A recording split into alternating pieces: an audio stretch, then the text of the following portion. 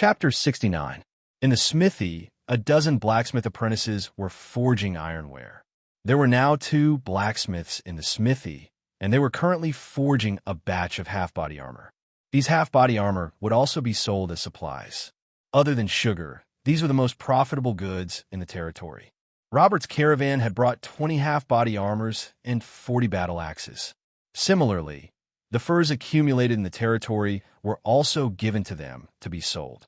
There were also some special furs among these furs, the furs of gnolls. The merchants of this era were definitely filthy.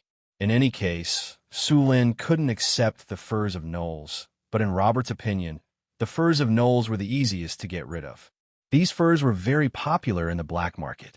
The hide of the gnolls made them easy to make into leather coats, and the fact that they came from a humanoid creature made it even easier to process them.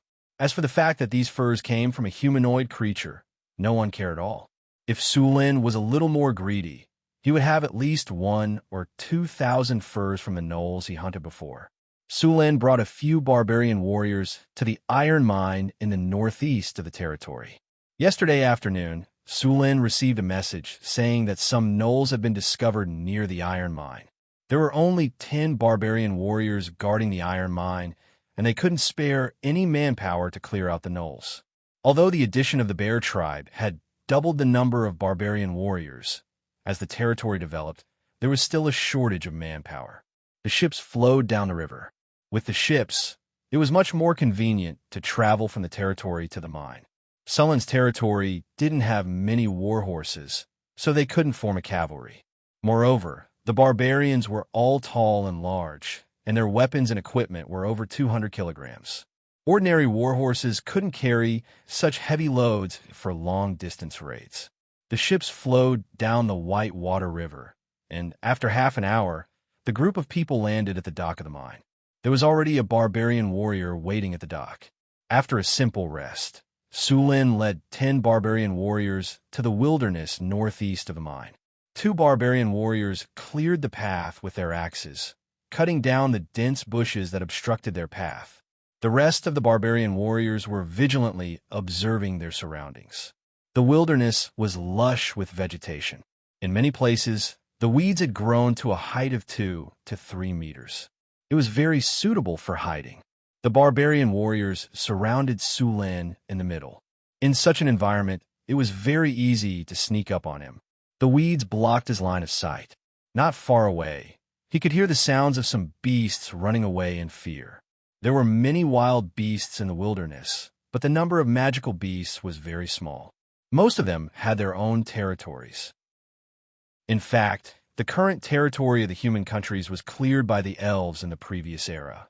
It was not until the elves returned to the elven forest that the land was occupied by other races.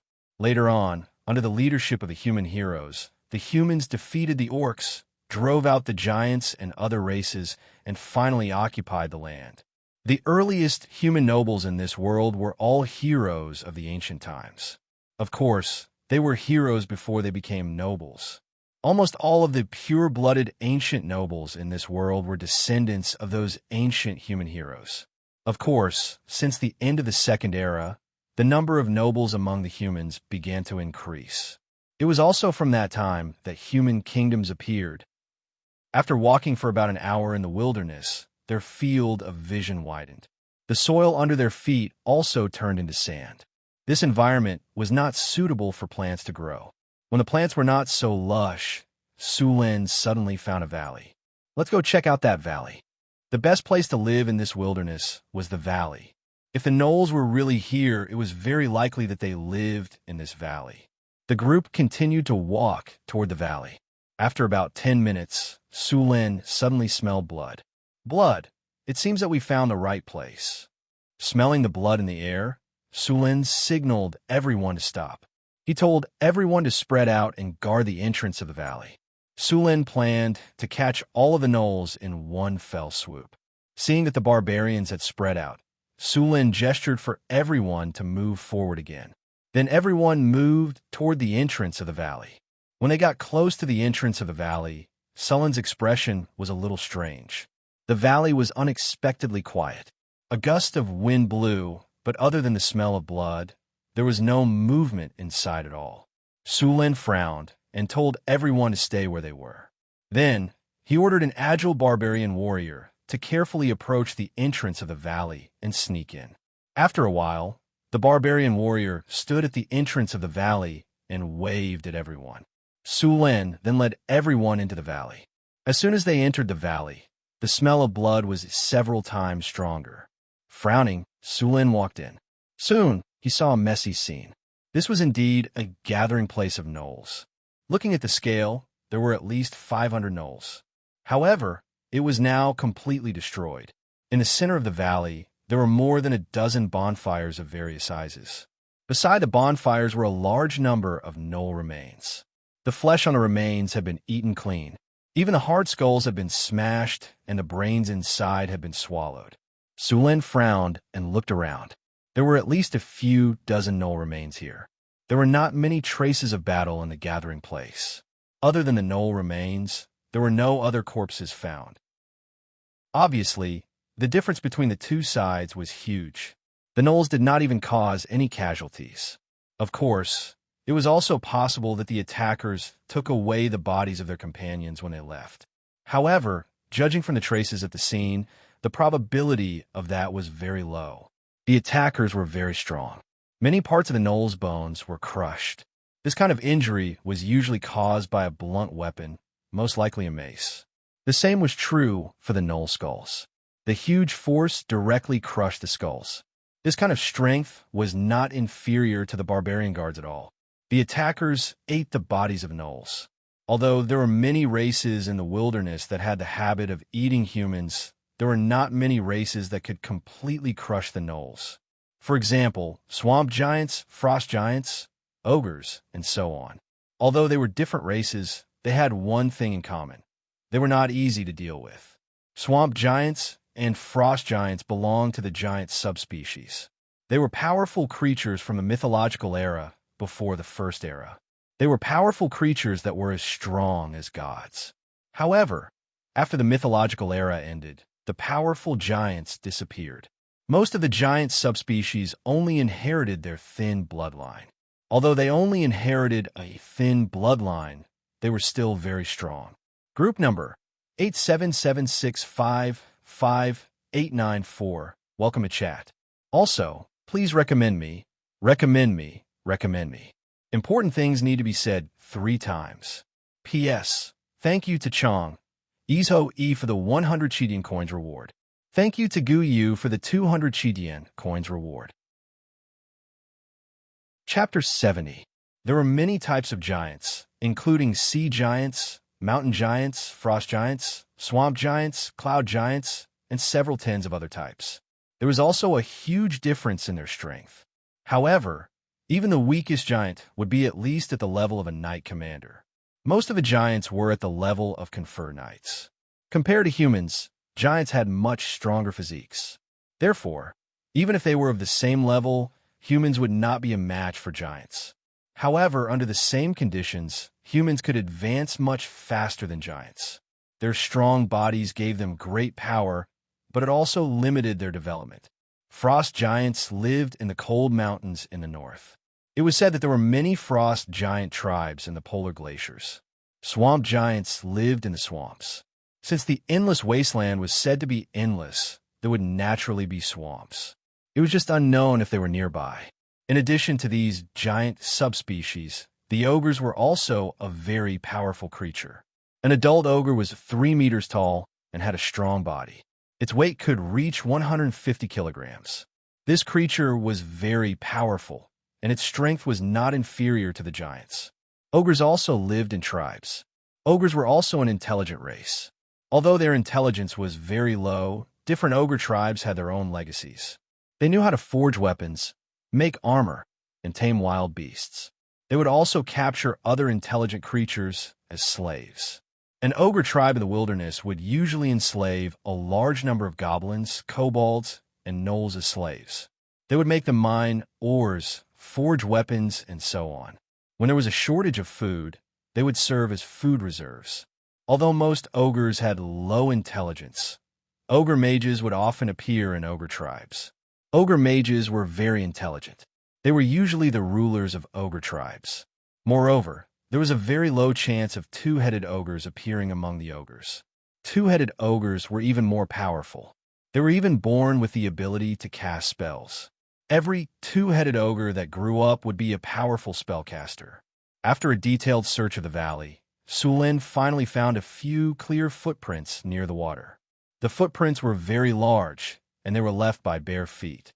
The shape of the feet was similar to that of a human's, perhaps 2 or 3 times larger than a human's. In his mind, he could roughly guess what had happened here. One night, a Gnoll tribe living there was suddenly attacked by a group of powerful monsters. The Gnolls resisted, but their resistance was defeated after a long time. Facing the attack of hundreds of Gnolls, the group of attackers had almost no casualties. After defeating these Gnolls, the attackers did not leave. Instead, they held a Gnoll barbecue party in the valley. They barbecued and ate all the dead and injured Gnolls. After killing the Gnolls, the attackers did not stay for long. Instead, they escorted a large number of Gnoll captives out of the valley. As for where they went, Sulin did not know for the time being. However, such a group of powerful attackers was a great threat to Sulin's territory. This valley was not too far away from Sulin's territory. The straight-line distance was at most 50 or 60 kilometers. The distance was too close. Just like the Ice Quetzalcoatlus, their range was at most 300 kilometers. The monsters that attacked the Jackal-lands needed to occupy at least 50 kilometers of land to ensure an adequate supply of food. Judging from the scene, these attackers were carnivores. In other words, once they lived here, Sulin's territory would be the biggest threat, so Sulin had to get rid of this group of attackers. Sulin released all the barbarian warriors to look for clues. These barbarian warriors were very powerful. Even if they encountered the monsters that attacked the Jackal-lands, they would not be in danger for a while. Even if they were besieged, they would be able to hold on until Sulin arrived. After scattering to look for clues, Sulin sat at the entrance of the valley and waited.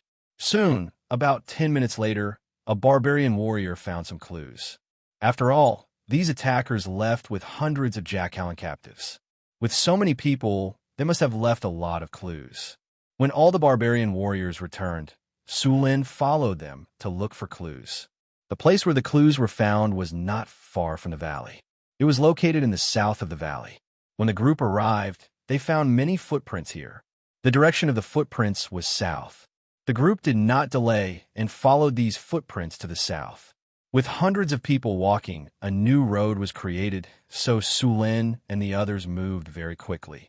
After walking along this road for about half an hour, Sulin suddenly found a flag. It was made of a pair of stones about 1 meter tall. There was a wooden pole in the middle with a jackal skeleton on it. On the pile of stones below, there were also some sharp wooden stakes that pierced the skulls of other humanoid creatures. Seeing this symbol, Sulin understood that it was a group of ogres who attacked the group of Jackal-lands. The pile of stones in front of him was a symbol of the barbarians. This meant that this was the territory of the ogres. They were the masters of this territory. If other races entered here, it would be trespassing on their territory. Just like how Sulin would build beacon towers and stone signs at the border of his territory, the barbarians would also leave these in their territory. An ogre tribe. Sulin rubbed his chin. It seemed that he could move his body again. Ogres were not friendly to most races. After all, they liked to eat all kinds of intelligent creatures. In their knowledge, there was no trade at all. If they needed something, they would just take it. In their knowledge, humans who entered their territory were food. Sulin looked at the symbol. The soil was still very new, so it should have been built a long time ago. This ogre tribe should have moved here recently. Perhaps this ogre tribe was defeated by other tribes, or perhaps their original territory could no longer support them. In any case, they were now near Sulin's territory. If one wanted to occupy a piece of land in the wilderness, one could not just leave a mark here. One had to defeat all the surrounding tribes and force them to acknowledge one's existence. If this ogre tribe had come earlier, it was very likely that they would have been part of the allied army last time. The surrounding tribes have been mostly wiped out by Sulin. Other than Sulin, no other tribe was a match for these ogres. Chapter 71. There were many monsters in the wilderness. Even in the southern countries, goblins and kobolds could be found far away from the cities. The reproduction ability of goblins and kobolds was too strong. A pair of goblins could give birth to a dozen to 20 goblins in a year. It was the same for kobolds. It would take at least 20 years for a human warrior to grow up and become a qualified warrior. Of course, once the training was complete, a group of elite human soldiers could easily defeat goblins and kobolds that were 10 times their size. Humans had even less of an advantage against the ogres. Ogres ate meat from birth and grew much faster than humans. If it wasn't for the lack of food, the number of ogres would have multiplied by several times. It was also because of the small number of ogres that humans were able to drive them into the wilderness. Sulin went around the flagpole and continued to advance towards the ogre camp. Since the ogres had captured a large number of gnolls as slaves, it meant that they would build a tribe here. After entering the territory controlled by the ogres, Su Luan and his party became much more cautious. The ogres were not weak like the goblins, kobolds, or gnolls. A single adult ogre warrior could easily take care of a small group of human soldiers. According to human classification, an ogre was a knight. An adult ogre was more than 3 meters tall, wore armor, and wielded a giant mace. Although the mace looked ugly, it was very powerful. Even a knight's plate armor would be dented by the mace. Getting hit by the mace would be considered a light injury. The ogre warriors were even more powerful, and he didn't know how big the ogre tribe was. The land in the wilderness did not have an owner, but it was not easy to conquer it. Even Kalant City took hundreds of years to expand its territory from a few dozen kilometers to the current northern provinces. Of course, this was because the Kingdom of Florence was at its peak at that time, and it could only achieve this with the power of the entire country. It had been over a century since the provinces of the Northlands had expanded outwards. Even so, monster attacks in the northern provinces were several times more than those in the southern provinces. The forests, mountains, lakes, and other monsters in the territory were like weeds. They would appear clean after a few months, but they would appear again. As they continued forward, more and more traces of ogres were discovered. Sulin and the rest slowed down. They could encounter ogres at any time. Soon, Sulin saw 2 ogres carrying mace and wearing crude armor walking towards them. The 2 ogres were about 3 meters tall and had yellow skin. They wore tattered fur and heavy armor on their shoulders, chests, and wrists. The armor was probably made by them. Due to their limited technology, they could only make it very thick. There was a foot-long iron spike on the armor. The mace in their hands weighed at least 50 kilograms. The surface of the mace was dark red, and there were even pieces of meat hanging from the spikes. The intelligence of an ogre wasn't high. An adult ogre's intelligence was about the same as a wolf's, but it would be a big mistake to treat them as idiots. These seemingly stupid creatures possessed powerful combat instincts. Even an experienced warrior would have to be extremely careful. Seeing the 2 ogres approach, Sulin made a hand gesture. The group hid in the bushes at the side. Taking out the spear from his storage space, Sulin slowly adjusted his posture. The other barbarian warriors also lowered their breathing and stared intently at the ogres walking towards them. The 2 ogres did not notice that there was much around them. They quickly walked to where Sulin and the rest were lying in ambush. Sulin, who had been waiting for a long time, moved and stabbed the spear in his hand. The sharp spear pierced through the back of the ogre's heart. The ugly armor on the ogre's body didn't provide any protection at all. The spear pierced through the gaps in the armor. A one-shot kill. The spear pierced through the heart and came out from the front. The ogre, who was over 100 kilograms, was pierced through like a stick of candied fruit. Large amounts of dark red blood spurted out from the wound. Sullen's spear swept horizontally. The heavy ogre's body was like a giant sandbag as it slammed into the other ogre that was about to charge over with its mace. Bam! The corpse of the ogre sent the other ogre flying. Its large body rolled a few meters on the ground.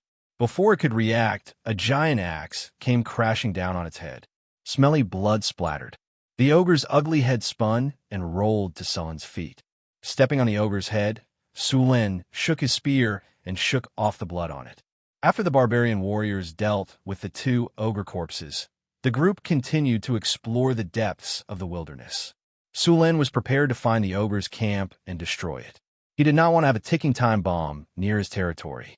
If he did not get rid of these ogres, he would not be able to sleep well. After dealing with the ogre corpses, Sulin and the group continued forward. This time, they did not take the path that the ogres had opened. Instead, they took a detour. Not long after they walked, there was movement in front of them again. "It's the gnolls," a barbarian warrior said in a low voice. Pushing aside the weeds, Sulin quickly discovered the group of gnolls. It was a small group of gnolls. There were only a dozen of them. They had tamed 3 aardwolves and a dozen goblins and kobolds as slaves. The group of gnolls seemed to be in a difficult situation. There were no young gnolls in the group. All of them were adults. It was obvious that they had survived a battle. They were probably the ones who had lost. These gnolls were lucky to have escaped. Sulin was not going to be polite with the experience points that were delivered to him. He gestured at the barbarians, and the barbarians quietly crept forward. "Charge!" The barbarian warrior's figure appeared from the bushes. In an instant, he crossed a dozen meters and swung the giant axe in his hand across the waist of the gnolls. The sharp battle axe cut through the muscles, broke the spine, and split the gnolls in half. The sudden attack of the 10 barbarians did not give the gnolls any chance to fight back. They were killed by the barbarian warrior in a breath's time. The remaining goblins and kobolds were scared out of their wits. They scattered and tried to escape. Whoosh! Hand axes flew out. The goblins and kobolds did not even manage to run a few steps before they were hit in the back or the head by the sharp hand axes. The sharp blade of the axes almost completely sank into their bodies. The battle was over in a breath's time. P.S. Thank you for the 3,500 Chidian coins tip. Thank you for the 1,000 Chidian coins tip. Please recommend me. Please recommend me. Please recommend me. Important things have to be said 3 times. Thank you for all the tips you've given me during this period of time. I'll add more chapters today. Omega. Chapter 72. After finishing the battle and cleaning up the battlefield, the group continued to follow the traces left behind. Sulin didn't encounter any more gnolls for the rest of the journey. After crossing a hill, Sulin finally saw the ogre's camp. I should have bought a telescope. Sulin felt a little helpless as he looked at the ogre camp in the distance. Although this world was generally at the level of the Middle Ages, there would always be new gadgets with the presence of magi. Glass, for example, had been created by magi a long time ago. Its main purpose was to be used as a tool for experiments. Telescopes belong to this category as well. Normal telescopes cost around 20 kinner, but if they were enchanted with special magical effects, the price could go up to several thousand kinner. For example, if they were enchanted with eagle eye or night vision. The ogre camp was built halfway up a mountain. At this moment, large numbers of gnolls, kobolds, and gnolls were building the camp under the whips of the ogres. Towering gnolls at the foot of the mountain were chopping down logs. After some simple repairs, these logs were transported to the camp halfway up the mountain. Thick logs were smashed into the ground one by one, while the gnolls and kobolds cleared the rocks under the whips and piled them up into a stone wall. It was obvious that the ogres wanted to build a fortress here. Plumes of black smoke rose from within the ogre camp. Large furnaces could be seen even from afar, and a few tall ogres were forging weapons. Although the ogre blacksmith's weapons were crudely made, with the ogre's strength, as long as they were sturdy and had enough weight, they would become killing machines in their hands. Sullin's expression was grave. There were at least 100 ogres in this camp. If they were unlucky, there might even be 200 ogres. In addition, there were even more gnolls, and kobolds as slaves. The ogre camp was very powerful. This camp was already more than half completed. With the ogre's speed, this simple fortress would be completed soon. While the ogre fortress looked ugly and the buildings were in a mess, the entire fortress was built from thick logs. At the same time, it was supported by stacked stone walls. There was no need to doubt the fortress's sturdiness. There were many slaves working, and many of them were nailed to death with wooden stakes. None of the slaves dared to slack off. If they were found slacking off, the nearby ogre supervisors would lash out with their leather whips. With the ogre's monstrous strength, even gnolls would be torn apart with a single lash, while goblins and kobolds would be half dead. These slaves who had lost their ability to work would not be abandoned. Instead, they would be killed by the ogres as food. The ogres weren't worried about a lack of manpower. If too many slaves died, they could just go to the wastelands and capture another batch. After all, there were many monsters in the wastelands. An ogre tribe of 100 or 200 people was not considered small. More importantly, such an ogre tribe was likely to have an ogre wizard. It should be known that ogre wizards were not easy to deal with. Unlike many spellcasters who had weak bodies, ogre wizards were completely proficient in both magic and martial arts. They had a tyrannical body while also possessing impressive spellcasting abilities. Although the spells that ogre shamans knew were limited, they could basically cast spells without chanting. They were much stronger than normal human spellcasters. Without special training, it was difficult for human spellcasters to master the technique of instantaneous spellcasting. Ogre shamans liked close combat. Other than being a wizard, they were also warriors who were proficient in close combat. Other than that, ogre shamans were also very intelligent. Normal ogres had an intelligence of around 5, which was even lower than wolves. However, ogre shamans were completely different. Their intelligence was usually above 16. You guys hide here. I'll take a closer look. Sulen looked around and left the barbarian guards here. He was going to take a closer look. Boss, you stay here. We'll go investigate. That's right, boss, let us go. As soon as Sulen finished speaking, the barbarian guards all objected. They were very clear about the power of the ogres. Although they had easily killed 2 ogres before, the ogres were not to be trifled with. All right, all of you stay here. These ogres are nothing in my eyes, Sulen directly ordered. To be honest, if he went all out, it wasn't impossible for him to win against these ogres. However, this was not a game, and monsters would not run away. If he couldn't clear out these ogres in one go, the wandering ogres would be a greater threat to his territory. After all, he couldn't always patrol his territory. Moreover, his territory was so big that there were bound to be areas that he couldn't take care of. Therefore, the best way was to kill all the ogres in one go. Sulen put away his spear and disappeared into the bushes. Although the ogres looked dumb, they were not slow.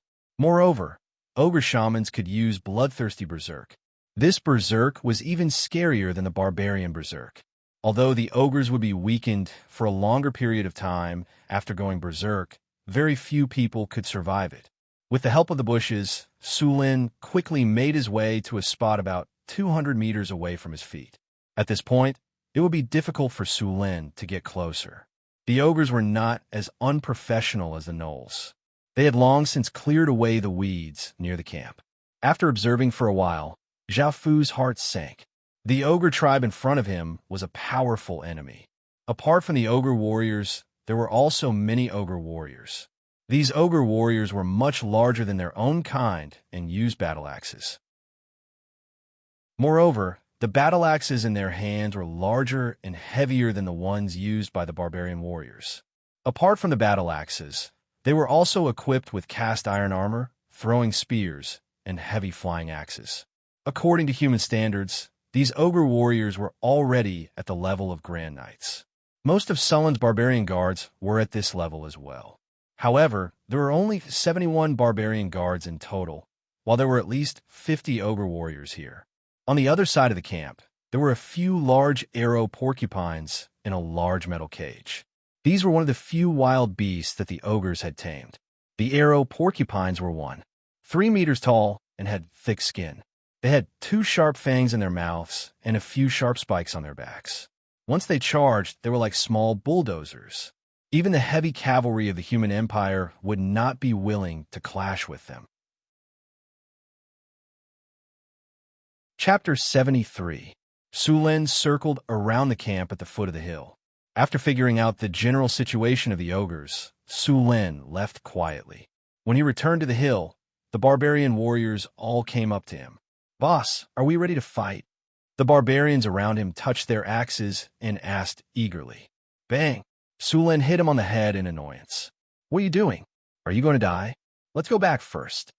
Looking back at the ogre camp that was under construction, Sulen left with the barbarian warriors. It was already night when they returned to the mine. Sulen and the others didn't have time to rest and rushed back to the town through the night. Master, what happened? Chris was wearing a black and white maid dress, which accentuated her tall and slender figure, giving her a different kind of charm. As Suluen's chief maid, the succubus Chris was very energetic. Now she was in charge of the whole territory on behalf of Suluen. Both barbarians and other humans were in awe of her. There's an ogre tribe near our territory. This is a huge threat to the safety of the territory. Chris came to Sullen's side and helped him take off his coat.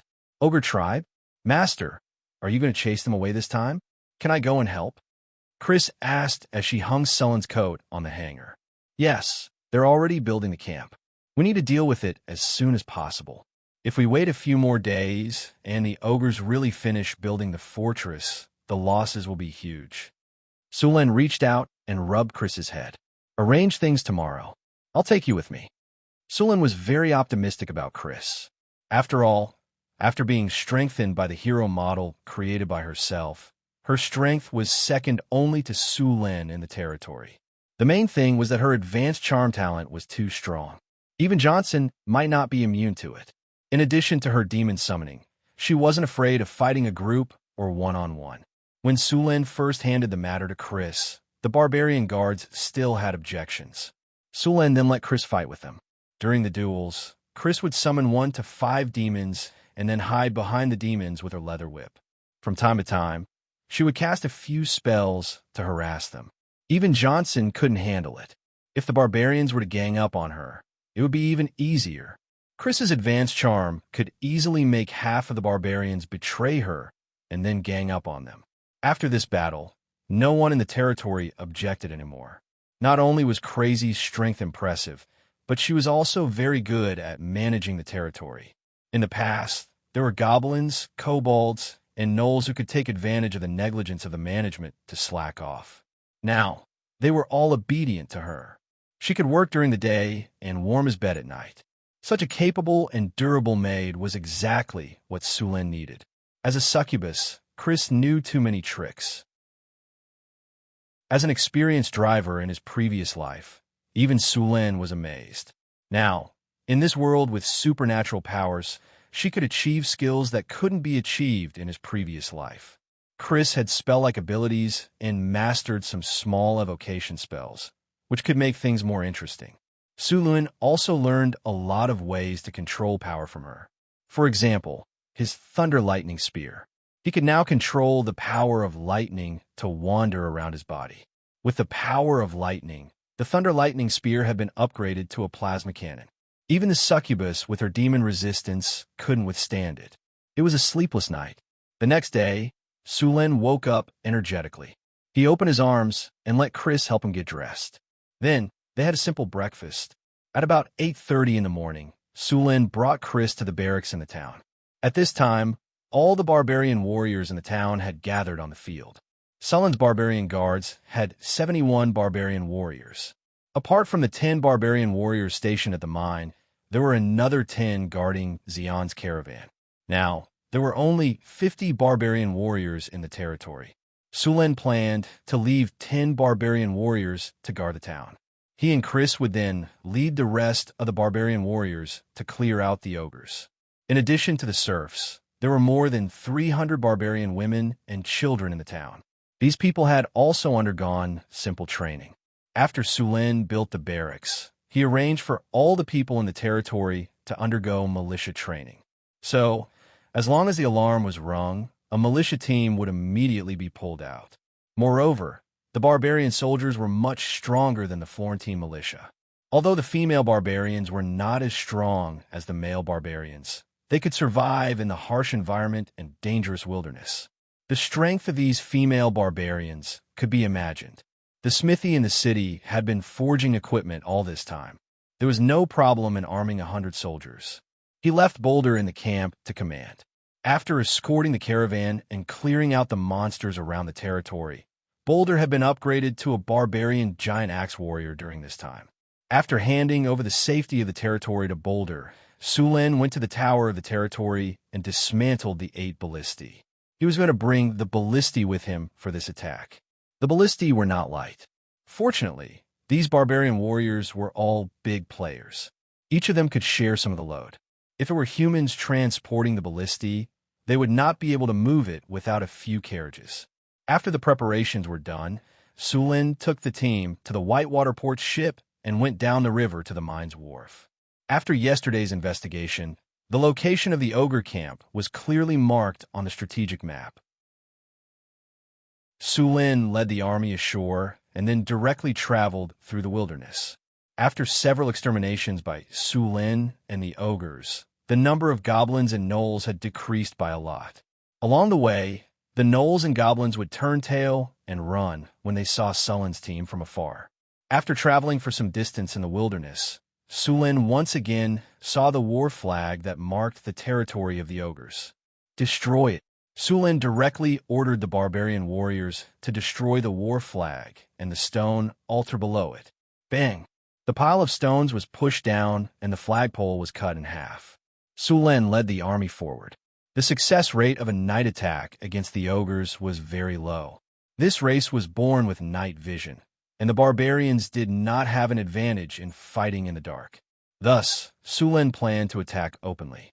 With him and Chris, he was confident that he could win even if they were outnumbered by the ogres.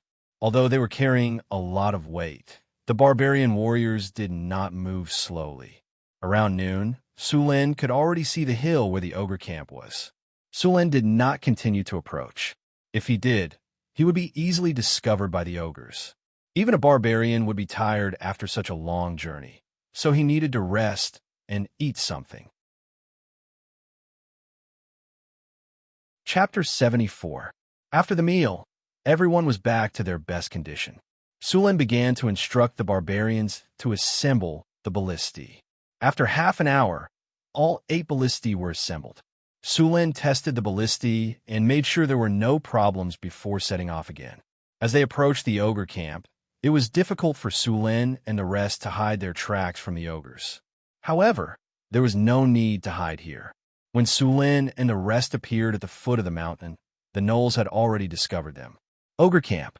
A muscular ogre sorcerer raised a heavy spiked club and roared, "Prepare for battle! All ogre warriors, gather! You fools, the enemy is at our doorstep. Gather the slaves and give them weapons. Kill anyone who dares to escape. Tell them that as long as they kill one enemy, I'll give them freedom." A deafening roar sounded, and all the ogres began to move. After the ogre wizard gave the order, the construction of the camp immediately stopped, and all the ogres gathered the slaves. Crude weapons were distributed to the slaves. Goblins, kobolds, and gnolls were all used as cannon fodder. These slaves were all captured from the ogres' destroyed tribes. After experiencing that crushing battle, they were scared out of their wits. Even if they had weapons, they didn't dare resist. When they heard the ogres say that as long as they killed one enemy, they would be able to obtain freedom, their originally dim eyes immediately turned to the human army at the foot of the mountain. As a warrior race, the ogres were prepared for battle very quickly. All the ogres, regardless of gender, were armed. They had thick and heavy breastplates, heavy and ugly gauntlets, and spiked pauldrons. Every ogre carried a spiked club or a giant axe, while the ogre warriors also carried 3 javelins. These ogre warriors looked even more ferocious. Their faces were painted with some unknown paint, and some even had horns. Their faces were covered with messy tattoos, and many ogres also had strange tattoos on their bodies. Warriors of the Warhammer tribe. Someone dares to invade our territory. Tell me, what should you do? The ogre wizard on the platform roared. Smash their heads and eat them. The ogres roared, and the surrounding slaves trembled in fear. Some of them even dropped their weapons to the ground. Huh! There was a loud crack of a whip. The kobold that had dropped its weapon was instantly whipped to the point of almost dying. The surrounding slaves quickly dodged, and a fully armed ogre walked over and hacked the kobold to death with an axe, then hung the corpse on a wooden stick. A few other ogres opened the cages in the camp and chased out a few porcupines that weighed over 1,000 kilograms. These porcupines had a pair of sharp tusks, and their backs were covered in thorns. Just one look at them was enough to make one tremble in fear. The ogres would always use the domesticated porcupines and slaves as cannon fodder in every battle. They would use them to exhaust the enemy's strength, and the ogres would follow behind the cannon fodder. If the enemy's camp was broken, the ogres would swarm forward. If the cannon fodder suffered heavy casualties, they would attack with javelins. Sulen didn't increase his speed when he saw the ogre army gathering. He continued to advance at his original speed and stopped when he was about 400 meters away from the foot of the mountain. Ogres were creatures that were very good at defense. They advocated offense, especially when they saw that the enemy's numbers were far inferior to theirs. They would take the initiative to attack. As expected, after the ogre army had gathered, the ogre wizard led them to the foot of the mountain. At the front were various slaves, and behind them were ogres driving the porcupines. The messy formation looked like a motley crew, but if you were careless, these cannon fodder would make you suffer. Dong, dong, dong. The dull sound of war drums sounded. A topless ogre held a pair of unknown monster leg bones and hammered the war drum with force. The sound of the war drum was very deep and penetrating. It could be heard clearly on the battlefield. As the war drum sounded, the ogres became violent. The slaves at the front seemed to have gained courage at this moment, and they all waved their weapons and screamed. Sulen frowned slightly. When the war drum sounded, he felt a wave of mana. It wasn't strong, but it covered the entire battlefield. The ogre's actions were likely the result of the war drum. Humans. The ogre wizard stood on a wooden platform and roared. This is the territory of the Warhammer tribe. You dare to attack Wizard Kaladin's tribe? I will kill all of you and imprison your souls in the abyss until the end of the world. Wind, Sulen said coldly. He pulled the reins and came to the front of the battle formation. At this time, Sulen had already put on the beast face armor and held a 2-meter-long spear. Ogre, Sulen pointed with his spear. I don't care what wizard Kaladin you are. Get out of this land immediately. Otherwise, I will kill all of you. Sulen's body was dancing with lightning, and his voice was like thunder on the battlefield. The ogre wizard was not afraid at all. Humans, you have successfully angered me. I will personally chop off your sack and make it into a wine vessel. Following his roar, the war drum became more and more frequent. The rapid beat of the war drum was like a heartbeat, making it hard to breathe. All the slaves rushed towards the human battle formation under the ogre's command. The slaves' eyes were bloodshot, and there was no longer a trace of fear. They howled and rushed towards the humans. The ogre waved his whip, and a dozen large porcupines were also driven towards the humans. These porcupines were huge, and when they ran, their heavy footsteps were like muffled thunder. Some of the faster slaves were directly crushed by them, leaving behind bloody corpses. Chris, Sulen called out.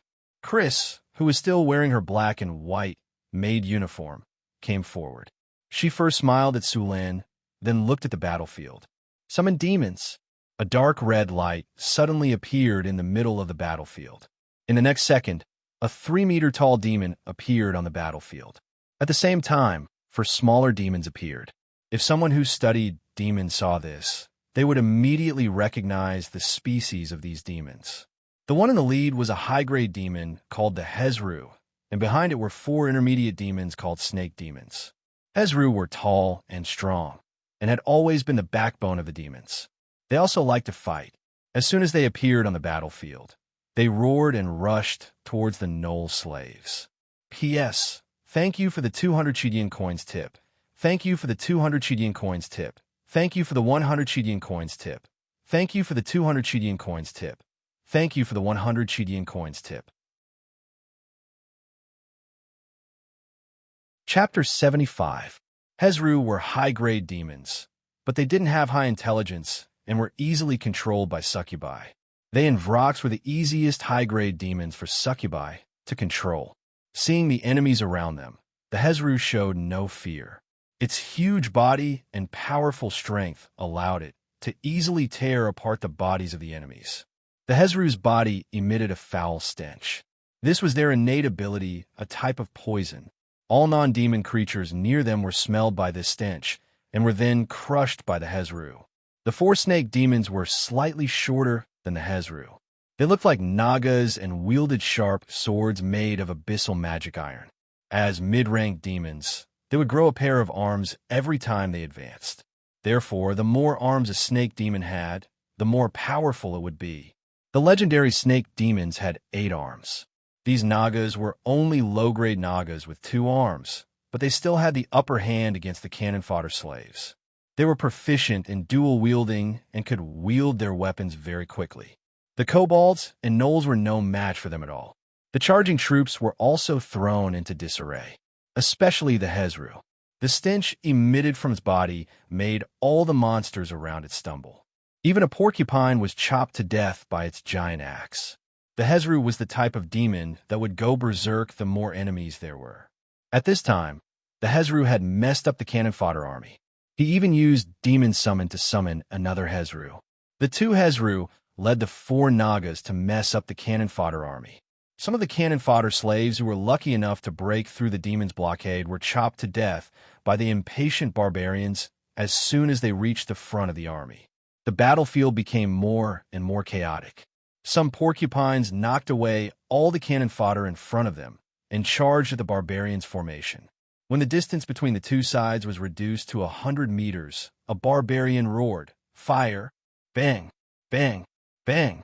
The ballista's bowstrings vibrated, and a 2-meter-long spear instantly pierced through the charging porcupines. The porcupines, which weighed at least 500 kilograms, were nailed to the ground by the spears. Dark red blood spurted out, and in the blink of an eye, the charging porcupines were deader than dead. 8 ballistae only shot 5 porcupines.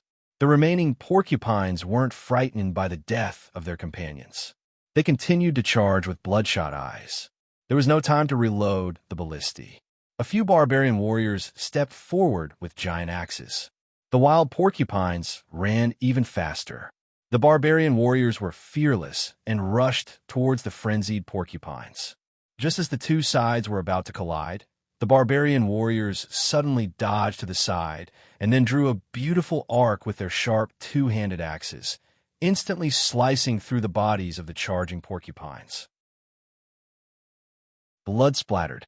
The sharp 2-handed axes easily tore through the sturdy skin of the porcupines under the barbarians' immense strength. They also tore through the muscles and cut through the bones. The charging porcupines were instantly cut down. Their large bodies flew far away under the effect of their speed, leaving deep marks on the ground. These porcupines crashed into the ground with great momentum. The force of the impact caused their internal organs to start bleeding. The porcupines lay on the ground, dark red blood continuously flowing out of their bodies. Seeing that the cannon fodder and the charging porcupines weren't of much use, the ogre mage roared and a wave of mana exploded from his body. Bloodthirsty wonder. A faint red glow enveloped the ogres. They roared one after another. Their eyes quickly turned red, their muscles bulged, and their veins popped out. Their weapons tore through the air with the sound of air being torn apart. The dull sound of war drums also became louder at this moment. The ogres roared and circled around the chaotic battlefield, charging at the Sulen formation. The ballistae that had been reloaded fired at the ogres. However, the ogres weren't porcupines that could only charge in a straight line. Only 2 of the 8 ballista bolts hit their targets.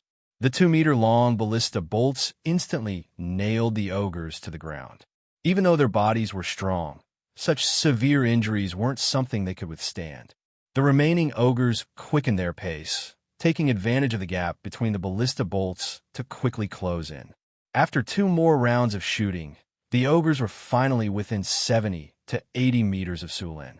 The ogres pulled out their iron spears, leaned back, and threw them at the barbarians' formation. "Get out of the way!" Sulen roared. Stone wall. A stone wall 5 meters tall and 1 meter wide rose in front of the formation. Bang! Bang! Bang! Stone fragments flew everywhere. Dozens of iron spears hit the stone wall. The entire stone wall only lasted for a few seconds before collapsing. A few iron spears that flew over the stone wall were smashed away by the barbarians' giant axes. This round of spears didn't cause any casualties.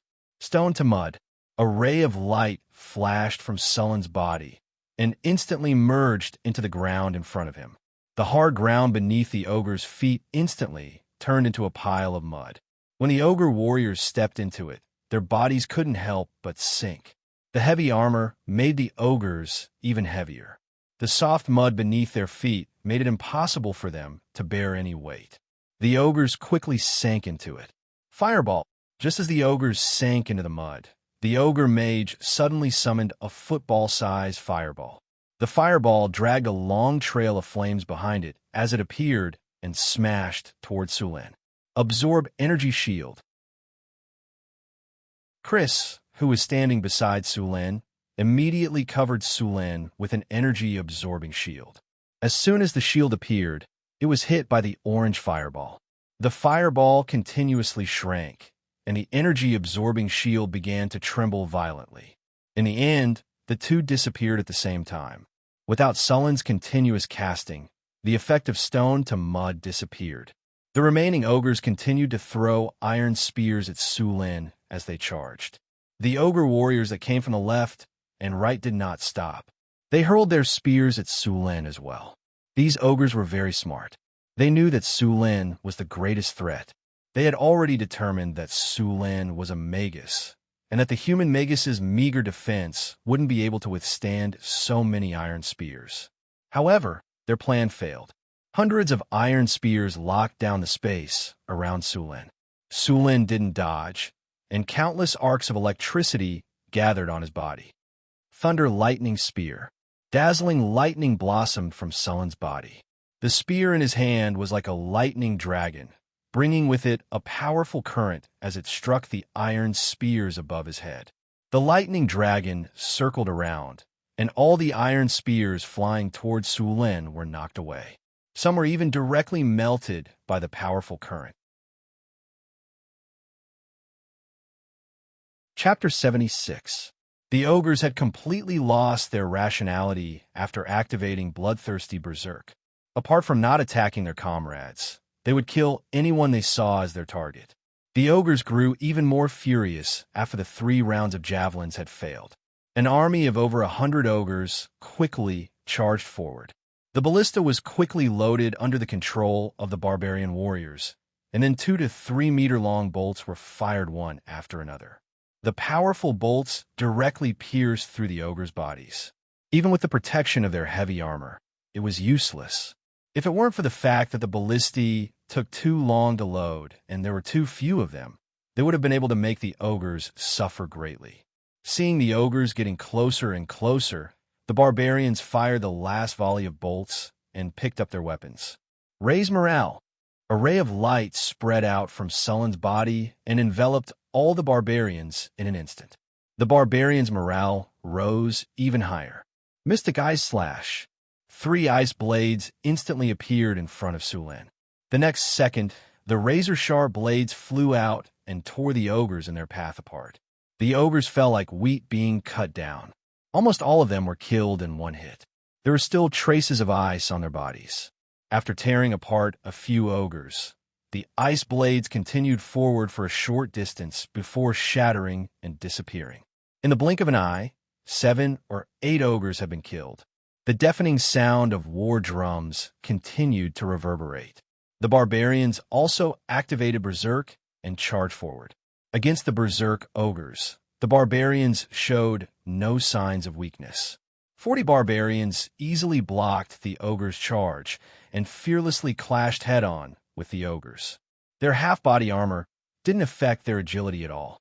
Their sharp 2-handed axes were impenetrable. These barbarians weren't any weaker than the ogres. In fact, they were even a little stronger. Their equipment was also a lot better. The only problem was that they had less than half of the ogres. Asterisk boom. Asterisk Sulen brandished his spear, and the head of an ogre that rushed up burst open like a watermelon. Crazy waved the whip in her hand and activated her innate ability. The ogre warriors around her were easily controlled by her and raised their spiked clubs to attack their comrades. The battlefield did not turn out as the ogre adepts had imagined, where the humans were defeated by the ogre army. In just a dozen minutes, the ogre's casualties continued to rise. The ogre adept raised his head and roared. He raised his giant spiked club, which was even larger than an ordinary ogre's, and charged at Sulen. As he charged forward, he also cast spells. The radiance of spells appeared around him, and the ogre wizard's speed instantly doubled. Haste, Herculean strength, stone skin, fireball. The ogre wizard's casting speed was very fast. All the spells were released in the time it took to take a breath. A fireball directly blew up a snake fiend that was blocking the way, and the ogre wizard accelerated all the way. The ogre wizard's strength was off the charts. The giant spike club swung and smashed a snake fiend into meat paste. A barbarian warrior swung his giant axe and was sent flying. Even his steel half-body armor was deformed. Sulen did not let the ogre wizard do as he pleased. Apart from a few of the most powerful barbarians, the rest of the ogre wizards were no match for him. Thunder Lightning Spear. Powerful lightning exploded from Sullen's body. Blue lightning flashed back and forth in the surrounding air. The powerful lightning immediately numbed two ogre warriors and charred their bodies. Asterisk clang. Asterisk an iron spear flew towards Sulen. The ogre wizard quickly threw out 3 more iron spears. Sulen swept his spear and sent the spear flying. He then rushed towards the ogre wizard in a flash. Exploding flames. Large amounts of fire elemental quickly gathered towards the ogre wizard. The orange fire elemental energy emitted violent energy waves, and a fireball that was twice the size of the previous one quickly appeared. Forbidding magic. Sulen immediately used forbidding magic the moment he sensed the fire elemental energy gathering. Although the effect of forbidding magic was powerful, it was also instantaneous. The range of a spell was not very far. The ogre wizard looked at Sulen with a sinister smile. Violent fire elemental energy quickly gathered in his hands. He was about to throw the fireball in the next second. However, at this moment, a surge of energy suddenly shrouded him. The elemental energy that he was so familiar with suddenly became difficult to control. The fireball that was about to take shape immediately dissipated. When he wanted to cast a spell, he realized that all the elemental energy seemed to be isolated from him. No matter what he did, there was no reaction. Just as the ogre wizard was stunned, Sullen's agile figure quickly rushed up. He swept the spear in his hand, and the ogre wizard's heavy mace cracked open. His body involuntarily stepped back.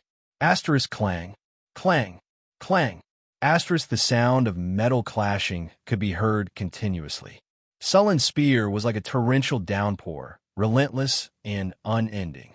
The ogre wizard continuously used his mace to block. The powerful force made the ogre wizard's arms go numb, even though he was buffed with potency. Every time he blocked, he would involuntarily step back. Sullen's strength was obviously higher than his. The ogre wizard was exhausted from the barrage of attacks. He could not retaliate at all. The giant mace in his hand kept cracking open under the intense collisions. The lightning on the weapon kept jumping around the ogre wizard's body through the giant mace. Arcs of electricity flashed. If it weren't for the ogre wizard's stony skin and high elemental resistance, his body would have been numbed by the accumulated lightning. Even so, his condition was still very dangerous. The ogre wizard roared angrily when he sensed the danger. He immediately crushed the bone pendant on his neck, and a surge of elemental energy instantly exploded. Bloodthirsty berserk. The ogre wizard's eyes instantly turned blood red. His muscles bulged, and his veins bulged. His strength increased explosively once again. The ogre wizard did not enter berserk mode earlier because he had to cast a spell. When he realized that he could not cast any spells, he immediately unleashed the berserk spell that was sealed in his tools. The ogre wizard's physical strength increased exponentially in berserk mode. However, this increase came at the expense of his rationality. After casting potency in bloodthirsty berserk, the ogre wizard finally managed to block Sullen's attacks. Though his strength was still inferior to Sullen's, he was no longer in a one-sided situation like before.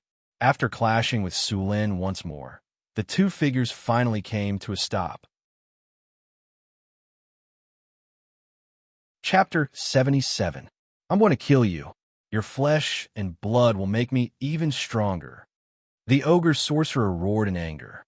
His muscles bulged, and his veins bulged like dragons, making him look even more ferocious and terrifying. Sulin was expressionless as he coldly looked at the ogre in front of him. Lightning constantly danced around his body, and the powerful lightning energy resonated with the elemental energy in the air. Lightning constantly flashed in the air. Your head will become part of my collection. I'll hang it on the gates of my territory. The ogre mage roared and charged at Sulin again. On the other side of the battlefield, the barbarian warriors and ogres were in full swing. Both sides were warriors with thick skin and powerful strength. Compared to the ogres, the barbarian warriors were a bit stronger, but the ogres had an absolute advantage in terms of numbers. But with Chris, the situation was different. Chrissy flew into the air. Around her, 2 ogre warriors and 4 ogre warriors were madly attacking the other ogres. The sudden betrayal of these ogres caught the other ogres off guard.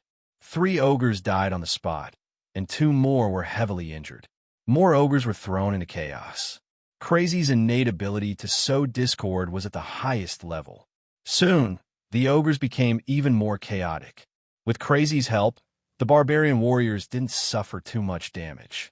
Ogres didn't have a sense of teamwork, and neither did barbarians. Although Sulin had taught them many times, these barbarians could only be rash when their blood rushed to their heads and they went berserk. An ogre's bone-shattering hammer swept across, but the barbarian warrior didn't back down. He swung his two-handed axe in a roundhouse chop. The sharp axe spun with great force and directly broke the ogre's bone-shattering hammer. Then, without slowing down, the ogre's arm was cut off. The spinning axe was like a large windmill, barbarically breaking through all obstacles. The heavy armor on the ogre warrior's body didn't protect him at all. The barbarian warrior's axe directly chopped off the ogre's head. Blood splattered everywhere, and the watermelon-sized head flew high into the air. After finishing his whirlwind slash, an ogre sent him flying before he could even regain his balance. The battlefield was completely entangled. Be it the barbarians or the ogres, both sides fought without any formations or formations. However, the barbarians were like fish in water. While the ogres had the advantage in numbers, they still couldn't gain the upper hand. In reality, the main battlefield was still Sulin and the barbarian wizards. Bang! Suluan's figure flashed, and his long spear swept out with a lightning aura. The layer of stone skin on the ogre adept's body was easily torn apart. The ogre wizard didn't seem to care about his injuries at all. He held a battle axe in his other hand and swung it at Sulin. Sulin blocked it with his long spear, but he was still pushed back a few steps. A deep dent was left on the body of the spear, which was made of stainless steel. No one knew when it started, but a patch of dark clouds drifted in from the sky. A gentle breeze blew across the battlefield, bringing with it a chill and traces of moisture. It was obvious that it was about to rain. The lightning energy on Sullen's body continued to gather. The dark clouds in the sky grew lower and lower, and the lightning energy in the surroundings grew more and more. Following a furious roar, bolts of lightning struck down from the dark clouds in the sky. The lightning instantly turned a few ogre warriors into charcoal. Sulin had a strange feeling. The lightning in the sky had a strange connection with him. While he couldn't control the violent lightning, he could use his own strength to guide it. Lightning snakes dance. The lightning in the dark clouds grew more and more violent. Countless bolts of lightning rolled in the clouds. Everyone on the battlefield could see the strange phenomenon in the sky. The goblins, kobolds, and gnolls woke up. Seeing this apocalyptic scene, They couldn't care less about anything else. The Hezru and Naga also returned to the abyss because their summoning time was up. The berserk ogres didn't notice what was happening outside. Sulin only used the energy in his body to guide the lightning. Then, bolts of lightning struck down from the sky. Sensing Sulin's aura growing stronger, the ogre adept roared and charged at him. Crackling lightning surrounded her body, and countless tiny lightning bolts drifted in the surrounding air. When Chris got closer, she felt her body go slightly numb, and tiny lightning bolts jumped on her body. Seeing this situation, Chris immediately retreated from the area. The ogre wizard's body was surrounded by a large amount of electricity. The layer of stone on the surface of his body had become tattered. Su Luan's body moved, and the surrounding electricity instantly gathered on his weapon. The steel spear seemed to have turned into a bolt of lightning at this moment. Sulin's figure appeared beside the barbarian adept in an instant. The weapon in his hand left after images as he attacked the ogre adept. The ogre adept couldn't resist at all. Soon, wounds appeared on his body. The flesh around the wounds was burned to charcoal by the lightning. The ogre adept roared again and again, but anger was useless. Soon, his anger turned into screams of agony. He swung his heavy mace wildly. He wanted to fight Sulin to the death. But at this point, he couldn't keep up with Sulin's rhythm. Su Luan dodged the ogre wizard's dying counterattack and stabbed his spear into the ogre wizard's chest like a bolt of lightning. A bowl-sized wound appeared on the ogre wizard's chest with lightning surrounding the wound. A large amount of blood gushed out from the wound and came out from the ogre wizard's back. The heavy mace slipped from the ogre adept's hand. The ogre adept took a few steps back and collapsed. Su Luan roared. Thunder and lightning surged in the sky, and his whole body was surrounded by thunder and lightning. Su Luan waved his long spear, and thunder and lightning flew out from his body. They hit the ogre warriors who were fighting the barbarians. The lightning surrounded the ogre warriors and paralyzed them for a few seconds. The barbarians were very experienced. They took this opportunity to kill the ogres. In just a few seconds, more than 90% of the ogres on the battlefield were dead or severely injured. Dozens of lightning bolts shot out. Sulin's figure gradually appeared. The lightning energy around him had dissipated. Only the flashes of lightning told the story of what had just happened. Chapter 78. Su Luan arrived in front of the ogre wizard's corpse. He lightly tiptoed and reached out to catch the battle axe. He looked down at the ogre wizard and chopped off its head with the axe. Sulin put the head in a bag and looked at the other parts of the battlefield. Master, the rest of the ogres have been killed. Chris landed beside Sulin and waved her whip back and forth. How are our casualties? Sulin asked. None dead yet, but there are 5 seriously injured. If we don't treat them quickly, they won't make it. The rest are all injured, Chris said. Bring all the seriously injured here. Sulin said directly. Soon, a few barbarian warriors brought the 5 seriously injured warriors over. These 5 barbarians were seriously injured.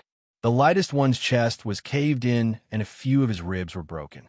If it weren't for the fact that the broken ribs didn't pierce his heart, this barbarian warrior wouldn't have survived until now. Sulin had a barbarian warrior who was good at setting bones reconnect his ribs. Then he used a physical healing spell on him. Green life energy wrapped around him and entered his body. Then it went to his injured parts. Under the effect of the life energy, the injured parts began to heal quickly. By the time the life energy was used up, most of the injuries had healed. The most seriously injured one had his stomach split open by the axe. Even his intestines had been cut open. If it weren't for these barbarian warriors' talents of toughness and strength, as well as their strong life force, this guy would have died long ago. However, this kind of injury was easy to treat. After 2 physical healing spells, the originally hideous wounds slowly healed. These wounds only healed on the surface, and it would take some time for them to fully recover. During this time, these barbarian warriors could only carry out some normal activities. Training or fighting was impossible. After healing the 5 barbarians, Su Lin treated the other injured barbarians. At this time, a light drizzle fell from the sky. Su Lin had the others clean up the battlefield while he looked at the rewards of this battle. You've won a huge victory. You have defeated an ogre warhammer tribe with a wizard. Your name is spread far and wide in the wastelands. Your name has a certain degree of deterrence to other wastelands races. Your prestige +2. The battle is over. You have received 26,385 EXP. Congratulations, host. Your level has increased. You have received 2 attribute points, 2 skill points, and 1 gold treasure chest. In this battle, you obtained a leaf from the Tree of Wisdom. Su Lin added 2 attribute points to strength and opened his personal panel. Name, Sullen Race. Human level, LV19-1385-419000. Strength, 37 Dexterity, 29 Spirit, 24 Physique, 29 Charm, 19 Commander, 63 Characteristics, Talent Valiant, Thunderbolt, Pegasus, Advanced Sturdy, Advanced Tenacity, Calm, Elemental Affinity, Iron Will Skills, Dark Ice Slash, Thunder Lightning Spear, Physiotherapy, Life Healing, Crimson Flame, Forbidden Magic, Mechanical Control, Stone to Mud, Morale Boost, Beginner, Ultimate Skill, Whirling Cherry, Great Mastery, Heroic, Master, Torrential Rain, Advanced, Weapon Proficiency, Swordsmanship 160, Spearmanship 185, Archery 98, Throwing 83, Equestrian 130 Thunder Lightning Spear, Advanced version of the Lightning Spear. After using it, the user will receive a boost to the power of lightning. Su Lin took out the leaf of the Wisdom Tree. The leaf of the Wisdom Tree was green and looked like an ordinary leaf. However, the leaf of the Wisdom Tree exuded a faint fragrance. It smelled good and made one's mind very clear. Leaf of the Tree of Wisdom. This leaf has a magical effect. After using it, it can increase spirit by 3 points. The leaf of the Tree of Wisdom was similar to the Big Dipper heavenly liquid that Su Lin had obtained in the past. They could directly increase one's attributes. However, one increased strength and constitution, while the other increased spirit. Su Lin didn't need spirit at the moment, so he stored the leaf in his storage space. Then, Su Lin opened the golden treasure chest that he had just obtained. As the golden light dissipated, a system notification sounded in his ears. Congratulations, host. You have obtained a recruitment order. Hearing that it was a recruitment order, Sullen's eyes lit up. This thing was simply a timely rain for him. Currently, in his territory, besides 500 serfs and 40 mercenaries, there were 300 barbarians. Compared to a small town, the population was seriously insufficient. As for the goblins, kobolds, and gnolls, Su Lin didn't count them as part of the population. He didn't believe that these races would coexist peacefully with humans. Although the slaves in the camp were very obedient, that was because Sullen's previous battles had scared them out of their wits. Naturally, they didn't dare to resist. These monsters in the wilderness basically had the habit of eating humans. This was completely unacceptable to humans. In reality, whether it was humans, dwarves, barbarians, half-elves, half-orcs, elves, centaurs, and other races, these monsters could only be slaves in Sullen's territory. The development of his territory required a large number of people.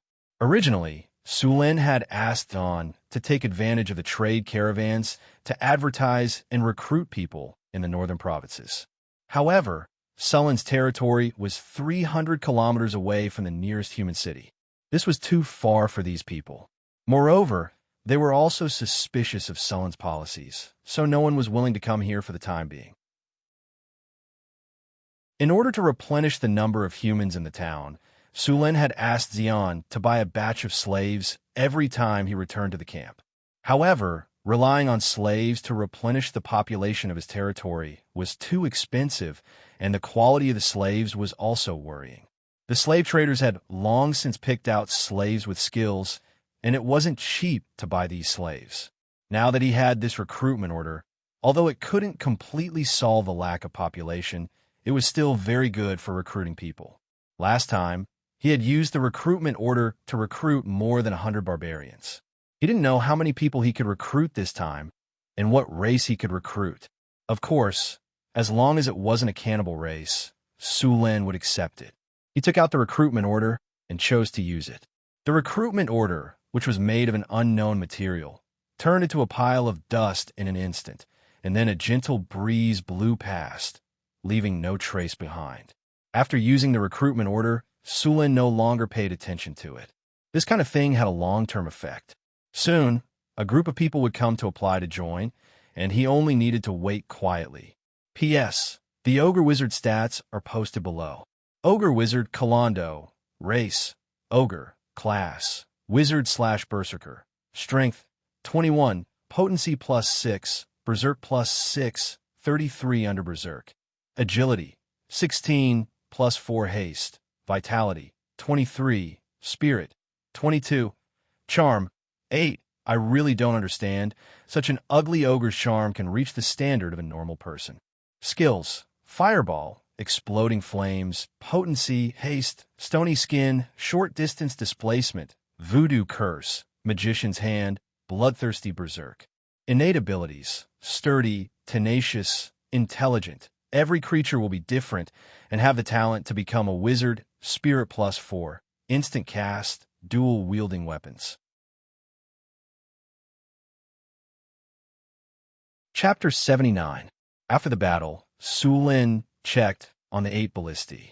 Fortunately, they weren't damaged. Only 2 of them had some small problems, and they would be fine once they got back. The surviving ogres were stabbed, and the injured goblins, hound headmen, and gnolls were also killed. Su Lin didn't have any medicine to treat them, and the uninjured were all locked up. However, there weren't many goblins, hound headmen, and gnolls captured in this battle. Most of the slaves had escaped during the battle, and the rest had been killed. The slower ones had been captured by the barbarian warriors, and the total number of captives was just over 100. Apart from the captives, the spoils of war were the most abundant. The ogres' armor and maces were all made of iron. Due to the craftsmanship, they weren't light.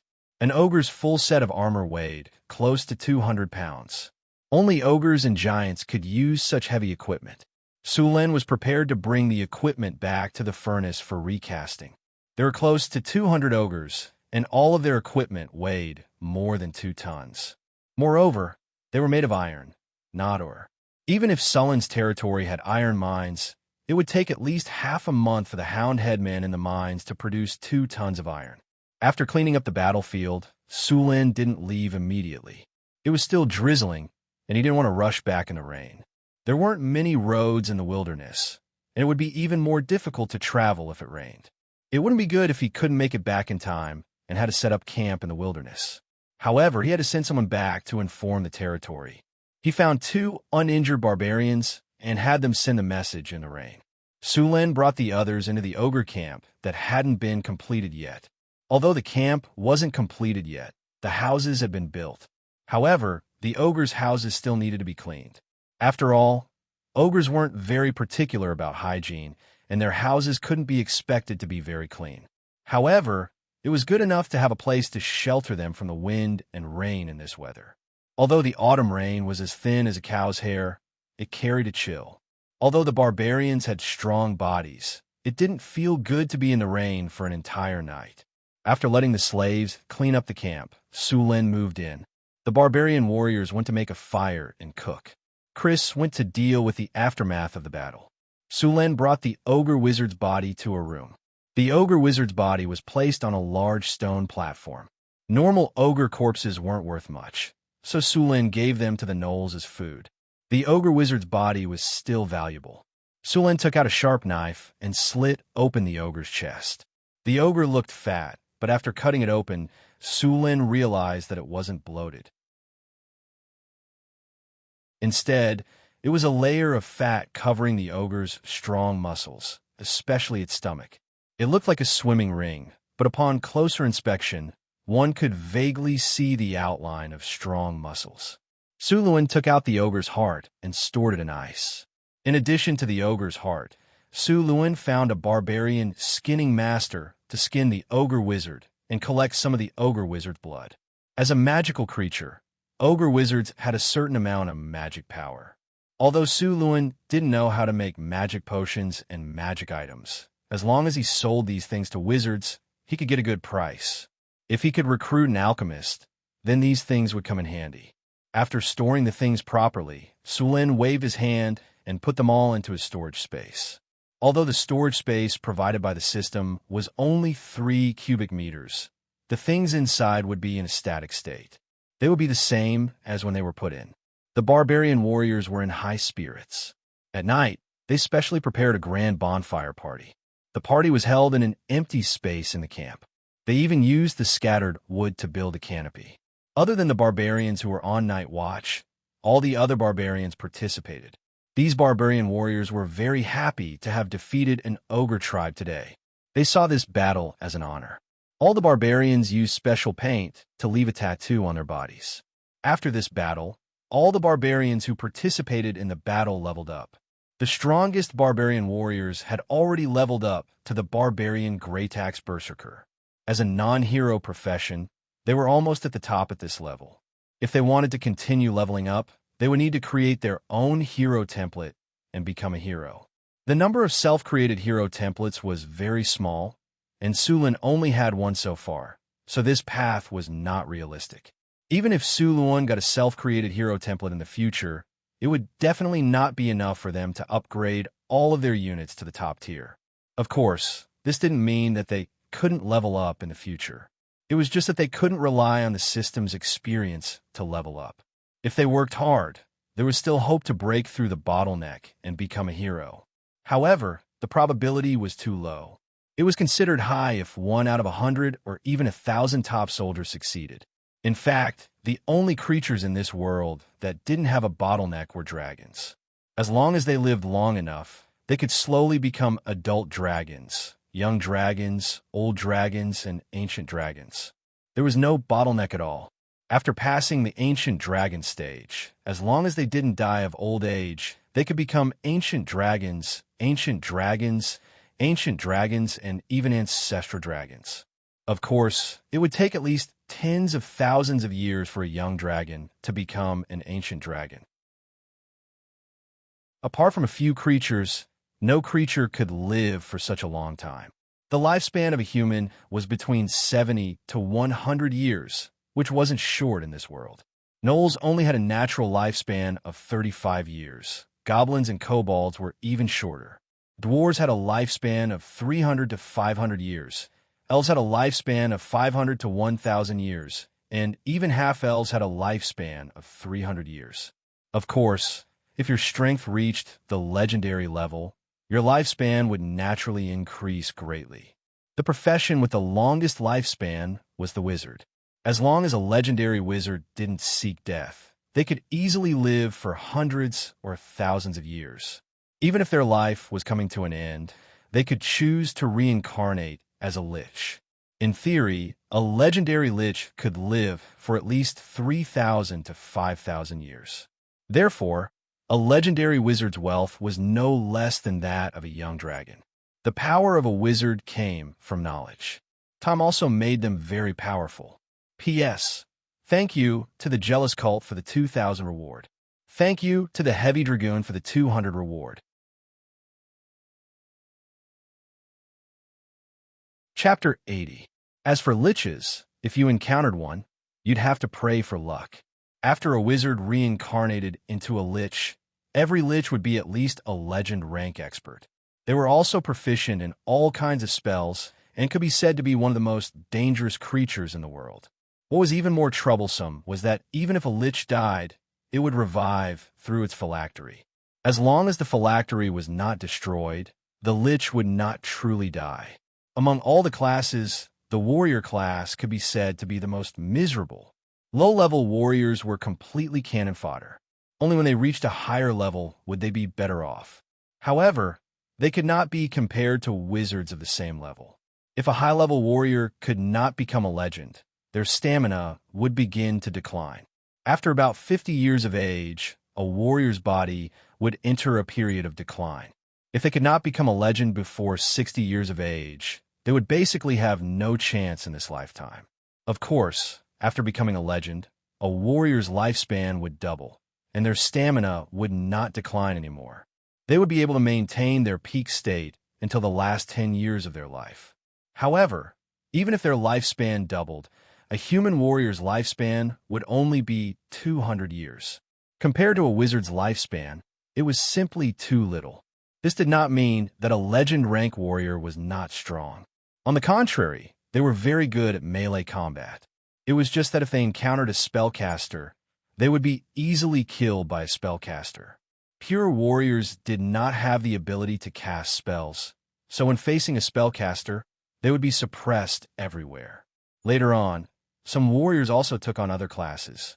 Those barbarian axe berserkers had now reached the peak of their class. As a top class unit, they had awakened even more powerful abilities. Among them, the signature skill of their class, Berserk, had become Advanced Berserk. Compared to Berserk, Advanced Berserk increased the strength of their muscles, and the duration was also increased. In addition to the barbarian axe berserkers, they also gained dodge intuition, which greatly increased their ability to dodge. It could be said that a fully armed barbarian axe berserker had now reached the level of a knight commander. Among all the barbarian warriors, apart from the two heroes, there were already 10 barbarians who had reached this level. The rest were barbarian warriors and barbarian great axe warriors. Chris had also leveled up, but although her strength had increased, she was still far from becoming a legend. It was not easy for Succubi to advance. When he woke up the next day, it was already noon. Last night, he had discussed the art of binding with Chris. It had to be said that Succubi were innately skilled and proficient in all kinds of positions. They could easily do many positions that humans could not do. Furthermore, Succubi had far superior physiques and recovery abilities than humans. They were both capable and durable, making them the best candidates for headmaid. After destroying the ogre tribe, Sulin was very happy last night, so he celebrated with Chris. However, he didn't notice that he was having too much fun and woke up a little late. "Master, you're awake. Come wash your face." Chris strode over to the bed with her slender legs. First, she washed him with clean water, then she used a facial cleanser to carefully wipe his face. Chris had now taken care of him in the direction of total laziness. Now Sulin didn't even need to get up, and she would help him do everything. After washing up, Sulin rolled over and got out of bed. Chris gently helped him put on his clothes. Of course, it was hard to determine how long this process would take. Sometimes, it would take an hour or two. After all, he was more energetic in the morning. However, they had to return to the territory today, so Chris quickly dressed him. After a simple breakfast, the group was about to leave. The weather had cleared up, and the damp soil from yesterday's rain quickly dried up. Sulin led the barbarians to escort the captive out of the ogre territory. There were many spoils of war this time. Fortunately, the ogres had tamed a few camel beasts here. These camel beasts looked like rhinoceroses and had bad tempers. Moreover, their appetite was shocking. Although they were strong enough to pull things, they were not popular in the human world. Only the powerful ogres liked them. In addition to transporting resources, these camel beasts were also the ogres' food reserves. Ogres were carnivores. Besides various human-like creatures, they also ate other animals. However, they had a preference for human-like creatures. These camel beasts were probably the ogre tribe's food reserves. Although these camel beasts were difficult for normal people to tame and control, Sulin now had a group of barbarian warriors who were not inferior to the ogres. They could still suppress these camel beasts. More than 10 camel beasts left with the spoils of war, along with the slaves they had captured. The ogre camp was also burned down when they left. If the camp was not completely destroyed, it would be occupied by other tribes in 2 days. This place was indeed easy to defend and difficult to attack. If Sulin wasn't short on manpower, he would have wanted to occupy this camp. After destroying the camp, the ogre tribe's resources all fell into Sulin's hands. Other than iron, ore, the ogre tribe had many furs. However, ogres weren't proficient in the art of making furs. Many of these furs were already damaged and rotten. After loading the relatively good ones into the carts, they burned the rest. After summoning Red Flame to set the camp on fire, The camp was soon engulfed in a sea of fire. Although they carried many spoils of war on the journey back, their speed was much faster. The strong camel beasts were much stronger than horses. There were many weeds growing in the wilderness, and there were no roads. The wheels of the carts were often entangled in the weeds. Although horses didn't know how to drag, this wasn't a problem for the camel beasts. More than 10 camel beasts formed a simple road in the wilderness. Of course, this road didn't exist for more than a few days in the wilderness. It was quickly covered by weeds. Because the camel beasts were huge, the boats built in the territory couldn't carry them. Therefore, Su Lin and the rest didn't return by boat. Instead, they traveled along the river. After returning to Northgard Castle, it was still in a state of alert. When he saw Su Lin return with the team, Boulder heaved a sigh of relief. Although he already knew that the army had defeated the ogre tribe yesterday, anything could happen in the wilderness. Before the team returned, he didn't dare to let his guard down. "Boss, the welcoming ceremony is ready," Boulder said fawningly. "Welcoming ceremony?" Su Lin was a little surprised. "Yes, boss. Let's go into the city now." When they entered the town, the army received cheers and welcomes. The two sides of the road were filled with people. The serfs looked excitedly at the ogre corpses and exclaimed from time to time. Some hot barbarian girls even boldly blew kisses to the team. "Boulder, keep this welcoming ceremony in the future." "Boss, as you wish." Chapter 81. The corpses of the ogres were salted with lime and hung on the walls of the town. This was actually a strategic deterrent. Other monsters and humans would be scared when they saw the corpses. In the northern wastelands, this was even more of a deterrent to other tribes. If more tribes migrated here, most of them would avoid this place after seeing the corpses of the ogres, unless they were much stronger than the ogres. After eliminating the ogres, Northgard Castle was filled with cheers. However, after a short celebration, the town returned to its original state. Because the planting season was coming to an end, all the land in the territory had been put on hold for a while. All the land was used for farming. Of the 12,000 mu of land in the territory, more than 8,000 mu were planted with potatoes. The remaining 2,000 mu were planted with winter wheat. This was specifically requested by Chris. Xian had bought it from Cult City last time. According to Chris, a lord's diet must include fine flour. As for the last 2,000 mu of land, they were all planted with sugar beets. These sugar beet seeds were all collected from the wild. It could be said that more than 90% of the sugar beets within 30 kilometers of Sullen's territory had been collected. The yield of the sugar beets was still unknown, but shouldn't be too low. The sugar beets that grew in the wild were the size of small radishes. The yield of 1 mu of sugar beets was probably close to that of potatoes. Territory farmland frowny face quantity, 12,000 mu. Current status, planting complete type, 2,000 mu of winter wheat, 2,000 mu of sugar beets, 8,000 mu of potato diseases and pests. Health fertilization, little or no maturity. Winter wheat, 237 days. Potato, 104 days. Sugar beets, 352 days. Agricultural special effect. None after seeing that the sugar beets would take a year to mature. Su Lin was a little anxious. After all, the sugar trade had just started. The demand for sugar would definitely increase in the future. The sugar beets collected from the wild wouldn't last long. Only by planting them on a large scale could they provide sufficient production. Without sugar beets, there was no way to extract sugar. Sullen's sugar trade would probably end prematurely. There were other ways to speed up the growth of plants. For example, the elves had ways to speed up the growth of plants. However, the elves hadn't appeared for hundreds of years. The other option was for wizards to cast spells that could speed up the growth of plants, or druids who were proficient in planting. Of course, they could also ask the priests of the goddess of earth for help. They also had spells that could speed up the growth of plants. However, these methods were not very useful for Su Lin since his territory was so remote. For the time being, there was no way to speed up the growth of plants. Su Lin could only continue to collect sugar beets in the wild. At the same time, he limited the amount of sugar he could trade. He would start implementing it after Xian returned. After the farmland in the territory was planted, the construction of the town was once again put on the agenda.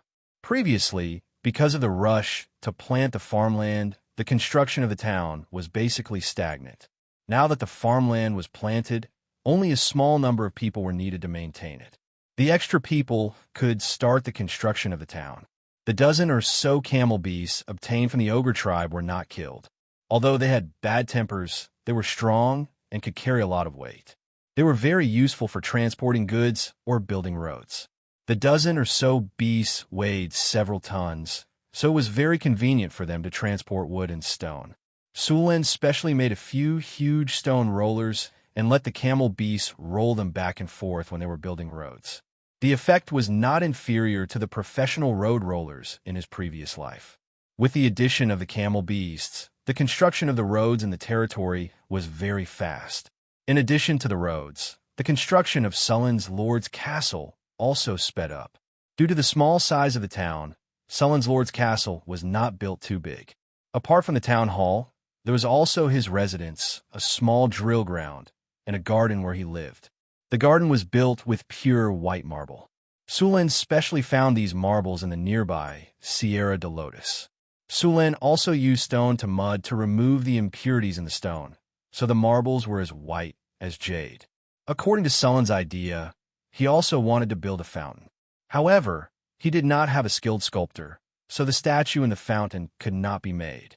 He did not want to just find a random statue, so he could only wait for the sculptors in the territory to improve their skills. A week later, Sullen's Lord's Castle was finally completed. Congratulations, host. The Lord's Castle is completed. The city management interface has been opened. Lord's Castle. Simple. This is a simple and crude Lord's Castle. The bonuses to the territory are limited. Note, a dignified and majestic Lord's Castle can better set off the Lord's dignity. Dignity +2, security +2, defense +2, popular +1, comfort +1. City management interface. City. Northern Fortress, small town, location. Northern Wastelands popular. 90. The highest popular rating is 100. When the popular rating is lower than 60, the townspeople will express doubts about the Lord. When the popular rating is lower than 40, the townspeople will begin to leave. When the popular rating is lower than 30, the townspeople will have a few chances of riots. When the popular rating is lower than 20, the townspeople will rebel. Please treat your people well. Tax. 0. Can set tax standards. Currently lacking a tax officer. Income. 2,000 kinner grain per year. 5,000 kinner caravan trade. National Treasury. 1,200 kinner, 8,000 units, grain, dried salted fish, 5327, dried meat, 1851, population, 812, include barbarians, livestock, cattle, 117 bison, antelope cattle, 233, camel cattle, 17, horse cattle, 40 horses, sheriff, pending appointment, guard captain, pending appointment, garrison officer, pending appointment, mayor, to be appointed, tax collector, to be appointed, steward of the castle, Chrissy, matron of waiting, Chrissy, manager of caravan, Jean's social security, 80, the higher the social security, the more stable the territory is. A safe town can increase the sense of belonging of the townspeople. If the security is low, it will cause chaos in the town. Prosperity, 12, please increase the commercial activities of the town as soon as possible. The more prosperous the town is, the more people will be attracted to live there. Population required to upgrade. 5,000 current population growth. 2, 1% troops. Barbarian guards, 71. Longbow archers, 5. Town defense. Beginner stone wall territory specialties. Sugar, dried salted fish, dried meat, potatoes, fur, ironware territory buildings. Mayor's mansion, houses, barracks, market, warehouses, farmlands, blacksmiths, port, mines. With the territory management system, Sulen could clearly see the current state of the territory. It was a lot easier to manage the territory. The main problem now was the income and population. Other than the sugar trade, the territory's income was almost zero. The population was the foundation of the territory's growth. He was severely lacking in population. Relying on natural growth was too slow. Luckily, he still had the recruitment order. However, the recruitment order was too hard to come by. Sulin needed to find other ways to increase the population.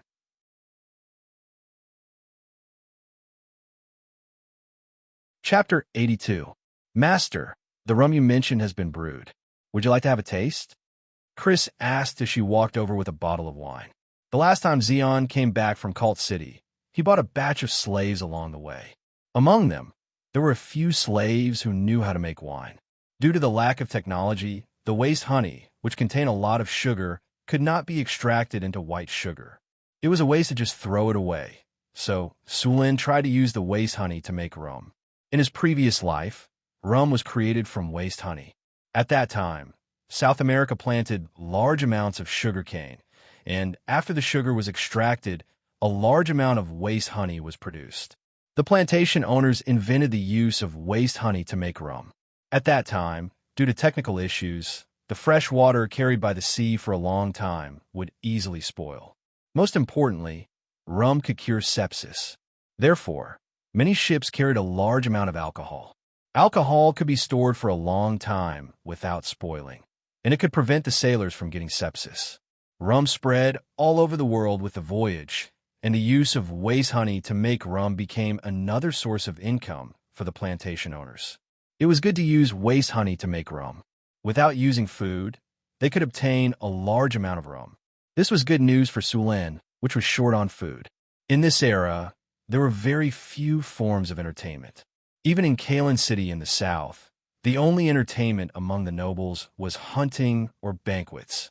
There were also very few bards or circus performances, and even fewer forms of entertainment for the commoners. The most common form of entertainment was to go to a tavern and have a drink. There were many barbarians in Sulin, all of them strong and energetic. In order to let them vent their excess energy, Sulin specially built a drill ground for them to spar. It was the same for the alcohol now. There was another reason. The trade in the territory had begun. As time passed, more and more caravans would arrive, and they would definitely bring a large number of mercenaries and caravan guards. These people would definitely need to find entertainment. There were no seafood merchants in Sulin's territory, and there were no young ladies who sold abalone. There was still a long way to go. Therefore, they could only come to the tavern. Mercenaries and guards were paid well, and they spent money quickly. As long as the tavern was built, it would definitely become an important source of income for the camp.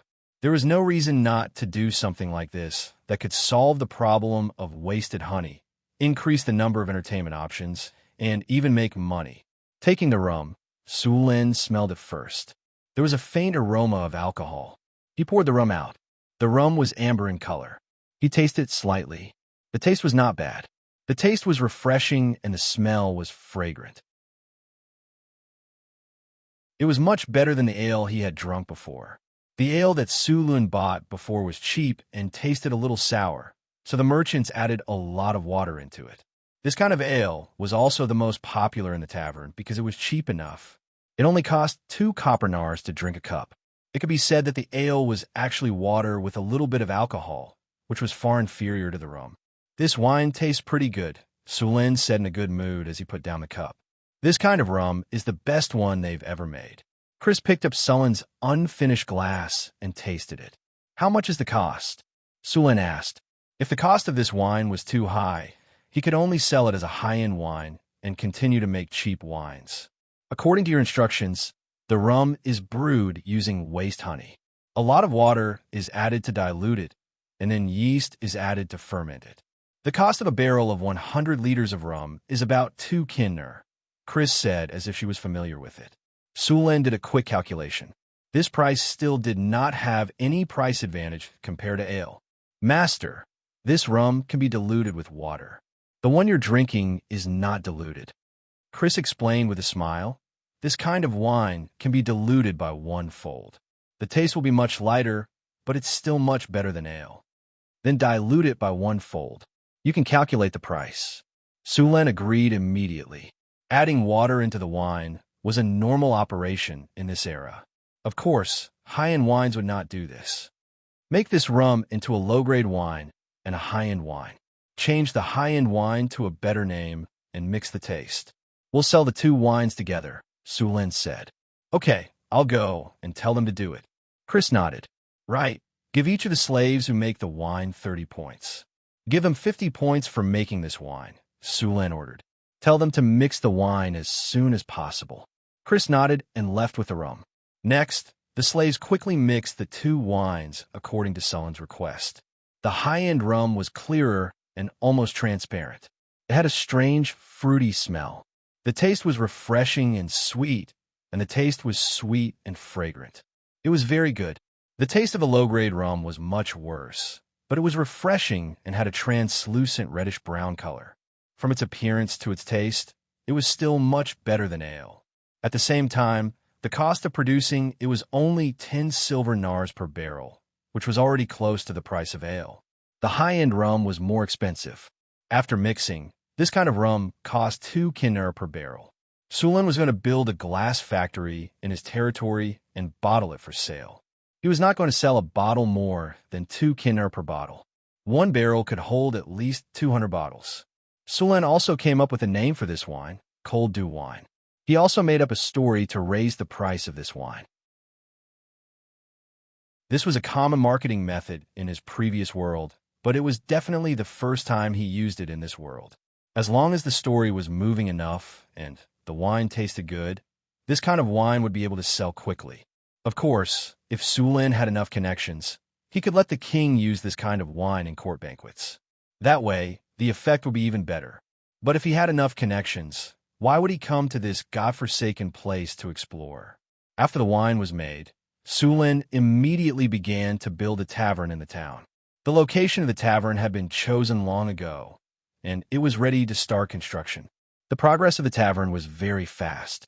It only took 2 days to build a tavern that could accommodate 70 to 80 people. Tavern, a town building. A lively tavern can let people relax after a day of work and have a drink. The tavern's appearance makes the town more prosperous. The tavern's existence will attract people who like to drink. Prosperity +5, happiness +5, information +5, security -2. Special effect. Chance to attract wandering heroes to stay here.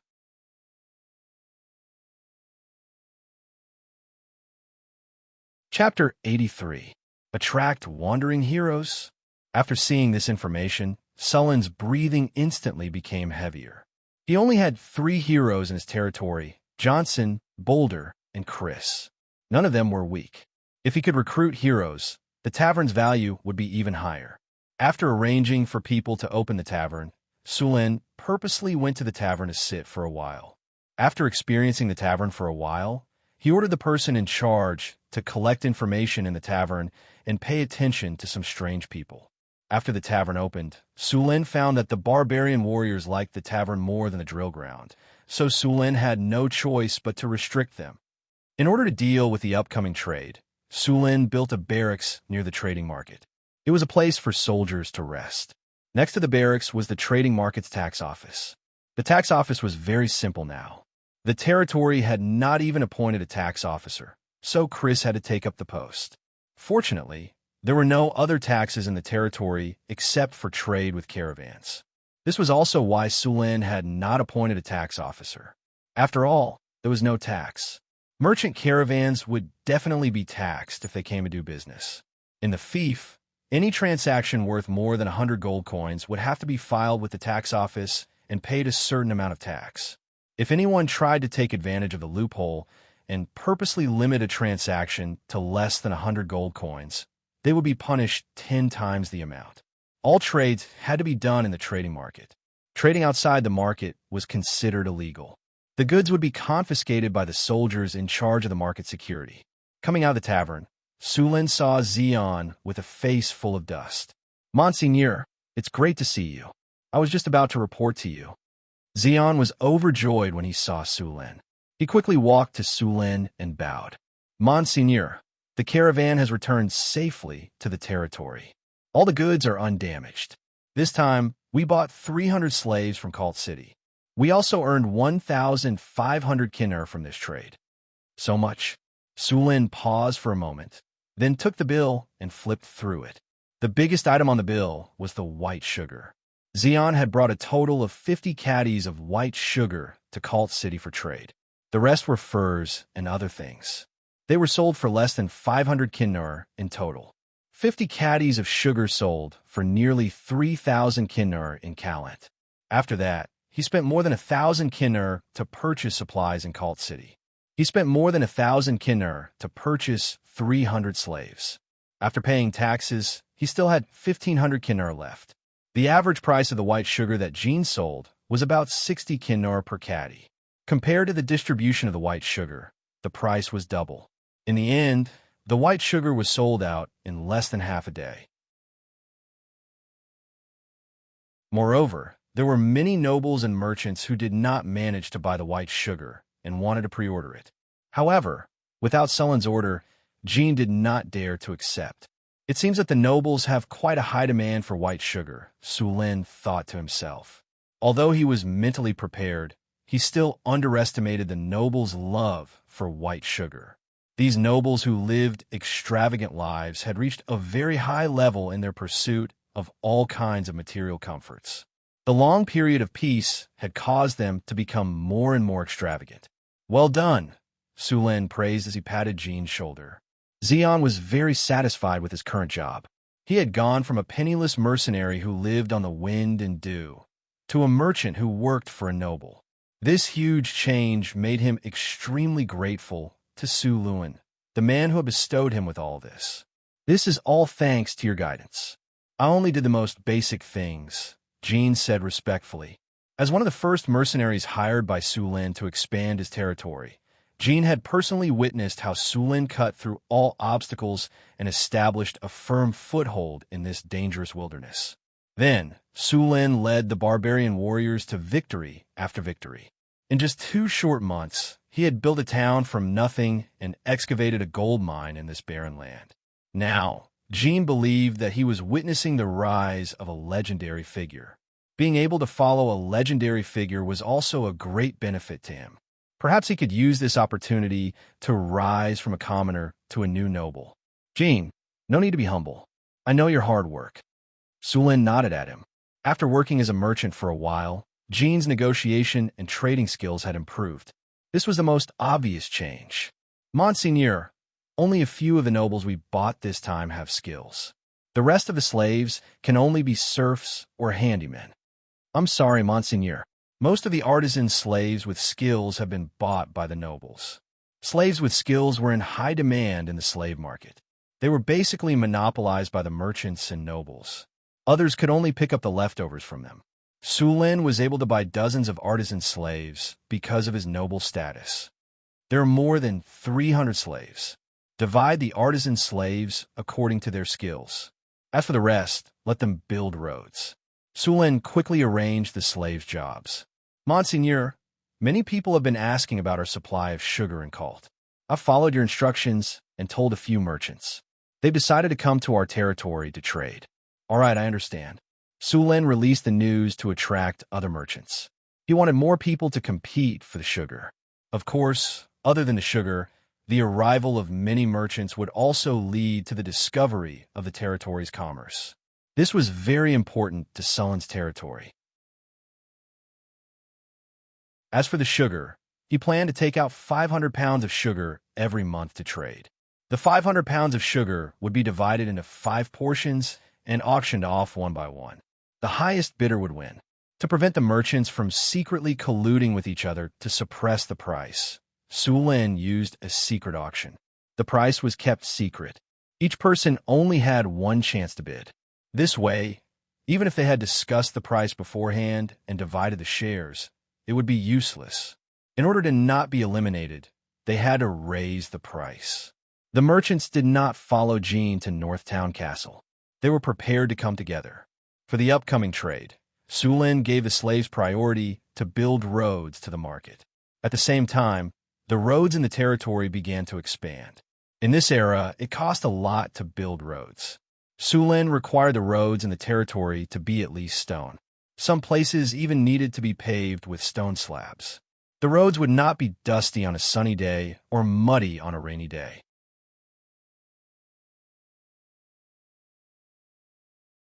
Chapter 84. Apart from roads, Sulin also started to build a water supply system for his territory. Although he had been in this world for more than 10 years, Sulin was still not used to living without running water. In this era, most cities relied on well water, and well water could be bought with money. Having a sweet well in the city was a stable source of income. Of course, some poor people would choose to fetch water from the river, while the nobles would choose to get water from the nearby mountain springs. Because it wasn't easy to get water, people in this era rarely took a bath. It was considered hygienic for a commoner to take a bath once a month. Sulin couldn't accept his barbarian warriors not taking a bath for a month. These energetic, burly men had to patrol and sweep the wastelands every day, so it was inevitable that they would be covered in dust and sweat. Therefore, Sulin forced them to bathe every day. Of course, this request was unanimously supported by the barbarian women. Now, even if Sulin did not supervise them, the barbarian women would supervise their husbands. If they did not bathe, they would have to sleep outside for the night. When Sulin came to the riverside to inspect, he saw a group of naked men and children jumping into the red sand river to bathe. The weather was not cold at this time, so it was not bad to bathe here. It would not be good if it started snowing. Sulin planned to build a water supply system as well as some public baths. Magic in this world could do many things that technology could not do in his previous world, but the number of wizards made it difficult to spread magic. Sulin planned to build a water supply system that was similar to the Lanzhou water wheel in ancient times. With a mechanical manipulation skill, Sulin was very familiar with the principles and manufacturing of various machines. He planned to build 3 or 4 Lanzhou water wheels on the Red Sand River. First, the water wheel would raise the water in the river, then send the water through the water supply channel to the city's reservoir. The reservoir had to be built at a high place, or the water would not be able to flow. The aqueducts outside the city used the elevated aqueducts of ancient Rome in his previous life. In order to ensure that these aqueducts were sturdy and durable, Sulin used mud to stone to reinforce these aqueducts. The aqueduct was built from the river all the way to the outskirts of the city. Sulin thought about it for a while and decided to build the aqueduct outside of the city. The main reason was the expansion of the city. The northern fortress was not that big at the moment. It was only 500 meters long and wide. It was not crowded with thousands of people living in it. However, as the population of the territory increased, the current size would not be enough. Therefore, Sulin had already planned to expand the town. This time, Sulin planned to double the size of the town in all directions. This way, the area would increase by 4 times and upgrade the town into a large town that could accommodate 5,000 people. The length of the aqueduct from the Redwater River to the city was more than 5 kilometers. Because the city was much higher than the river level, these aqueducts had to be built as elevated aqueducts. It was very difficult to build an elevated aqueduct. There were no architects in the territory who could build such a big project. Sulin had to do it himself. After all, he had been in this world for 10 years and had received proper aristocratic education, even though he was only an observer. The education of the aristocrats in this world was very strict. They had to learn etiquette, geography, horsemanship, literature, architecture, history, martial arts, and so on. Sulin had learned all this knowledge seriously. Although he did not spend too much time on architecture, he was confident that he could build an elevated aqueduct with the theories from his previous life. The aqueduct was about 60 centimeters wide, and the reservoir was 50 centimeters deep. The highest point of the aqueduct was 30 meters from ground. The diameter of the water wheel was 35 meters. In order to build such a water wheel, Sulin personally brought people to the Sierra de Lotus to cut down the iron oaks that had been growing for hundreds of years. Iron oaks lived in cold environments. The wood was hard and did not easily deform. It was also resistant to corrosion and did not burn easily. It also grew very slowly. It would take at least 200 to 300 years to grow to 40 to 50 meters tall. The water wheel built with this kind of wood was light and durable. After spending a few days cutting down 8 iron oaks in the Sierra de Lotus, Su Lin brought his people back with him. In order to cut down the iron oaks, Su Lin brought people to exterminate 2 Jackalan tribes. Su Lin had seen the Lanzhou water wheel in his previous life at the water wheel park. When he saw it up close for the first time, he was very shocked. The water wheel, which was 20 to 30 meters tall, was driven by the flow of water. It did not rely on steam or electricity to raise the water level of the river to 20 to 30 meters. The structure of the water wheel was not very complicated. According to the memories of his previous life, Su Lin combined them with his mechanical control skills and finally built the first Lanzhou water wheel. The huge water wheel stood on the Red Sand River. The rapid flow of water pushed the water wheel to turn. The water tank on the outer ring of the water wheel was filled during this process. As the water wheel turned, the water rose to 30 meters in the air and poured into the aqueduct. As long as the water wheel was not damaged and the Red Sand River was not cut off, the water could be transported continuously. Water wheel, a giant water wheel built with iron oaks. The structure is ingenious, sturdy, and durable. It is a very good tool to carry water. Sturdiness +10, abrasion +10, water carrying +10, power +15. The aqueduct was built with rocks. Because it had to reach a height of 30 meters, a very deep foundation was dug underneath. The construction of the aqueduct also required Sulin's personal command. In this era, there were very few adhesives used to glue walls together. Most of them used glutinous rice juice or volcanic ash cement. Glutinous rice juice required a lot of food, and Su Lin did not want to waste it.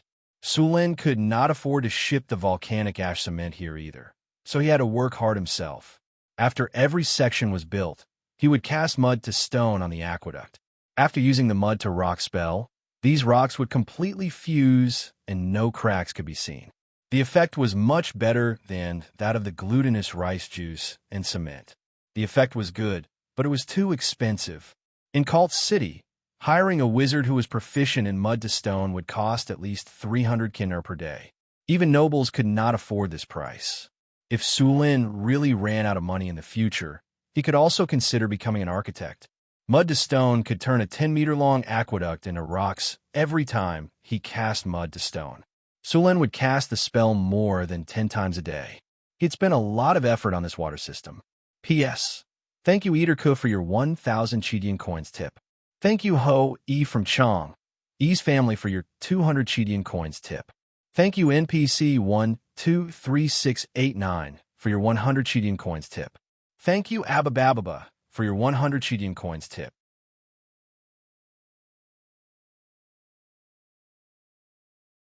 Chapter 85. The water supply system had built a large reservoir outside the city. The water from the Red Sand River was not drinkable. Although the water was clear in this era, many people drank it directly. If there were dead animals upstream, the drinking water of the entire city would be threatened. One of the reasons Su Lin built the reservoir was to disinfect the water.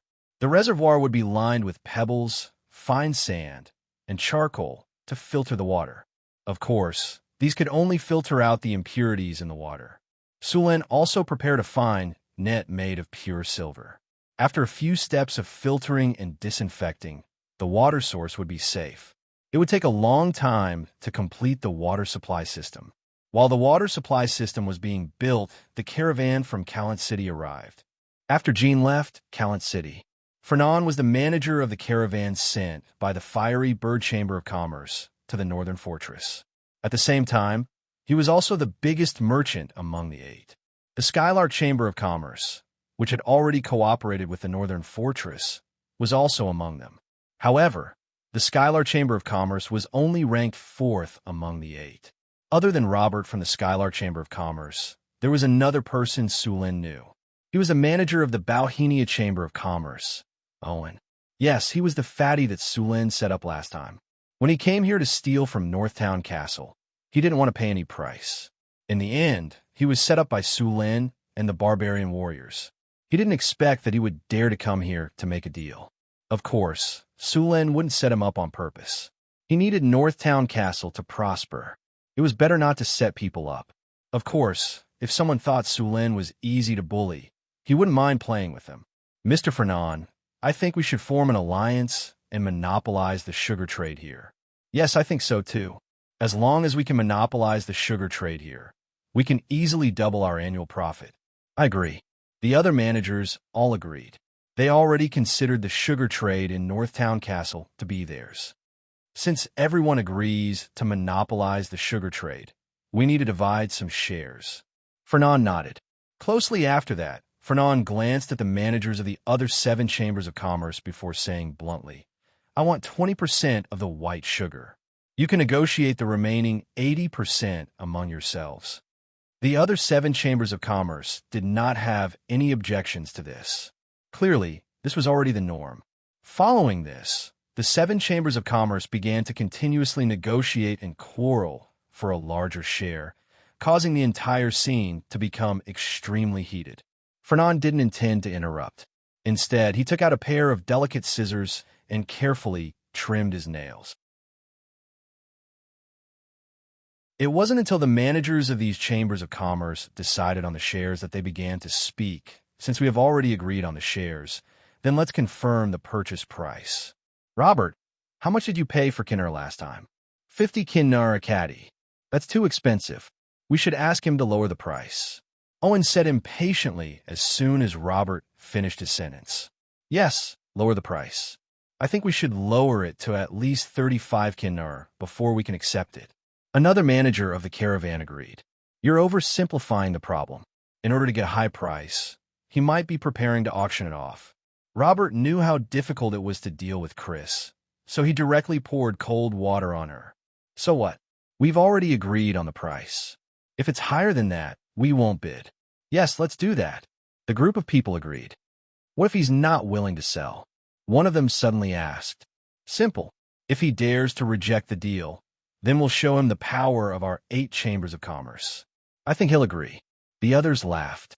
As the 8 biggest chambers of commerce in Cult City, they controlled more than 60% of the city's trade. They had the right to say that. After the discussion, they held a small banquet before they went to prepare the caravan for the Northgard fortress. Sulin didn't know that the 8 chambers of commerce had already agreed to monopolize the sugar trade. Of course, even if he knew, he wouldn't care. In his opinion, the alliance of these people was not reliable at all. A small external force was all it would take for the alliance to fall apart. The 8 caravans arrived at Northgard Castle. Other than Robert, the other caravans were shocked by the sight of Northgard Castle. In their minds, this small territory in the northern wasteland should be even better than the countryside in the north. However, when they arrived, they realized that although the town was small, it was unusually clean and tidy. The roads were all paved with stones. There were drainage ditches on both sides of the roads. There was no stench of feces in the air. All the houses were neatly arranged. It had a different kind of beauty to it. Everyone was informed of the rules before entering the town. It was the first time they heard of such complicated rules. Many of the guards and mercenaries found it hard to accept. Which city had a rule that one must walk on the right when walking? What was a small, broken town like this? In the end, after the 2 barbarian axe warriors taught the restless mercenaries a lesson, all the caravans agreed. They couldn't do anything about it.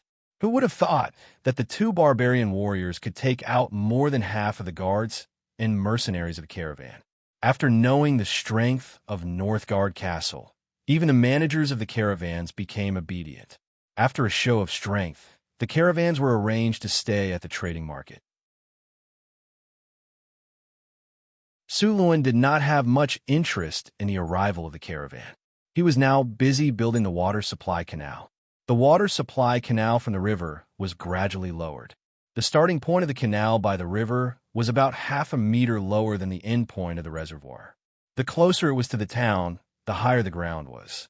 The less work there was to do, and the faster the construction was. After casting mud to rock on this section of the water supply canal, Sulin rode his black-maned horse to the tavern. During this time, he would sit in the tavern for a while every day. After all, the tavern's attributes said that there was a chance to attract some heroes here. He was going to try his luck at the tavern. If he met a hero, he would make a profit. After arriving at the tavern, Sulin realized that the tavern was very lively today. The tavern that could hold 80 to 90 people was full. Luckily, the tavern was a 3-story building. There were still many empty seats on the second floor. Sulin asked for a glass of rum, and then found a corner and began to observe the guests in the tavern. But to his disappointment, although there were many people in the tavern today, these people were either guards or mercenaries. He didn't find any special people at all. These mercenaries liked rum very much. Although it was twice as expensive as ale, it was still very popular. It seemed that rum could be sold for a good price.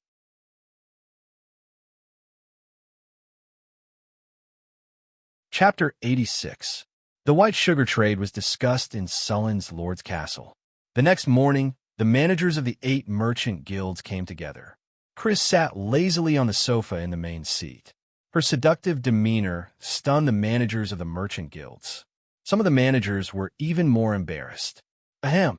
Fernan, who recovered first, reminded them with a dark face when he saw the ugly behavior of the others. Everyone looked a little embarrassed when they recovered. However, as old foxes, their skin was thick enough. They pretended as if nothing had happened and continued the discussion. Welcome to our Northtown castle. The conditions are simple, so please bear with us, Chris said with a smile. We have 500 pounds of white sugar to sell this time. 500 pounds of white sugar? That's quite a lot. How about the trade and the price? Fernan nodded. He did not wait for Chris to answer and continued. We can buy all of these goods. We have discussed the price. We can give you a high price. Fernand's expression was as if he was sure the other party could only accept it. Chris picked up the teacup on the table and took a sip. She did not say anything. Sulin had expected this. They had even discussed the solution. Seeing that Chris did not say anything, Fernand thought they had agreed.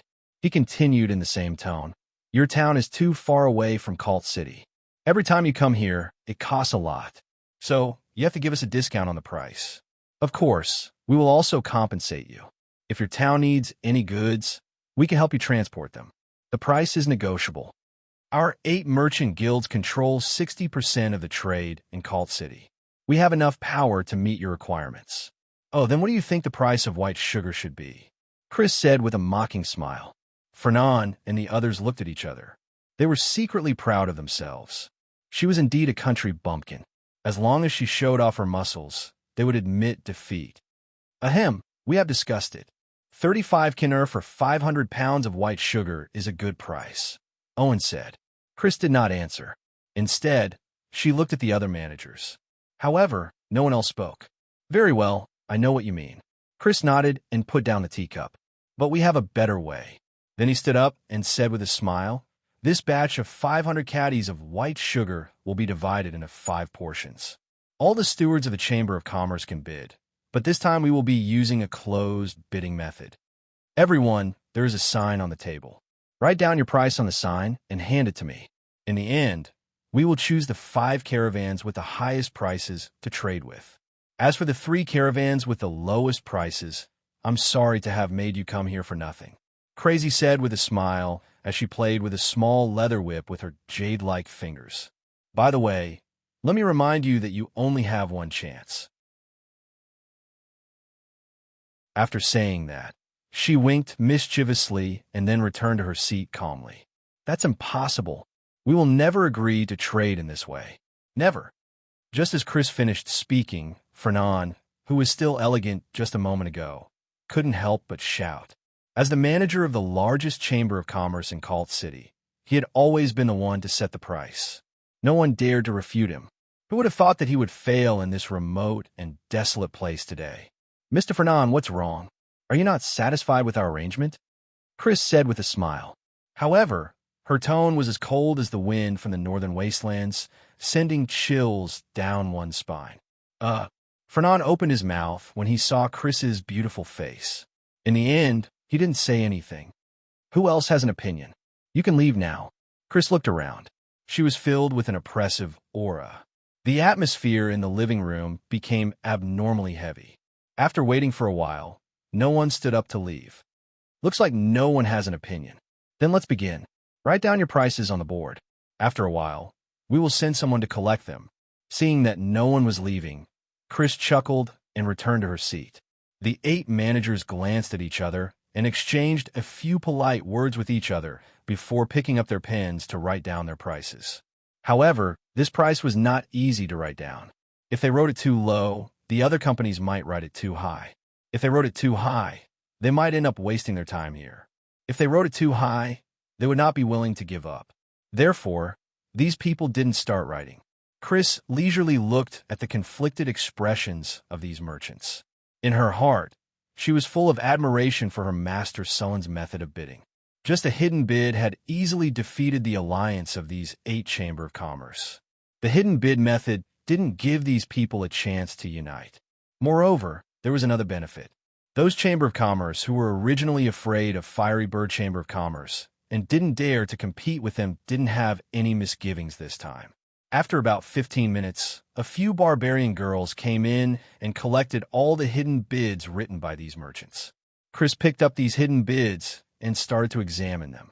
Chris didn't immediately announce the results. Instead, she asked all the managers to go back and wait for the news. She then took the hidden bids and left the living room. "Owen, how much did you write?" A manager pretended to be nonchalant and asked.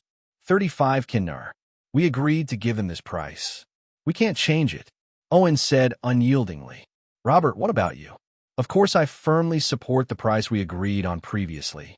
Not a single copper Kinnar can be added," Robert said righteously. His expression was like that of a knight who is expressing his loyalty to the king during a knighthood ceremony.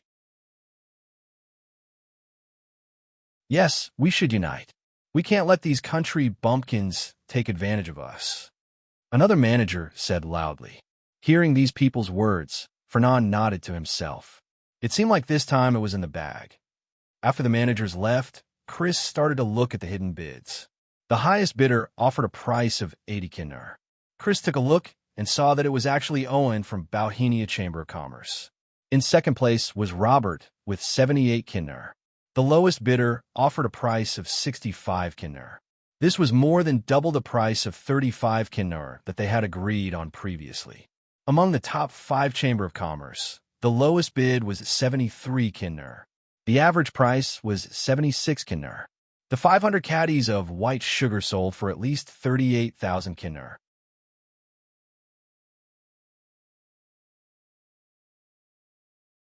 Chapter 87. The next day, Fernand looked at the other 5 caravans trading with the Northtown Castle. "Owen, didn't you say that you were going to give me 35 gold nars?" Fernand said angrily. "Sorry, Mr. Fernand. Maybe I remembered it wrong." Owen didn't feel embarrassed at all. He gave a Kinnar to the staff next to him and took his men to load the goods. Fernand knew that he was fooled by these people. He couldn't take revenge even if he wanted to. What gave him a headache now was how to explain it to the Chamber of Commerce.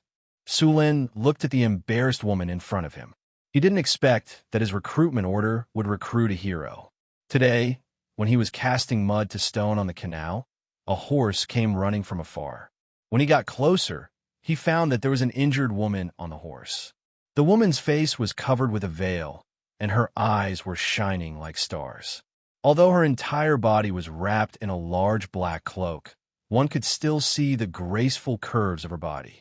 Her back was simply bandaged with a bandage. At this time, the bandage was already oozing blood. Obviously, the running just now had caused her wound to split open. "Help me." After saying that, she fell down from the horse. Sulin quickly reached out and caught her. "Ding! Congratulations to the host. You have met an injured hero. Helping her can increase the success rate of recruitment. The recruitment order effect has ended." Sulin didn't expect that the recruitment order would only recruit one hero. He wanted to recruit some barbarians or other powerful races to increase the number of troops in the town. He didn't expect that there would only be one hero. But since the recruitment order effect had ended, he couldn't regret it. Seeing the injured heroine, Sulin called a carriage and was ready to carry her in. Her wounds were simply bandaged, and her veil was rubbed to one side, revealing a beautiful face. When Sulin gently carried her, her delicate eyebrows frowned unconsciously, and then she calmed down. He reached out and picked her up. He could easily feel the elastic skin of the woman in his arms, which made his heart flutter slightly. There was a faint fragrance on the woman's body. The carriage stopped at the Lord's castle. Sulin carried the woman inside and found Chris to check her injuries. To Sullen's surprise, the succubus was very interested in the woman. After checking her injuries, Sulin cast a physical healing spell on her. Light green life energy entered her body, and the hideous injuries on her back quickly healed. However, although her injuries had healed, her face was still very pale. Having Chris stay behind to take care of her, Sulin returned to the outside of the city to direct the construction of the aqueduct. After a period of construction, the slaves were already familiar with this work. They just had to wait until the end to cast a spell to turn mud into stone on the aqueduct. After finishing today's work, Sulin went to the barracks to have a look. The barbarian boys who had not yet reached adulthood were already receiving training here. When they reached adulthood, they could directly join the army. Sulin even planned to set up a reserve system in his territory in the future. This way, even if the army suffered losses, it would be quickly replenished. It would not affect the combat effectiveness of the army too much. After inspecting the barracks, Sulin felt hungry. He turned around and walked towards the Lord Castle. As soon as Sulin entered the Lord's talisman, he felt that the atmosphere today was a bit strange. Chris did not come out to greet him today. It seemed that she would have to suffer a few more plasma cannons tonight. "Master, you're back." As soon as Sulin took off his cloak, Chris came over. "Yes." Taking the towel from Chris, Sulin wiped his hands and asked casually, "Is that woman awake?" "She's awake." Chris took the towel and smiled. "Master, she's a wizard." "Wizard?" Hearing the word wizard, Sulin raised his eyebrows. He did not expect that the recruitment order this time would attract a wizard. Wizards were very powerful in this world. Of course, they were also very mysterious. Under normal circumstances, wizards rarely appeared in the secular world. They prefer to hide in their own laboratories and study all kinds of spells. "Yes, a wizard. But master, you don't have to get your hopes up. She's a wandering wizard," Chris added. Chris then told Sulin the news she learned not long ago. A few minutes later, Sulin rubbed between his eyebrows and quickly digested what he had just heard. After sorting out his thoughts, Sulin continued to say, "You mean she's the only one left in her school of wizards?" "That's right." Chris nodded and said, "According to her, her school of sorcerers was originally a small one. After her elder was injured in a conflict with a dark sorcerer, he passed away soon after. Because she was worried that the dark sorcerers would take revenge, she left her original place and began to wander. This time, she came to the northern wastelands to collect some materials for experiments. In the end, she was attacked by 2 adult violent mountain bears. Fortunately, she was lucky enough to injure the 2 violent mountain bears and escape. She was also lucky enough to come to our territory. What luck! It was obviously the recruitment order that was powerful." Sulin complained about the recruitment order in his heart. Then he continued to say, "In other words, she's a lousy wizard?" Chris glared at Sulin coquettishly and said softly, "She's a girl." "How can you say that?" Okay. She's a mysterious witch." Sulin shrugged. "Then does she have any plans?" "It seems like she wants to stay here for the time being. Of course, she said that she's willing to serve you, the Great Lord." "Master, she's also an alchemist and very beautiful." After saying that, she even winked at Sulin teasingly. Alchemists were also a branch of wizards. Most wizards would take on this profession. Alchemists could use all kinds of materials to create things with magical powers. All kinds of magic weapons, armors, and magic tools in the human world were basically made by alchemists. If there was an alchemist, then the things in his warehouse could be used. The ogre heart, blood, and skin left behind by the ogre wizard he killed last time, and the heart, blood, and tiger skin left behind by the Gale tiger Sulin killed. These things were very good raw materials. After being made into potions or equipment, they could quickly increase the strength of the territory.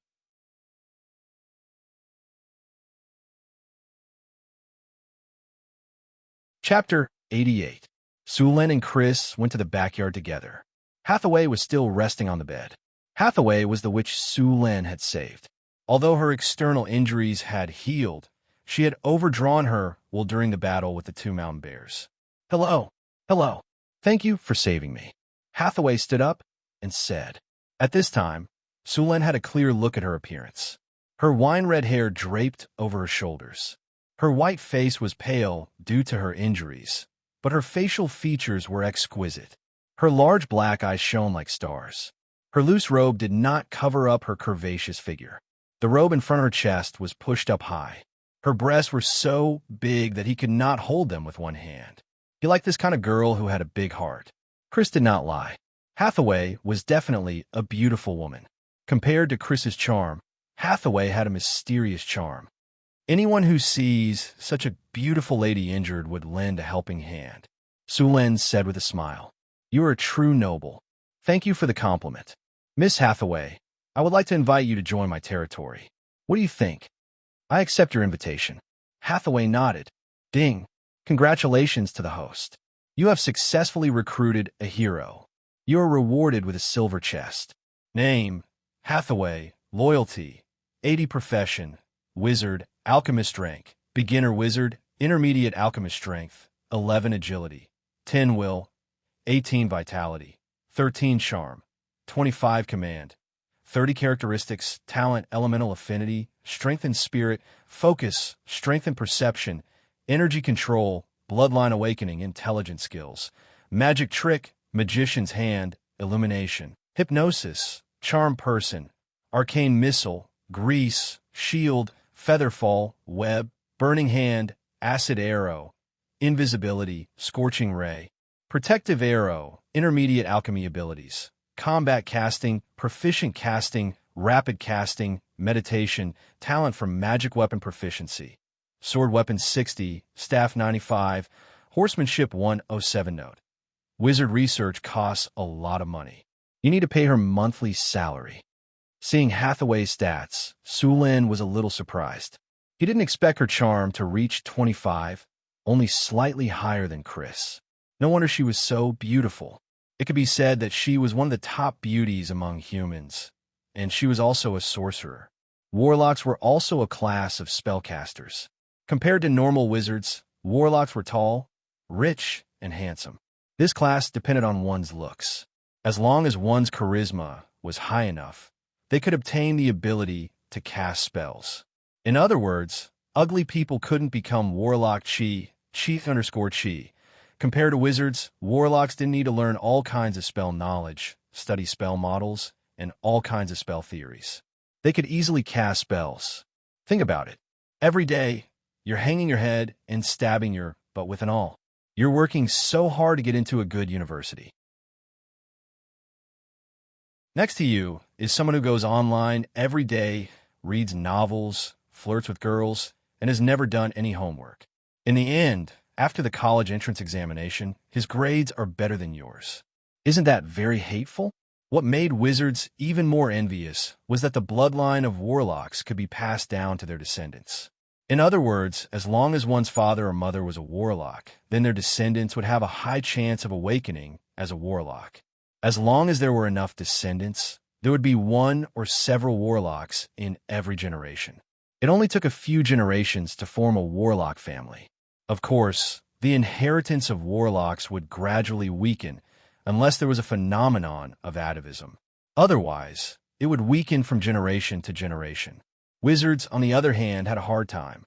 To become a wizard, one needed to have a strong talent, a talent for spiritual strength, and a talent for learning.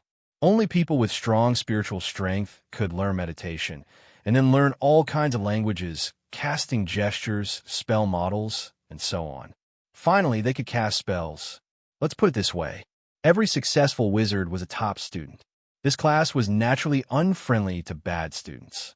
Therefore, it was very difficult to cultivate a wizard. Moreover, the power of a wizard couldn't be passed down. At most, their descendants would have a higher chance of becoming a wizard. It was very difficult to form a wizard family. Therefore, most wizards were trained by teachers or academies. They would find talented children from a large number of ordinary people and train them. Compared to the latter, it took a lot of time, effort, and money to cultivate a qualified wizard. Of course, since wizards had invested so much, as long as they persevered, they would gain more. Every advanced wizard had mastered a large number of spells, which allowed them to deal with all kinds of situations. At this stage, wizards could be called spellcasters. Compared to warlocks, advanced wizards could master twice as many spells as warlocks of the same level. Apart from these, the spells that warlocks mastered all came from their bloodline. Therefore, the spells they mastered were relatively simple.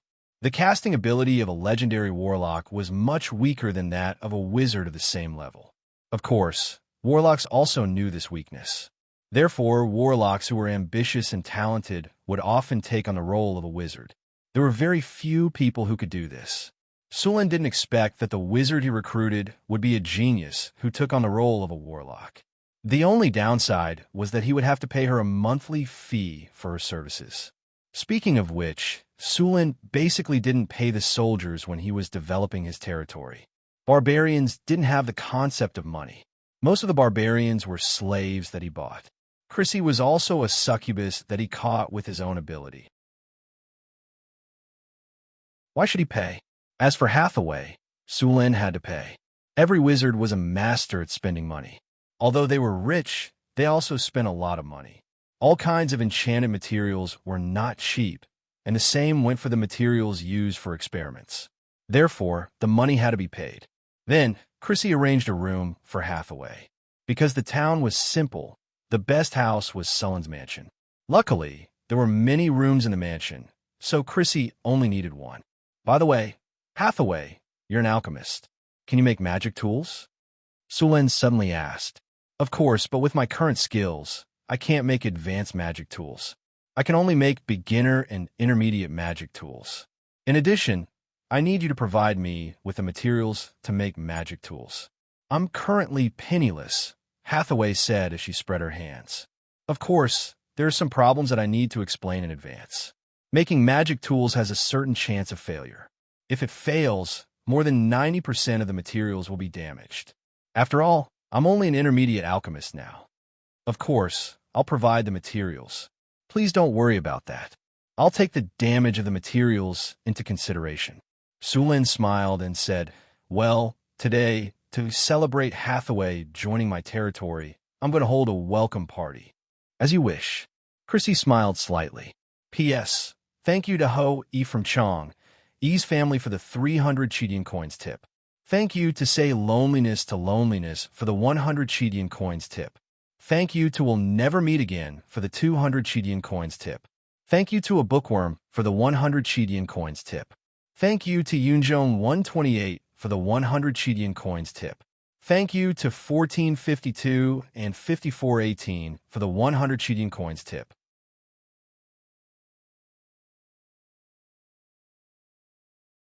Chapter 89.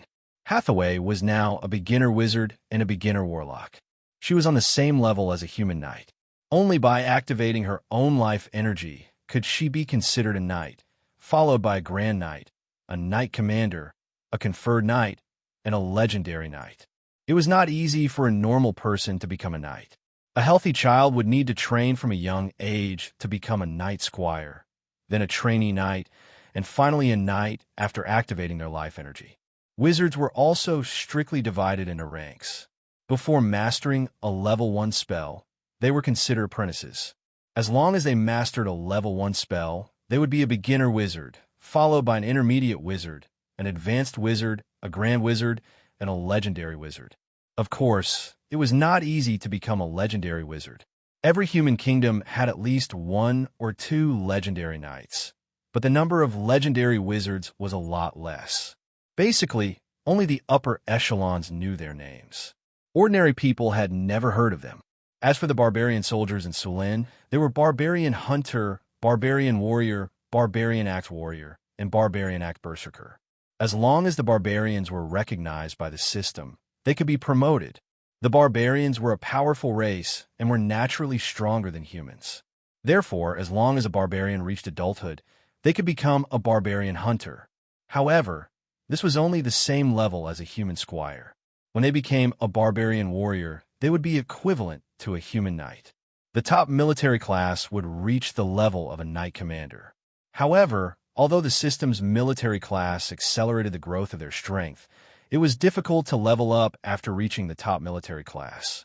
After the territory passed the most difficult period, the resources here were also a lot more abundant.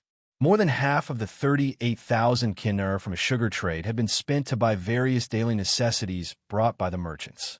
Therefore, Sullen's standard of living had improved a lot. Although the dinner was prepared at the last minute, there was still a lot of food. There were roasted whole lamb, steak, roast goose, and various desserts. The most popular desserts were the various desserts. It took Sullen a lot of effort to make this ice cream after he had white sugar. He added all kinds of fruit sugar to milk and then froze it with ice magic to make this ice cream. Chris liked the taste after eating it once. Hathaway also had no resistance to this ice cream. Ding! Your subordinate hero Hathaway is very satisfied with the ice cream. Her sense of belonging to the territory has increased. Hathaway's loyalty has increased by 5 points. Hearing the system notification, Sullen was slightly stunned. Just like that, the loyalty of a witch was increased.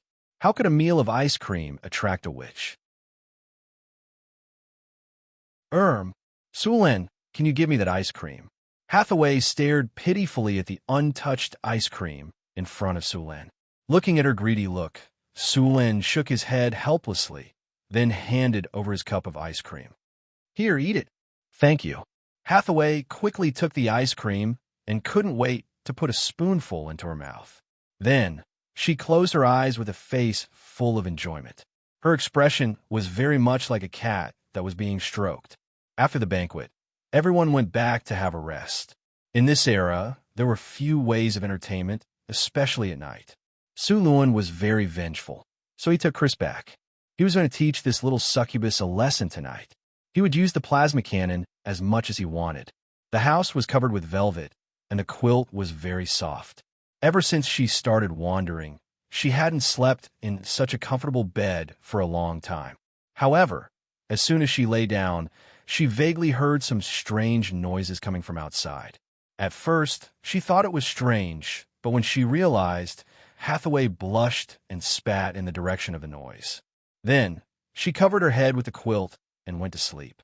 However, the velvet quilt couldn't block out the noises.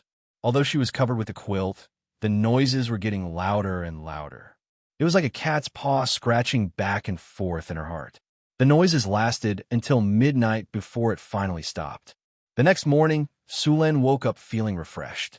When he was having breakfast, he bumped into Hathaway. However, Hathaway didn't seem to have slept well last night. The dark circles on her face were very obvious, and she couldn't stop yawning while eating. Hathaway, didn't you sleep well last night? Is the bed uncomfortable? Sullen asked with concern. The bed is very comfortable, but there were 2 cats outside the window last night that kept meowing until midnight. It was so noisy that I couldn't sleep until midnight. Hathaway rolled her eyes at Sullen.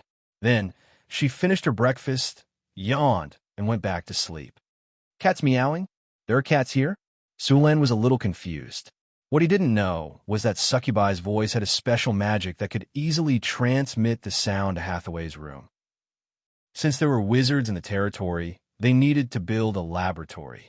Because wizards' experiments often had a certain degree of danger, the laboratory needed to be built far away from people's residences.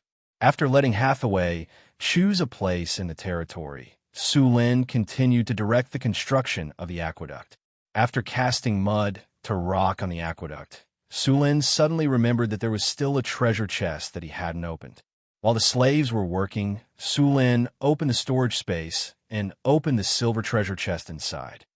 Congratulations, you have opened the silver treasure chest. You have received the skill Earth Spring Surge. Earth Spring Surge. After use, a fountain can be created in the underground water veins, and enemies on the ground will be blasted into the air. Sullen looked at the skill. To be honest, the power of this skill was just SOSO. It consumed a lot of mana, and the damage was average. However, it didn't mean that this skill was useless. On the contrary, this skill had many uses. Originally, Sulen planned to let the Lord's mansion use the aqueduct water. Now that he had this skill, he planned to directly create a spring in the Lord's mansion. With this spring, even the fountain in the garden could be used. After letting the slaves continue to build the aqueduct, Sulen mounted his horse and rushed to the Lord's mansion. Soon, Sulen arrived at the backyard. At this time, there was no one in the backyard. After spending a skill point to learn Earthspring's Surge, Sulen released his mana and prepared to cast it. As his mana was cast, his power of the will merged with the ground, passed through the rock layer, and quickly found a water vein 30 meters underground. Then, he guided the water vein continuously upward. Finally, the water vein broke through the surface and directly gushed up to a height of more than 10 meters. The movement here quickly attracted the attention of others. After a while, Chris and Hathaway came and then cooperated with Sulen to connect the fountain to the Lord's Mansion's water supply system.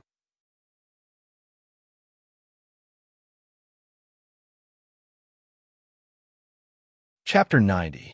The water supply system in the Lord's Castle had been built a long time ago. Previously, they had been waiting for the water supply system outside the city. Now that Sulen had brought in the fountain, the problem of the water supply system in the castle was solved.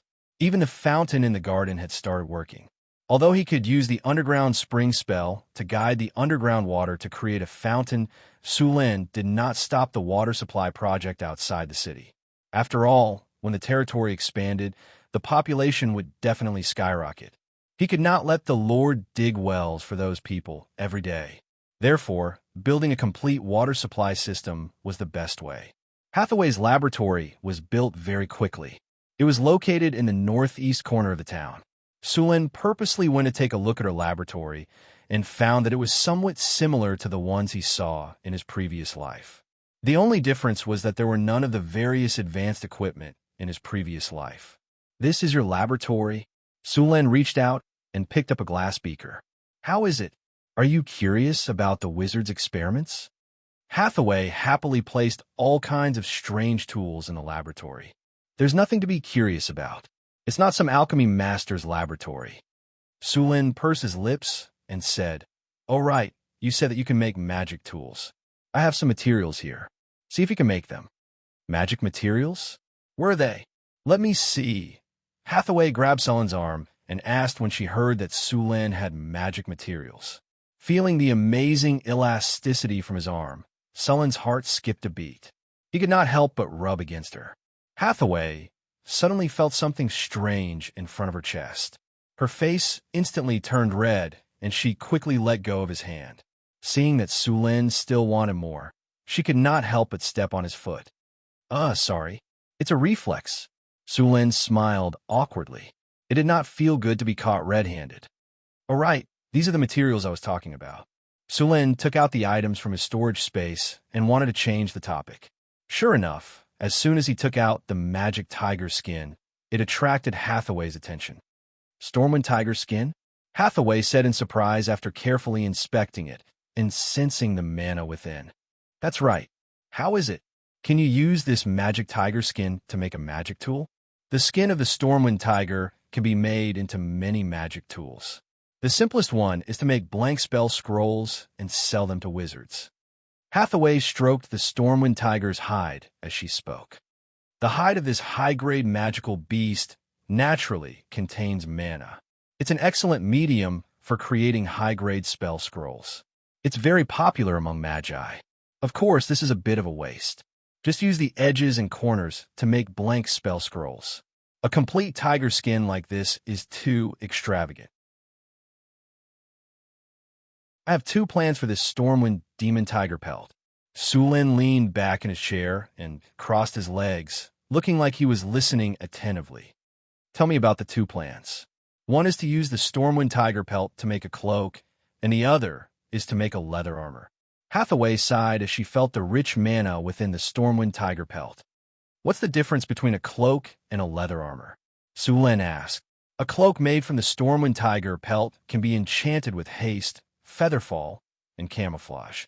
These 3 spells can be used once a day, and then it needs to be recharged before it can be used again. As for a leather armor, it has less of an effect. It can increase magic and physical resistance, and it can also be enchanted with lesser strength or lesser haste. The cloak is made of a larger material, almost twice as much as a leather armor. This kind of tiger skin can be made into about 12 to 15 pieces and about 30 pieces of leather armor. Of course, no matter what you do in the end, you have to leave a piece of this Stormwind tiger pelt for me, Hathaway said. What do you want the Stormwind tiger pelt for? Sulan was a little surprised. I don't have a wizard's robe yet, Hathaway said confidently.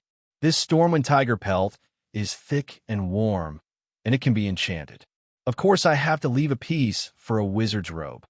All right, I'll leave a piece for you. As for the rest of the Stormwind tiger pelt, half of it can be used to make leather armor, and the other half can be used to make a cloak. Sulan thought for a moment, then continued. Enchant the leather armor with haste. Sure, but this is a lot of work. It'll take me a long time to finish it. Hathaway nodded. Then, as if she had thought of something, she quickly asked, by the way, since you have such a complete set of Stormwind tiger pelt, do you have the other parts of the Stormwind tiger pelt as well? Yes, do you want them? Sulan asked. Hathaway said, to make leather armor and cloaks, you need to carve runes on them. The most suitable material for carving runes on a Stormwind tiger pelt is its blood. Carving runes with its blood will have a higher success rate. I have quite a lot of blood stored in the Lord's Castle's warehouse. I'll have Chris send it over to you later. By the way, do you know what to do with the Stormwind tiger pelt's heart? The heart, huh? It can be used to make potions, but I've only made low-level potions. I haven't made any mid-level potions with the heart of a Stormwind tiger pelt, so I can't guarantee the success rate. It's fine. It's okay if you fail. Just treat it as practice. Sulan waved his hand casually. I still have the skin and heart of the ogre shamans. I'll give them to you when you're done with them. Ogre shamans? Hathaway looked at Sulan in surprise. Ogre shamans? What about them?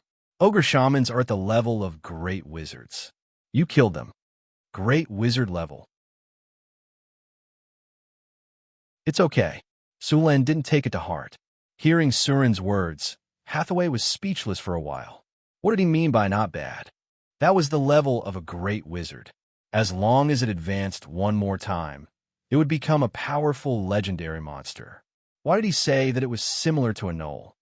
The heart and skin of the ogre shamans. I can't handle these materials, but I know what kind of tools they can be used to make. What kind of equipment can they be used to make? Sulan was interested. There aren't many things that can be made from the skin of the ogre shamans.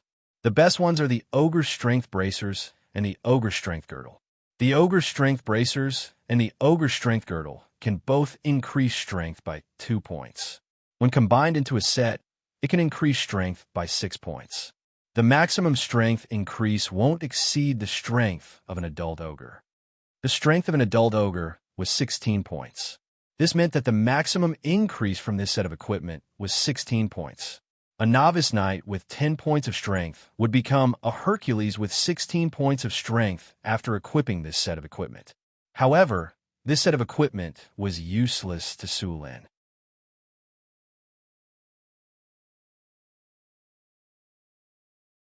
Chapter 91. An adult barbarian's strength was around 12 points. After leveling up, the best barbarian berserker's strength was around 18 points. The ogre set had limited effects on them, but it was effective on normal humans. It could be sold for a good price. The ogre heart could also be used to make magic potions, but Hathaway couldn't make them. Here are some demon materials. Claws of claw demons. Deal with them as you see fit. Sulan took out various materials from his storage space. Wait, how many materials do you have? Did you rob the Marquis of the North's treasury? There are so many materials.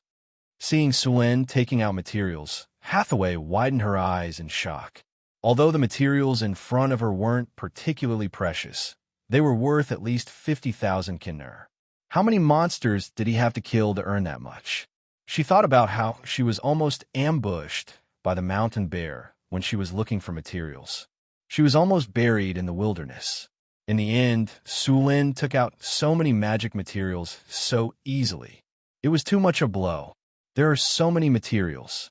Are you trying to exploit me like I'm your coolie? If you don't want to, I'll take them away, Sulin said with a smile. Don't even think about it. Now that they're here, they're mine. Hathaway snapped her fingers, then controlled the magician's hand to put the items away. Take out everything else, Hathaway said after putting the items away. Oh, right. I have a leaf from the wisdom tree. Sulin took out the wisdom tree leaf that he had obtained last time. What? A leaf from the wisdom tree? After seeing the leaf in Sulin's hand, Hathaway immediately pounced over and hugged Sulin. She reached out to take the leaf. Sulin only felt a ball of soft meat pouncing on him, and a pleasant fragrance wafted to the tip of his nose. Foul! You're crashing into me. Didn't you think I was exploiting you just now? Sulin flipped his palm and put the wisdom tree leaf into his storage space. Where are the leaves of the tree of wisdom? Let me see. Hathaway grabbed Sulin's hand and asked, Is it important to you? Sulin's eyes lit up. Very important, very important. Hathaway nodded like a chick pecking rice. I see. Sulin nodded. When he saw Hathaway hanging on his body, he said decisively, No. You? Hathaway glared at Sulin angrily. Her chest swelled with anger, making her look fierce. What about me? I'm your employer.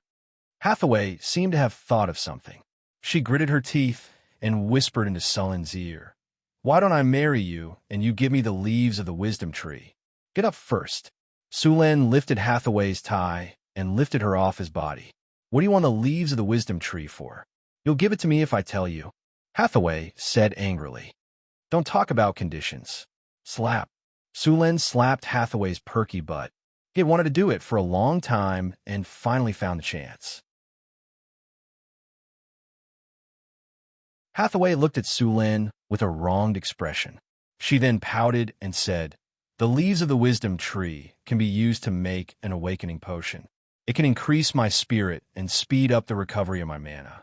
There are no side effects at all. I see. Then you can make it.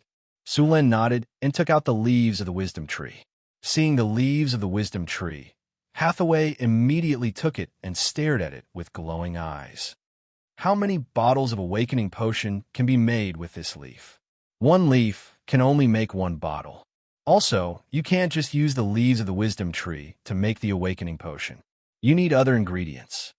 Luckily, although the other ingredients are expensive, they are not too rare. I have them all. With this awakening potion, I can become an intermediate wizard, Hathaway said excitedly. Not bad. I'm a man of my word. Hathaway did not want to waste any more time. After she chased Sulin out of the lab, she immediately began to make the awakening potion. After leaving Hathaway's lab, Sulin continued to instruct the slaves to build the aqueduct. After finishing his work for the day, Sulin habitually came to the pub for a drink. As soon as he sat in front of the bar counter, Manager Wright whispered to Sulin, Monsignor, a strange person came to the pub today. Really? How so? Sulin's heart skipped a beat and asked, I don't know, but I have a feeling that this person is not simple, Wright said in a troubled tone. Sulin took a sip of wine and asked, Where is he? The corner by the window on the left, Wright said. Go get me another glass of wine. Sulin looked in that direction and saw a man in his 30s sitting in the corner. He then turned his head and said to Wright, Monsignor, please wait for a second. Wright quickly brought over a glass of wine. A familiar prompt sounded in Sulin's ears. Congratulations, host. A wandering hero has appeared in your tavern. You can try to recruit him. Pub, currently one wandering hero. Taking the glass handed over by Lighter, Sulin picked up the glass and walked towards that person. New here? Sulin put the glass in front of the man and sat across him. Yes. The man turned his head and glanced at Sulin. At this time, Sulin realized that the man in front of him was blind in one eye. Try this rum. It tastes pretty good. Sulin gestured to him. Thank you. The man said coldly after taking a sip. I'm the lord of this territory. Are you interested in joining my territory? Sulin continued, not minding his cold tone. You are the lord? Hearing Sulin's words, the man looked at Sulin seriously. Yes. Why is there someone else pretending to be me? I heard that the lord of this territory is very powerful. I want to compete with you. If I lose, I will join your territory. The man nodded and said, You want to compete with me? Sulin looked at the man in front of him with interest. Yes. Okay, then come with me. Sulin led the man out of the pub and walked to the military camp's field. By the way, what is your name? Harrison. The two soon arrived at the field. Sulin stood in the middle and waved at Harrison, indicating that he could attack. Harrison did not hold back. He pulled out his sword and rushed over to Sulin with a sweep. Sulin blocked it with his spear easily. Harrison was not surprised. He followed the momentum and cut down at Sulin's finger. Sulin smiled. He shook his spear and pushed Harrison's sword away. Then he swept over. The battle was without suspense.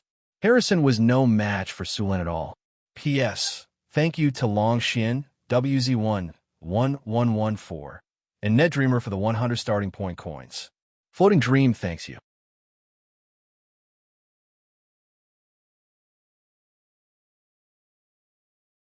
Chapter 92.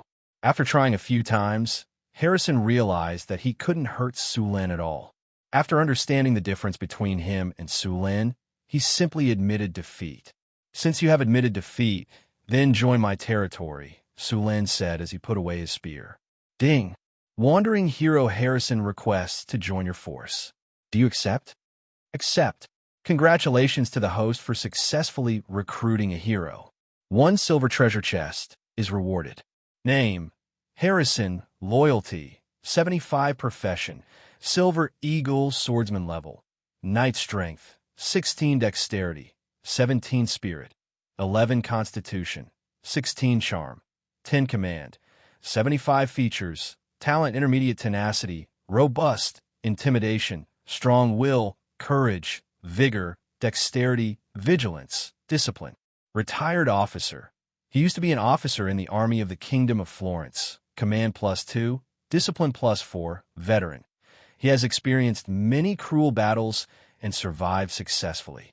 He is an elite warrior. Will +2, Skills: Silver Eagle Swordsmanship, Crusader Swordsmanship, Combo Slash, Triple Slash, Tackle, Shield Bash, Air Combo Slash, Defensive Block, Dual Wielding Weapon, Detection, Combat Slash, Interrogation. Weapon Proficiency: Swordsmanship 145, Shield 130, Spear 135, Horsemanship 130, Bow 88, Throwing 82. This is an excellent officer. He had to escape and become a mercenary because he was inadvertently involved in the political struggle of the upper nobles. You need to pay him a reward every month. Officer? After seeing Harrison's attributes, Sulin thought that he was very suitable to be the sheriff of the territory. Although his strength was not outstanding, as a hero, as long as he was willing to spend time, his strength would steadily improve. Now that the territory and the Chamber of Commerce were trading, many mercenaries and guards came to Sulin's town. Although the town became more prosperous, it also caused the security of the territory to deteriorate. He was going to appoint a sheriff to manage the town's security and punish those who violated the rules. Harrison's appearance just satisfied Sulin's requirements. Welcome to the North Castle, Sulin said with a smile. It's an honor to serve you, Harrison said with a knight's salute. Sulin opened a storage space and opened the silver treasure chest. A burst of spiritual light dissipated, and 2 pieces of tempered steel appeared in his storage. After that, Sulin appointed Harrison as the security officer of Northtown Castle and formed a security team. The members of the security team were selected from the mercenaries and trained in the military camp for a period of time. The mercenaries Sulin had hired in the past had all settled down here. A few of them had even brought their lovers over to live here. Harrison recruited 30 security officers and formed a security team. Of course, the strength of these vigilantes wasn't high. Even after undergoing military training, their strength was only at the level of night squires. Only a few of them had reached the level of novice knight. Their professions changed from mercenaries to soldiers. North Fortress Recruits, North Fortress Guards, North Fortress Elite Guards, North Fortress Elite Guards, North Fortress Iron Eagle Guards. Compared to a powerful race like the barbarians, human soldiers were much weaker. The elite guards were only at the level of knights. Moreover, the cost of training a soldier wasn't small. In addition, they had to pay extra. The North Fortress guards were paid 2 kinner, while the elite guards were paid 5 kinner. Similarly, Sulin's barbarian guards also had to be paid. When the territory was first developed, Sulin promised that as long as the territory was developed successfully, he would give them the status of free people. Therefore, Sulin didn't have to pay those barbarians for a period of time. However, once the territory was on the right track, he had to pay them. According to the system's standards, the barbarian warriors weren't cheap. Of course, compared to their strength, it was still worth it. After all, they couldn't be hired in the human world with hundreds of kinner. The security team was set up and trained by Harrison. Sulin marked out an area in the town as the official residence of the security department. At the same time, he also asked the blacksmith to make special weapons for them. The security department jurisdiction was within the territory, and the security team were all humans. They didn't have the strong bodies of the barbarians. Most of the people they faced were thieves or mercenaries who violated the rules of the territory. They didn't need the heavy armor and giant axes of the barbarians. The security team was equipped with light armor and chainmail. Their weapons were also long swords. Although these weren't the best, they were enough to deal with the guards and mercenaries of the caravans. Security Department, a simple security official's residence. This is the headquarters to protect the safety of the territory and fight crime. Security +5, popular +3, law +3. With the establishment of the security department, the prison was also built. Unlike the security department, the prison had to be rebuilt. After all, a prison was different from a normal house. The good thing was that the prison didn't need to be too big. Those who committed the most heinous crimes would be sentenced to death. Only those who committed less serious crimes would be locked up there. Under Sulin's mud-to-stone spell, the construction was completed very quickly. Prison. You should be glad that you're only locked up. You still have a chance to change. Reformation +10. Life of repentance +10. Indestructible +10. Psychological deterrence +10. Prosperity -1. Security +5. Criminality -2. Law +2. After the prison was completed, it was recognized by the system. Sulin specially brought a few humans in to inspect it. As soon as they entered the prison, they felt that the atmosphere was oppressive. It didn't feel good, as if there were invisible things staring at them all the time. At the same time, it reminded them of the things that they regretted in the past. It definitely wouldn't feel good to stay in there for a long time. However, it was the best place to lock up criminals. This place was used to lock up criminals, not for them to go on vacation. After touring the prison, the faces of the few humans behind them were a little pale. When they came out, they looked at the prison with fear in their eyes. Obviously, the prison had left a very shocking impression on them. These two guys would probably involuntarily think of the prison whenever they wanted to commit a crime in the future. Most likely, they would be honest. With the expansion of the town, the number of residents and officials in the town would increase in the future. With that, all kinds of crimes would definitely increase, especially the corruption of officials. In Sulin's plan, this place was to encourage business. When the time came, there would definitely be officials who couldn't help but take advantage of the situation. This was the real world, not a game. Those officials weren't NPCs and wouldn't make mistakes. Sulin was considering whether to let the residents and officials experience the prison every once in a while. Judging from the behavior of the few humans just now, this prison was still very intimidating to criminals. Of course, in addition to the prison, Sulin would also make strict laws and supervision departments.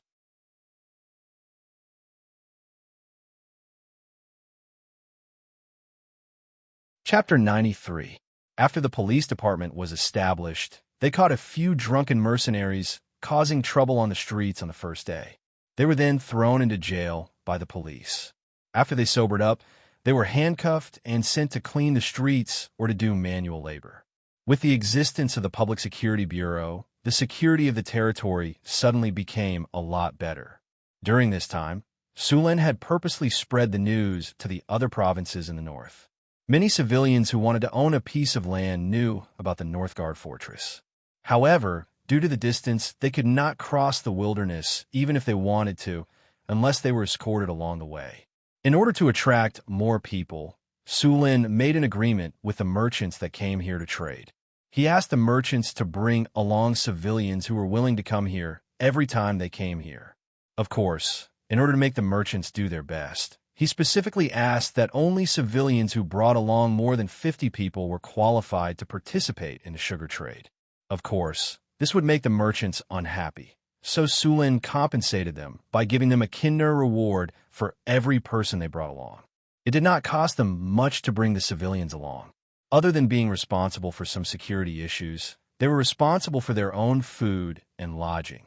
They could also use their spears to defend against monsters when they encountered them. After some consideration, the merchants agreed.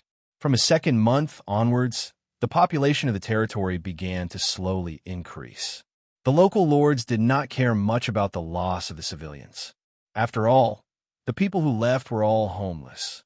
If they stayed, the city could not provide enough jobs for them. These people could only steal to survive, or they could become mercenaries. To be honest, mercenaries did not have a good reputation. Many mercenaries were part-time robbers in the wilderness. Some mercenaries would even attack their clients directly. After they did it, they would move to another place. Therefore, most merchants would have their own guards and mercenaries.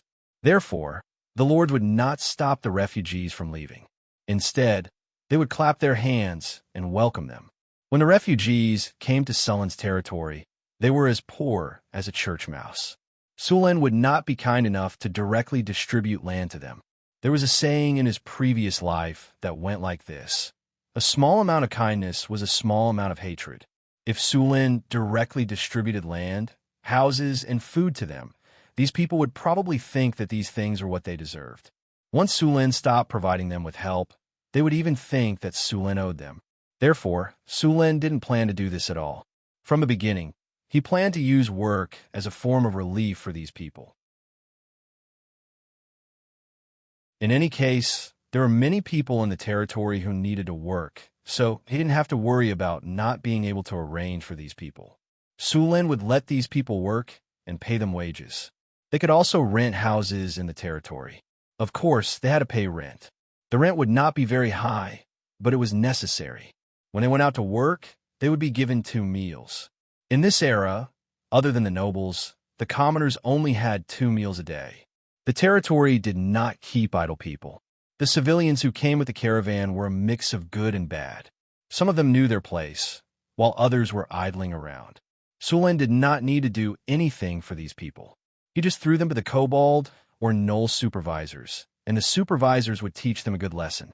These people would work in the territory for 3 months, and then they would be qualified to buy houses and land, or the right to reclaim wastelands. Reclaiming wastelands here needed to be reported in advance.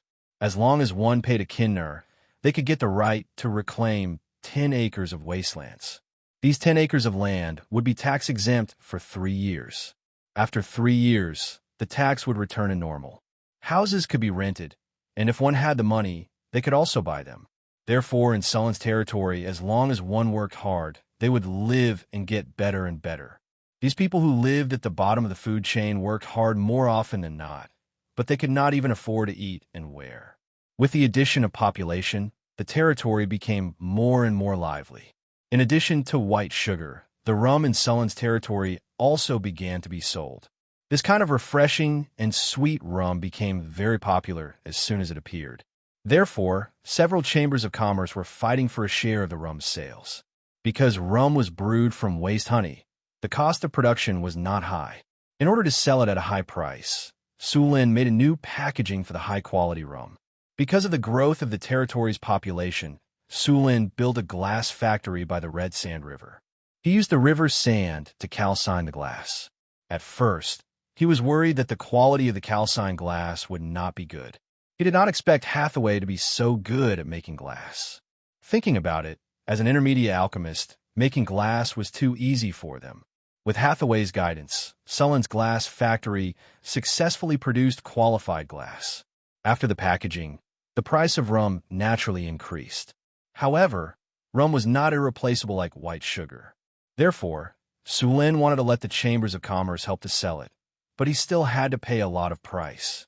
However, these efforts were rewarded. Soon, the rum would become another important source of income for the territory. The glass factory was handed over to Chris to manage. Sulin found something interesting. Chris was actually a management genius. As long as she managed something, there would not be any mistakes. Therefore, Sulin planned to learn management from Chris. However, after seeing Chris's management methods, he directly gave up. There was no other way. This was a matter of talent. As long as Chris used her advanced charm, basically everyone would become her lackeys. Those people worked as hard as if they had been injected with chicken blood. If Sulin was a little black-hearted, he would not even give them a salary. After seeing Chris's management methods, Sulin directly gave up. He could not learn the advantage of talent unless he was willing to cross-dress and get an advanced charm talent. Hathaway had been cooped up in the lab all this time. She only appeared for a short while to bake the glass. Now, she was completely focused on making the awakening potion. She did not make any of the magic items that Sulin asked her to make. Fortunately, the awakening potion was finally completed.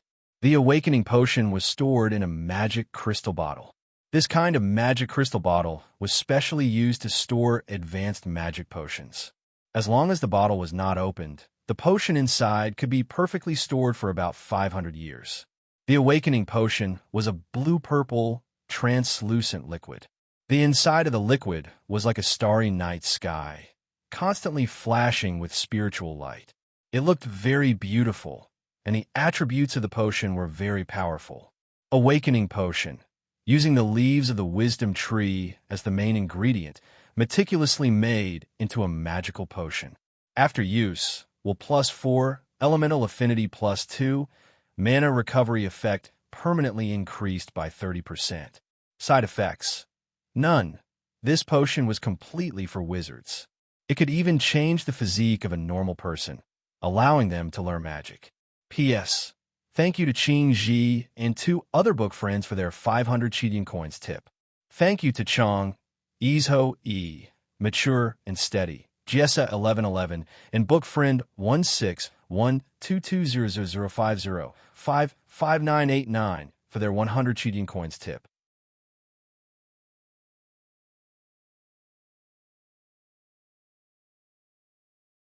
Chapter 94. Hathaway needed a quiet environment to take the potion, so Sulin specially prepared a quiet room for everyone in the castle. He also arranged some barbarian guards to stand guard outside. Hathaway's advancement went smoothly. Sulin could clearly feel the elemental energy in the surroundings gathering towards the room. After about 3 hours, the situation finally calmed down.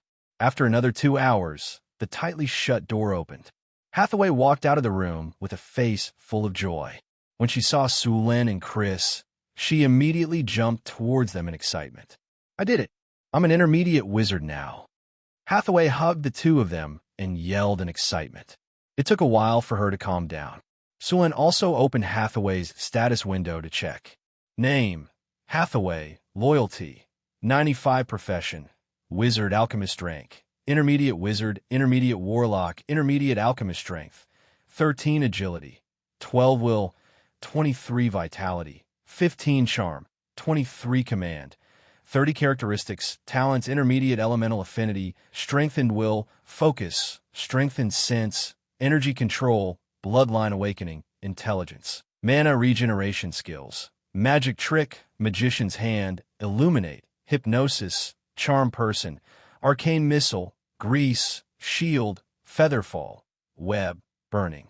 Hand: Acid Arrow, Invisibility, Scorching Ray, Protective Arrow, Intermediate Alchemy, Potency, Elemental Resistance, Fly, Fireball, Lightning, Summon Magic Creature, Freeze. Abilities: Combat Casting, Proficient Casting, Rapid Casting, Meditation, Magic Talent, Spell Maximization. Weapon Proficiency: Sword Weapon 60, Staff 95, Horsemanship 107. Note: a wizard's research costs a lot of money. You need to pay her every month. This time, not only did her wizard profession level up, but her sorcerer profession also leveled up. The power of her bloodline had improved her physical fitness, and her will had improved the most. It had increased by 5 points, 4 of which were from the awakening potion, and the other one should be from her advancement. At the same time, her talents and skills had also changed. Her elemental affinity had leveled up to intermediate elemental affinity, and she also gained mana regeneration. Mana regeneration was the effect of the awakening potion. Some of those spells were not learned before because of her strength, and some were obtained through the further awakening of her warlock bloodline. Sulin rubbed Hathaway's head and messed up her wine-red hair. All right, the advancement is complete. Hurry up and make those magic items. Well, in the past it was at most, but now it has become people. He had completed the leap from C to D. Hathaway escaped from Sullen's clutches and hid behind Chris. Sister Chris, look at this greedy face of the nobles. I just advanced and they can't wait to exploit me. Chris smiled and said, all right, it won't be too late to do it after you've rested. There's no rush to make those things. All right, Sulin shrugged. After becoming an intermediate wizard, Hathaway was more familiar with making magic items. It only took her 2 days to make a leather armor and a cloak. These 2 magic items were made from the skin of the Gale Tiger. They look good. Cloak, unnamed intermediate magic item. Material, Gale Tiger skin. Defense +3. Warmth. Additional spells. Lesser haste 1 time per day. Featherfall 1 time per day. Disguise 1 time per day. Lesser haste. After activation, increase speed by 20%. Last for 10 minutes. Featherfall. After activation, reduce body weight. Won't be hurt when falling from a high place. Last for 10 minutes. Disguise. After activation, become one with the surroundings. Won't be easily discovered. Movement will lose effect. Last for 1 hour. Leather armor, unnamed. Intermediate magic item. Material, Stormwind Tiger hide. Defense +8. Movement flexibility, additional effect. Reduce magic damage received by 10%.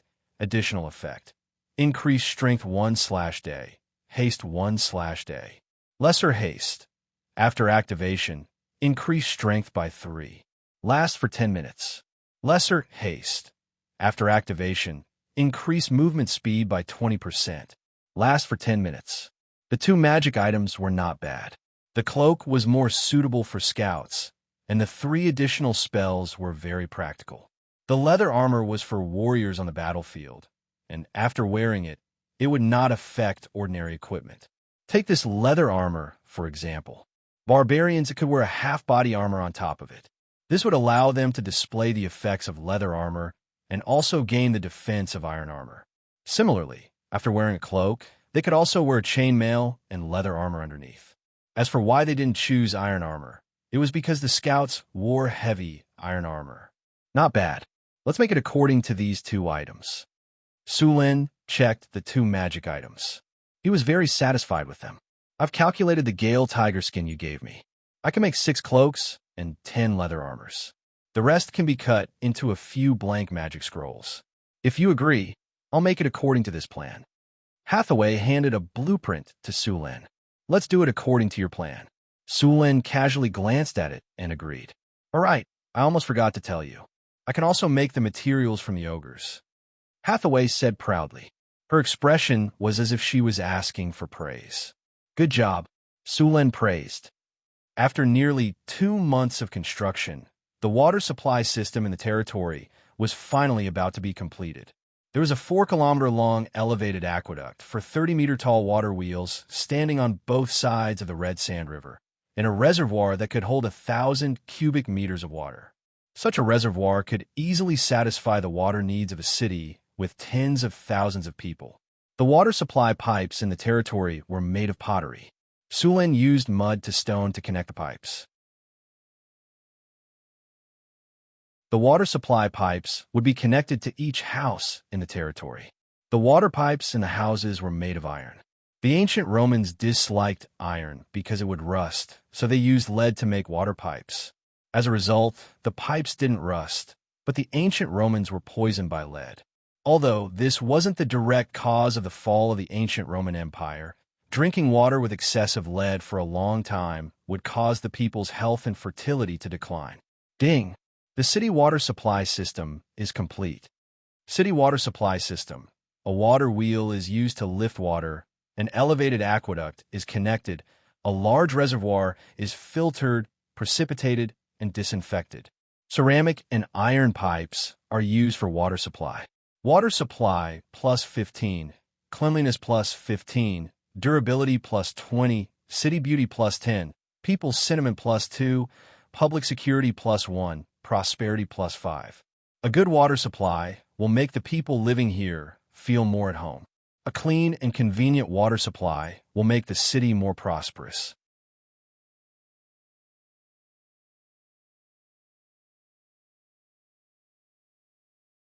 Chapter 95. After the water supply system was built, the town's public facilities needed to be built as well. Fountains, public bathrooms, and other things had to be built. Since they had decided to expand the town, the bathrooms would be built outside the town. The 500-meter-long town was divided into the Lord's residential area. Other than Sullen's castle, this was where the Lord's guards and their families lived. After the outer city was built, the entire place would be moved to the outer city. The new city wall was 1 kilometer long and 4 kilometers in total. It was considered a small town. The original city wall became the inner city. In order to build the outer city, Sulin brought the barbarian guards to the wilderness to capture a large number of slaves. In fact, after their continuous patrols, there were very few goblins, kobolds, and gnolls around the territory. Although these creatures were not very smart, they knew to avoid dangerous areas. Sullen's territory was now a dangerous area for the goblins, kobolds, and gnolls. If they wanted to capture slaves, they would have to go to places further away from the territory. After wiping out a few goblin and kobold tribes, the number of slaves in the territory broke through to 2,000. Sulin didn't intend to use mud to rock for the construction of the outer city wall, mainly because it was too much work. In Suluin's plan, the height of the wall was 10 meters and the thickness was 4 meters. If he relied on himself to cast mud to rock for such a large amount of work, it was estimated that he would have to do it thousands of times. Therefore, Suluin was going to build with bricks and stones. For a long time, the territory would be in a period of development and construction, so there would be a lot of bricks and stones needed. Suluin was going to build a brick kiln factory in the territory to make bricks and stones for the territory. With the sugar trade, the territory would have a stable source of income. Sulin once again sent Xian to the northern cities to buy slaves to increase the population of the territory. Now, there were more than 1,000 human slaves in the territory, and there were more than 300 refugees who came with the caravans. The population of Sullen's territory had reached more than 1,700 people. It was not difficult to transfer some people to build a brick kiln. Sulin was in a good mood during this time. With money, the construction of the territory sped up a lot. After fooling around with Chris last night, he was full of energy when he woke up in the morning. However, his good mood didn't last long. A soldier from a security team rushed over on horseback. The bad news made his face turn gloomy. Last night, 3 fishermen were killed at the harbor. Upon hearing the news, Sullen's good mood immediately dissipated. He walked towards the port with a gloomy face. The dead were slaves bought by Sulin. The slave job was to fish. Because the territory had been cleaned up so many times, the area around the town had become very safe. In addition, there were 2 rivers at the port. Goblins and kobolds couldn't pass through, and gnolls hated water, so the slaves would stay near the port at night for the convenience of their work. At night, they would rest on the fishing boats. Every 3 to 5 days, they would return to the shore to rest and replenish their daily necessities. In fact, these fishermen were ranked at the top in terms of points. The various types of fish caught in the harbor were the main source of meat for the territory. Because the bison needed to be farmed, they were no longer slaughtered. The spotted antelope had also begun to try to domesticate and breed them. Before they succeeded, they would no longer slaughter them. The source of meat in the territory had decreased by a lot. Now that 3 fishermen had died suddenly, the other fishermen would definitely worry about their own safety. When Sulen arrived, there were already many people gathered around. Seeing the Lord coming, the people around all moved aside. Sheriff Harrison came up to greet him. Looking at the crowd, Sulen frowned. Sheriff Harrison quickly yelled at the crowd. Other than the fishermen, everyone else returned to their posts immediately. Violators will clean the public toilets for 3 days. Hearing the sheriff's yell, the crowd scattered immediately. Sulen followed Harrison to the harbor. There were 3 stretchers at the harbor. The bodies had been fished out after they were found. When were they found? What's the cause of death? Have you found any clues? Su Luan came to the side of the corpse, and a soldier quickly lifted the linen covering it. Monseigneur, Harrison replied. The other fishermen reported to us this morning after they found a few missing people. After some searching, we found them. These bodies should have been dragged into the water and drowned by the senior. Look, there are many signs of entanglement on their bodies. Their faces are purple. As a veteran with investigative skills, Harrison could still determine the cause of death of these people. These people were suddenly attacked in their sleep. The enemy they met was very strong. The 3 of them could not fight back at all. After they died, the murderer even dug out their hearts. Preliminary judgment is that the murderer is not human. It should be a kind of monster in the water. The 3 victims were all adults. Because there was enough food and the bodies of these slaves were not weak, they were killed before they could even fight back. Clearly, the murderer who attacked them was very strong. Ding! Triggered mission. Host, please resolve the danger in the river as soon as possible. Did you find anything on the fishing boats? Sulen asked after checking the 3 bodies. The 3 fishing boats are slightly damaged. There's also a lot of mucus on the fishing boats. Let's go take a look. The few of them came to the fishing boats at the harbor. The fishing boats had already been towed to the shore. The 3 fishing boats were slightly damaged. There was a kind of translucent mucus in many places. The mucus was very smooth and had a fishy smell. Clearly, the murderer was a creature in the river. A monster in the water? Could it be murlocs? Sulen said with a frown. But murlocs live by the sea. This place was at least a few hundred kilometers away from the sea. Why would those murlocs come here to kill people? No, judging from the bodies of these people, they were probably dragged into the water by tentacles. Murlocs do not have tentacles. Sulen quickly thought. Where were the bodies found? Sulen continued asking. Harrison brought Sulen to a bend in the river and pointed at a patch of seaweed. In a patch of seaweed, when they were found, the 3 bodies were all wrapped up in seaweed. Soon, the few of them arrived. As expected, there was a lot of mucus on the seaweed. Sulen and the others continued to search around and expanded the search area.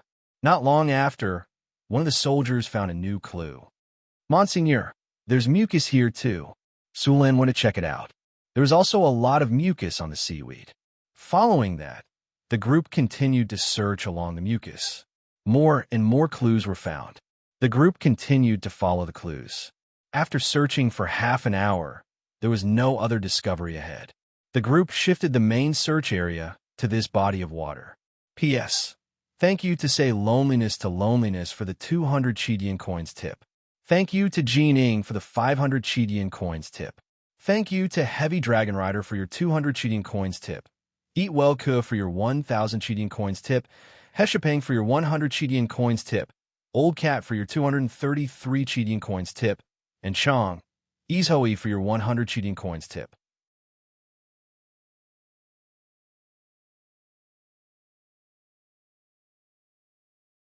Chapter 96. After searching for a while, they didn't find anything. Sulen frowned and looked for a long time. He had no choice but to put the matter aside for now. He turned to Harrison and said, "Give all the fishermen weapons. Also, from today onwards, all the fishermen are to return to the city to spend the night.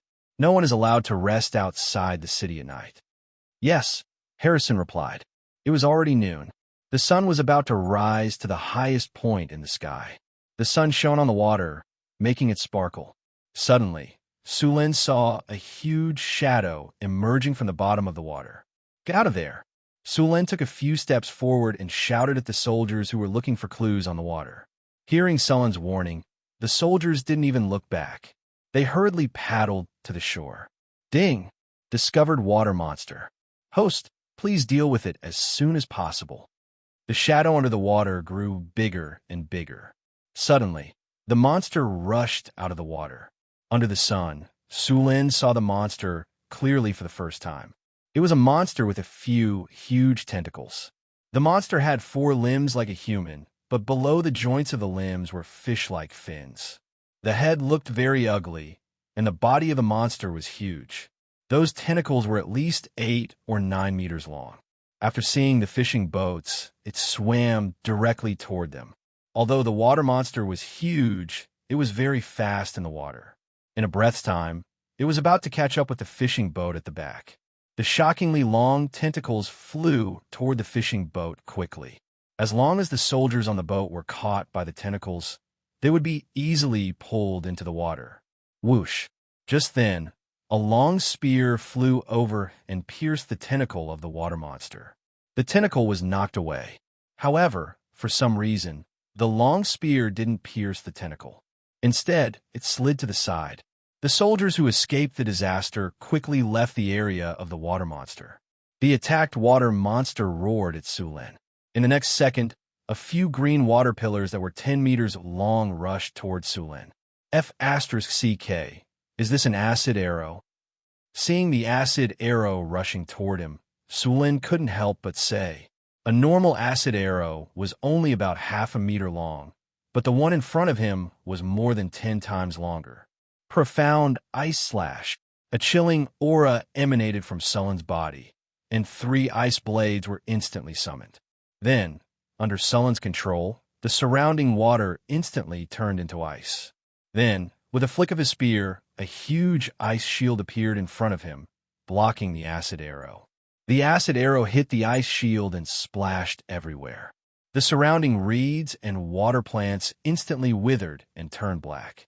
Even the soil turned black. The ice shield was hit and cracks quickly appeared like a spiderweb.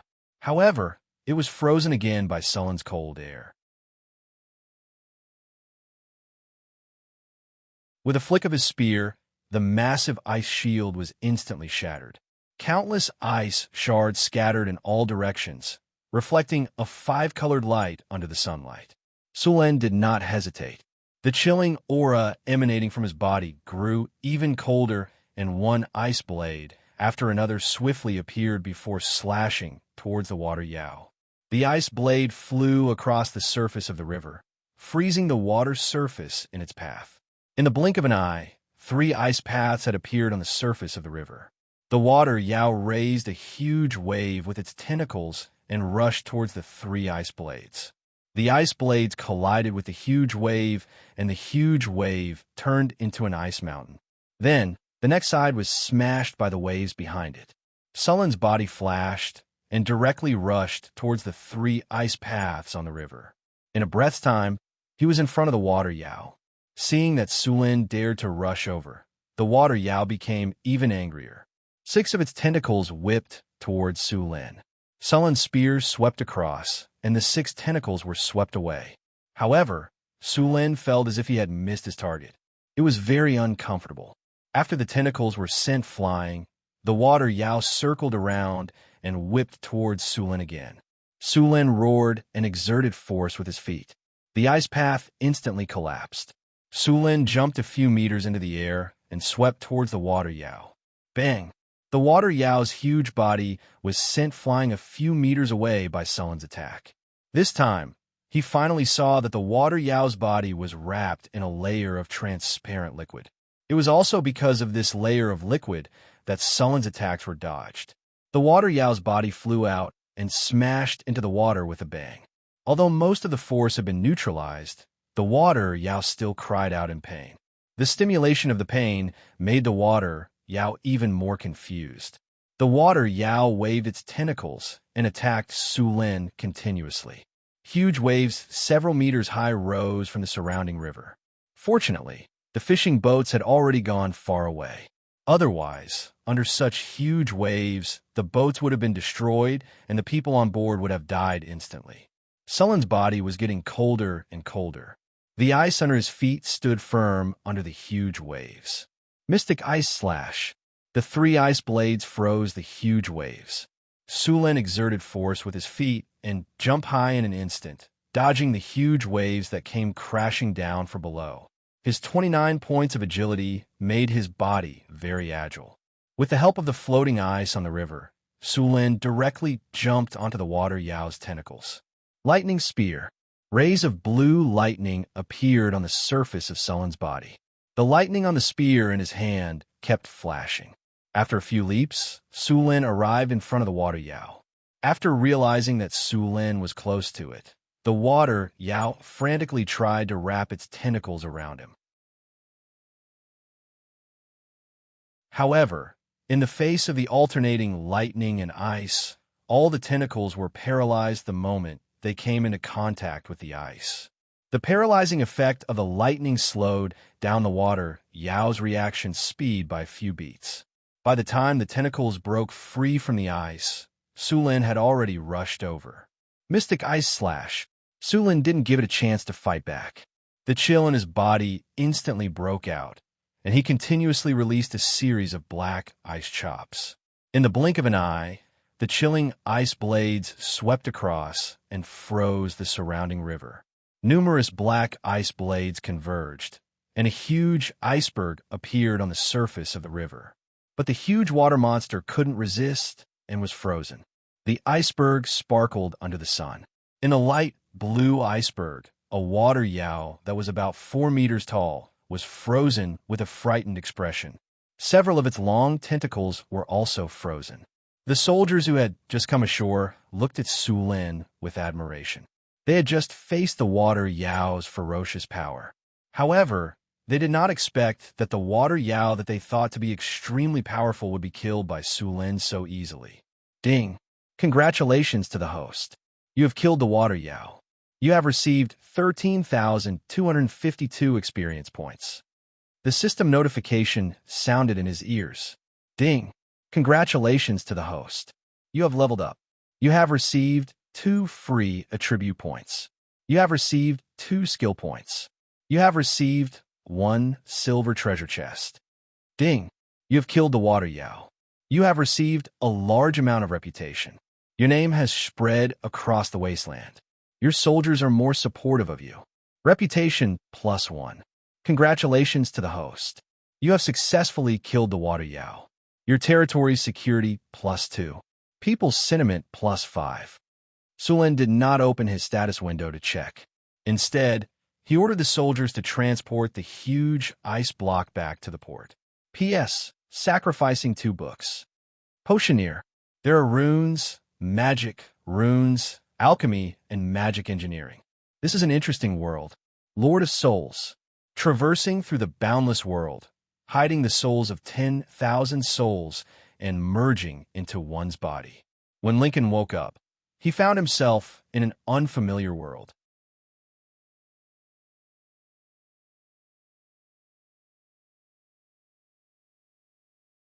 Chapter 97. Both the Red Sand River and the White Water River were rich in aquatic plants, and there were plenty of fish in both rivers. They could completely satisfy the demand for meat in the town. Currently, fishing was far more important than agriculture in Northgard Castle. Although 3 fishermen had died at the harbor last night, they still had to fish today. However, the territory gave each fisherman a weapon, and the fishermen were not allowed to act alone.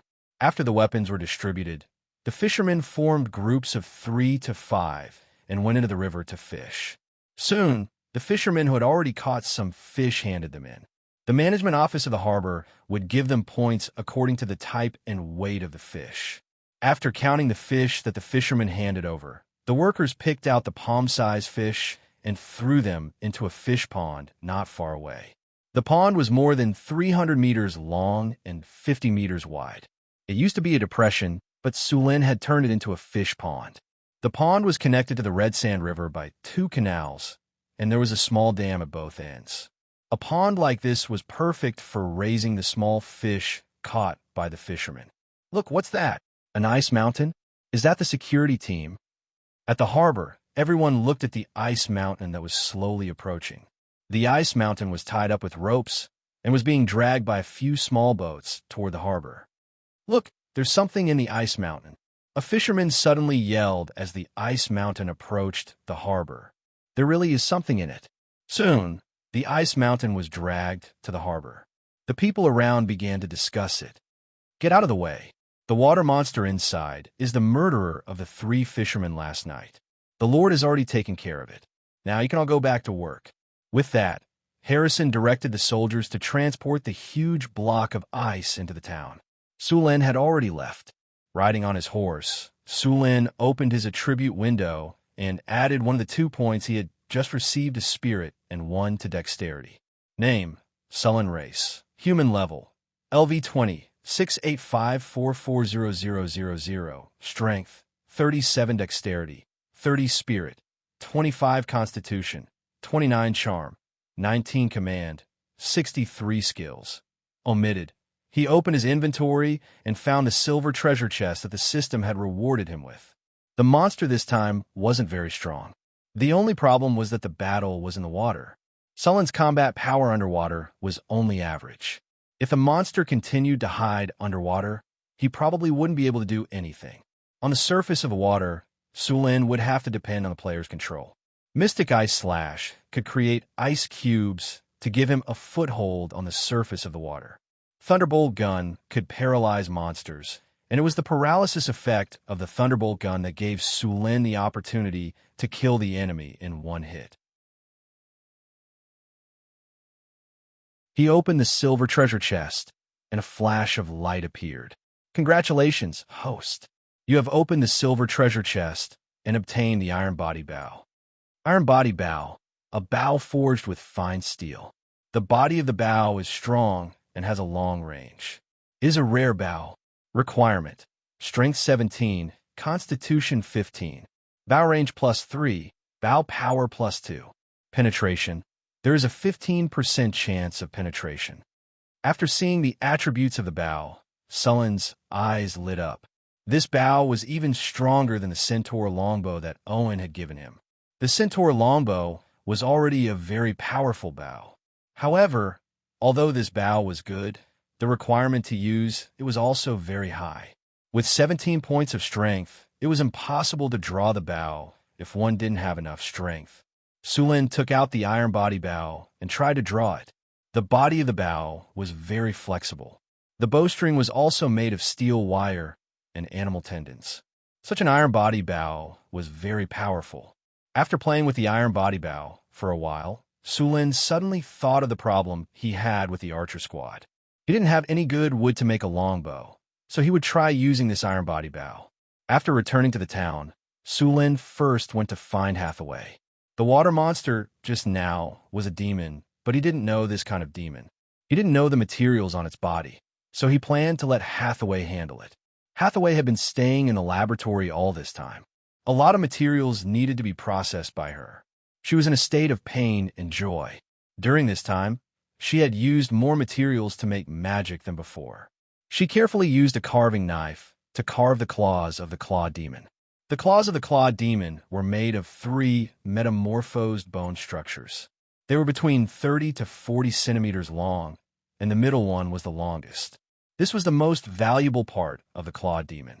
The rest, such as the heart and demon skin, were not that valuable. The claws of the Claw Demon were natural enchanted weapons. They were harder than steel and very tough. More importantly, they had a natural armor-piercing effect. It was not easy to make them into magic weapons. Hathaway had to concentrate. After carving the last rune with the carving knife, Hathaway breathed a sigh of relief. She took out the potion that she had already prepared. Hathaway poured the potion along the rune that she had previously engraved.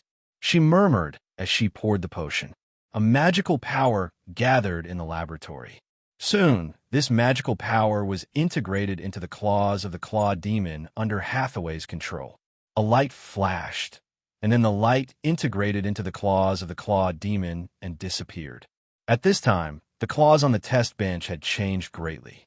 They had become a curved knife. The curved knife was about 35 centimeters long. After adding the handle, it was 50 centimeters long. The shape of the curved knife was more like the curved knives used by the desert people. The color of the blade was dim, and it seemed to be able to absorb light. It was very suitable for sneak attacks in the dark. Ding dong. At this time, the magic doorbell suddenly rang. Hathaway put down the empty bottle and got up to open the door. "Why are you here?" Seeing that it was Su Lin, Hathaway opened the door and let Su Lin in. "Can I come?" Su Lin walked into the laboratory and looked around. "Yes, my lord." Hathaway made a face at him and continued. "This is your new work." Su Lin saw the curved knife on the table at a glance. After seeing that Hathaway agreed, he reached out and picked it up. "I just finished it." Su Lin picked up the curved knife. Unexpectedly, the curved knife was very light. He waved it twice, and there was a burst of sharp wind. "It's a very good weapon," Su Lin said. Although he did not use curved knives, he could still distinguish good and bad weapons. "Of course, I spent a lot of effort to make this curved knife," Hathaway said proudly with her chest out. Sure enough, she was a woman with 2 mountains. Curved knife, unnamed mid-level magic weapon. Material, claw demon's claws. This is a well-made magic weapon. It cleverly uses the special characteristics of the claw demon's claws. It is a night killer. Sharpness +1, armor penetration +1, attack speed +1, tenacity +1, PS. Thank you to Heshapeng for the 200 Chidian coins reward. Thank you to Long Xian for the 500 Chidian coins reward.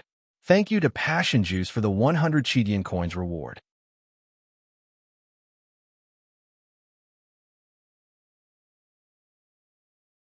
Chapter 98. Do you have a name for this weapon? Su Lin touched the blade of the scimitar.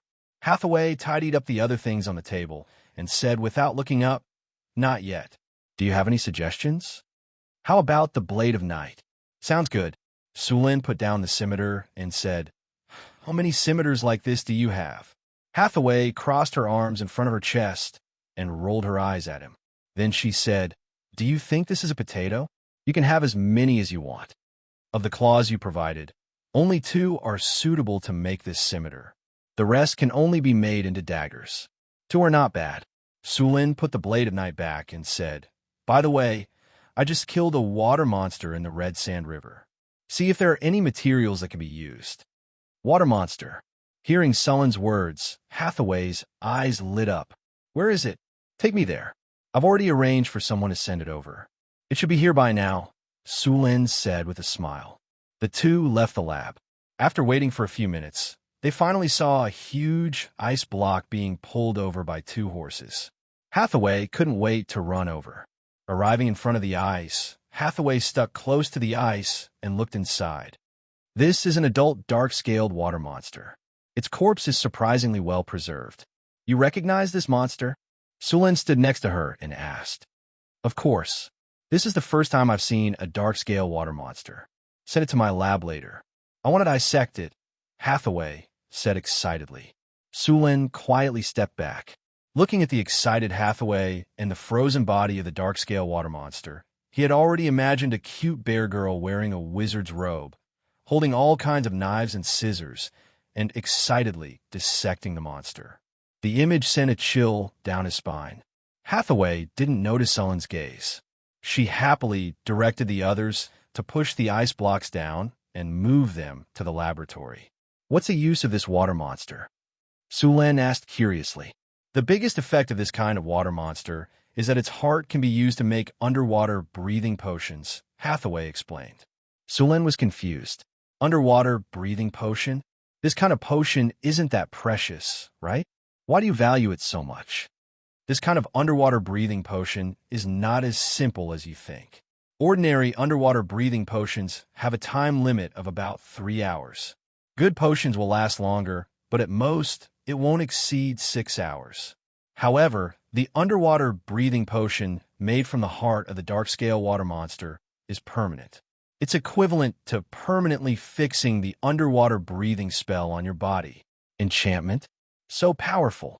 Su Lin looked at the corpse of the dark-scaled water monster in front of him in astonishment. The effect of this kind of enchantment was very rare. Generally, only powerful spellcasters or some powerful beings could cast it at great cost. For example, beings above the legendary level could choose to permanently spend some mana to enchant others with a spell effect. This kind of enchantment was not something close to them or something they couldn't refuse. Otherwise, very few legendary wizards would enchant others with a spell. After all, they would lose part of their power permanently, or some demigod or god's blessing, which could enchant others with a spell effect. Very few gods would give blessings. Only some gods chosen could receive this treatment. Under normal circumstances, these blessings from gods were very powerful. To cast these enchantments, one had to be at least at the legendary level, and this dark-scaled water monster had such an effect. Of course, the enchantment of the dark-scaled water monster was very ordinary. It was far less powerful than the enchantments of powerful beings. However, the cost was low, and there were no side effects. Also, underwater breathing was very practical in many cases. In fact, there were still some enchantments in this world. The most famous enchantment was the magic tattoo craft. It was said that this enchantment was invented by the elves. This craft engraved magic tattoo on a person's body. This skill of engraving runes on the body was very powerful. There was a period of time when many wizards shaved off all their hair and engraved magic tattoo. At that time, the Red Robe wizards were the best at this technology. It was also at that time that wizards, regardless of gender, were all bald. However, although this technology was very powerful, it had limited room for growth. Engraving magic tattoo was very taxing on the human body, and it was very painful. Many people failed because they couldn't bear the pain. After all, humans were not a magical race. They were born with spells and had a strong resistance to all kinds of spells. In the end, this spell was very expensive, and the engraving conditions were very harsh. Because of the low level of the spell, people rarely used it. It wasn't that no one wanted to use magic tattoo to engrave high-level spells, but the human body's skin was limited. It was said that the elves had more powerful magic tattoo technology. After handing the dark-scaled water monster's body to Hathaway, Sulin left the lab. Just yesterday, the white marble he had mined in the Sierra de Lotus had been delivered back. The marble was very delicate and pure white. It was a precious stone in Cult, not to mention in a place like the Northern Wasteland. Originally, he was going to build a bathroom in the Lord's Mansion today. However, after the incident with the water monster, it took him more than half a day to get rid of the monster and deliver it to Hathaway. Now, he was going to hurry back and build a bathroom. Using marble to build a bathroom was something Sulan had planned for a long time. The bathroom he built this time was the kind that could be used to swim in. He was even going to build a fountain in the bathroom. What kind of statue should he put in the fountain? Should he put a mermaid or something else? Sulan hadn't decided yet. Sulan's marble bathroom was a combination of ancient Roman and ancient Greek architectural styles.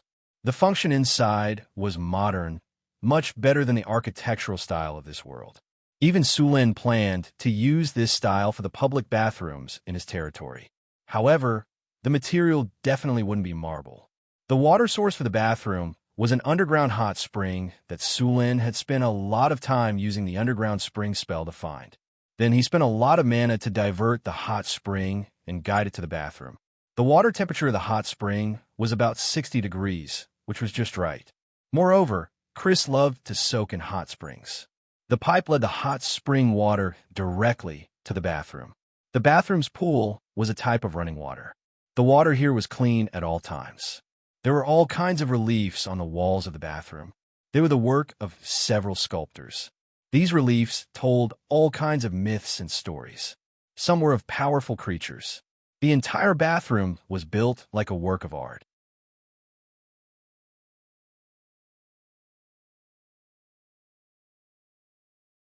Chapter 99.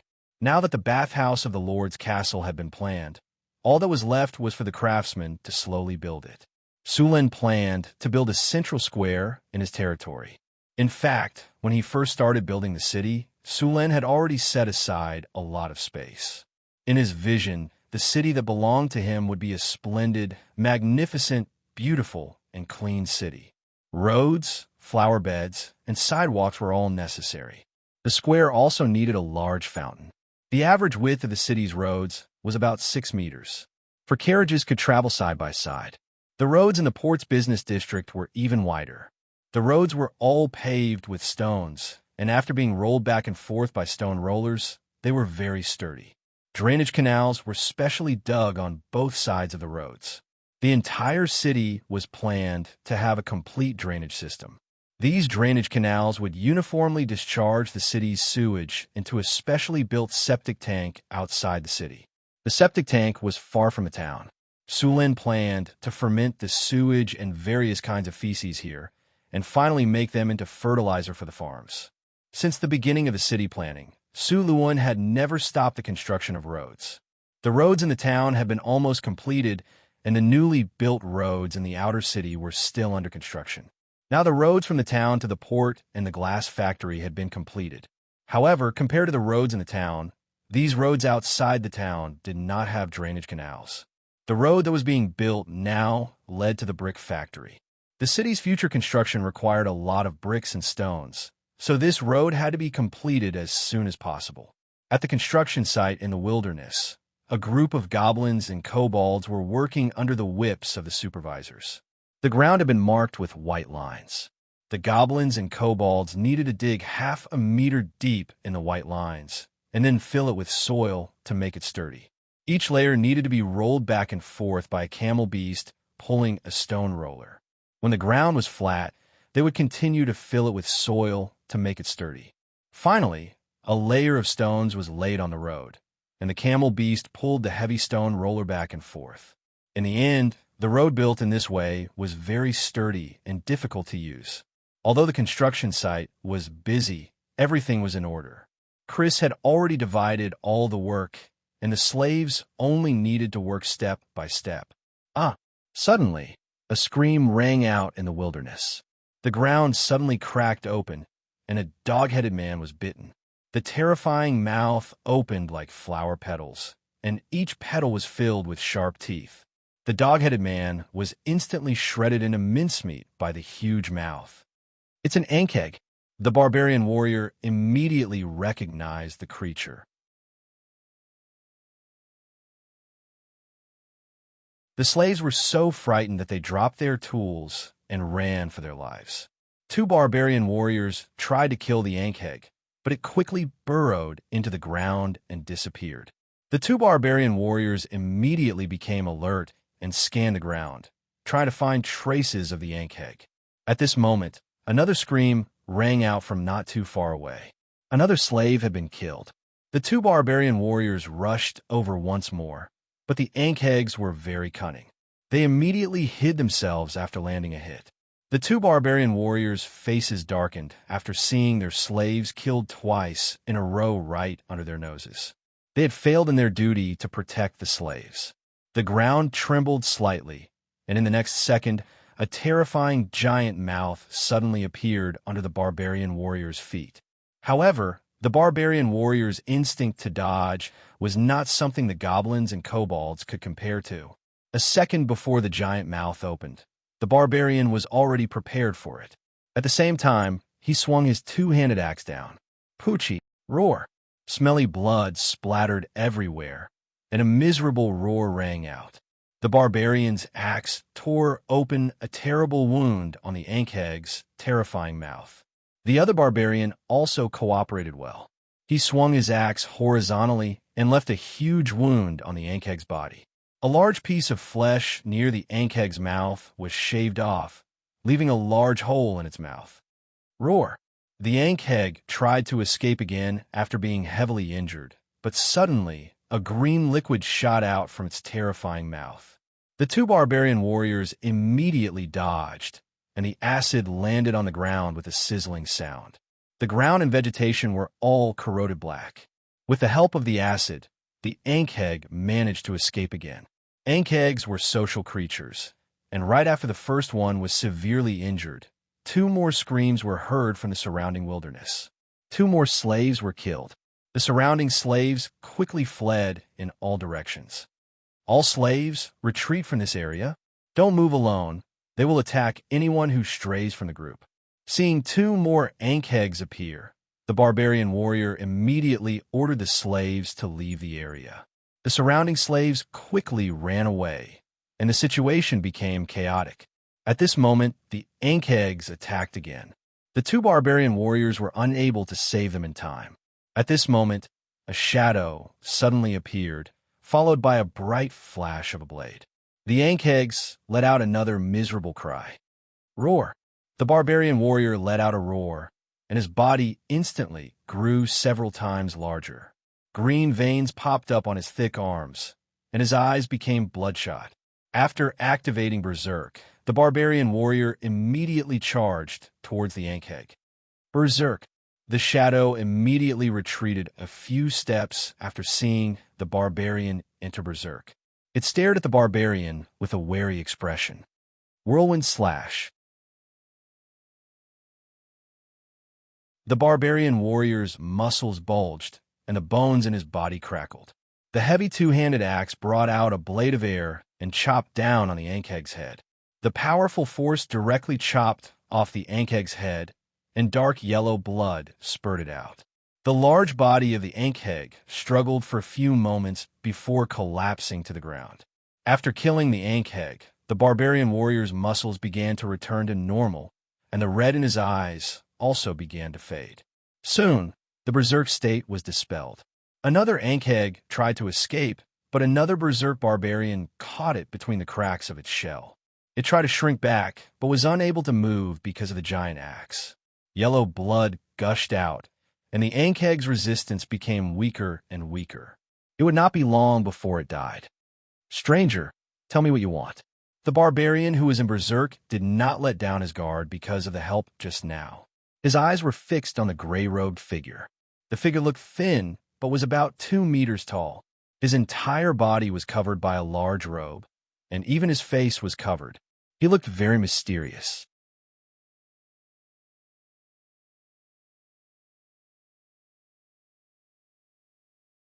Chapter 100. Hello, I don't mean any harm. I'm just passing by and want to buy some supplies, a hoarse voice said. You want to buy supplies? Who are you? Sullen's voice came from behind. Boss, boss.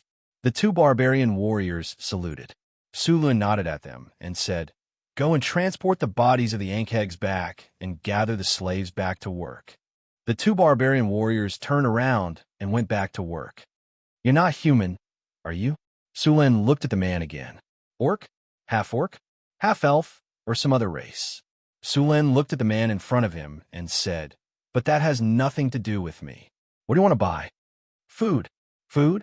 The most precious things in the wasteland are weapons and food. Do you think I'd sell them to someone of unknown origin? Sulin chuckled. I can buy them with money, the hoarse voice said. I don't need money. Sulin shook his head. If you don't have a reason to move me, then goodbye. Wait, what do you want? The man hurriedly asked when he saw that Sulin was about to leave. Looks like you're quite strong. You're a rogue, right?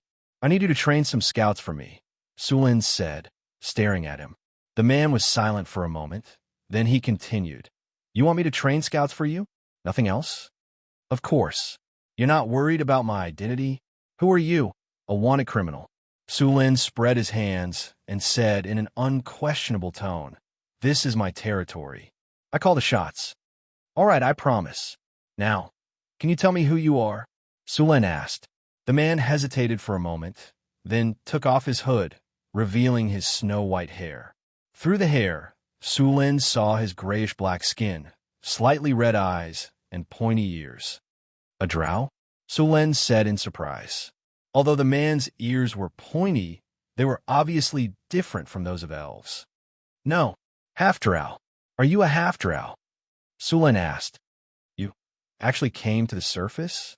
Are you still willing to hire me now? The drow asked. Are you a defector? Sulin asked after sizing up the man. Most of the drows believed in the Queen of Spiders, Lolth, the god of conspiracy and fear. She was not a good person. Among the drows, the status of males was almost equivalent to that of slaves, while females were family members, and only female drows could become Lolth's priests. Every drow city would be divided into a dozen or more families according to blood relations, and then these families would plot and assassinate each other in order to gain Loltha's favor. And it wasn't just between families, it was the same within the family as well. Male drows, on the other hand, had very little magical talent, so their status was very low. Even if they died and entered Loltha's divine kingdom, they would become ugly spider monsters or wax demons. Therefore, it was not unusual for drow defectors to appear among the drow race. The half-drow nodded. Sulin glanced at him, then frowned and said, "Who do you believe in?" "I believe in the Dark Maiden," the drow said in a hoarse voice. A believer of the Dark Maiden. Sulin was interested. In the belief of the drows, the Dark Maiden was the only god of the good camp. The Dark Maiden Elizabeth was the daughter of the Queen of Spiders and the main god of the elves, but she was different from her mother. She was a goddess of the good camp. In addition to protecting all the good dark elves, she also protected the drows who hoped to return to the surface world and live peacefully. It was just that most drows hated her, so among the drows, she had very few believers. And because of history, the surface races were not very friendly to the drows, and those who came to the surface did not have it easy either. If I remember correctly, the Dark Maiden has fallen. You escaped the encirclement and suppression of the Queen of Spiders. How many people are left now? Hearing Sullen's words, the drow in front of him showed a serious sadness, but he did not say the situation of his tribe. Obviously, he did not trust Sulin. "Well, since you don't want to say it, then forget it." Sulin shrugged, then took the drow to the town. These drows who returned to the surface did not have an easy time. Without the protection of the Dark Maiden, their priests lost most of their ability to cast spells. In the face of the pursuit of the priests of the Queen of Spiders, they suffered heavy casualties. These drows had mixed blood with humans in order to adapt to the surface. They migrated to many places before finally finding a little living space in this endless wilderness. However, the fertility rate of the elves had always been very low, even for the drows. There were many battles in the wilderness. After losing the god of their faith, many of these drows lost their ability to cast spells. Then, they lost little by little in various battles.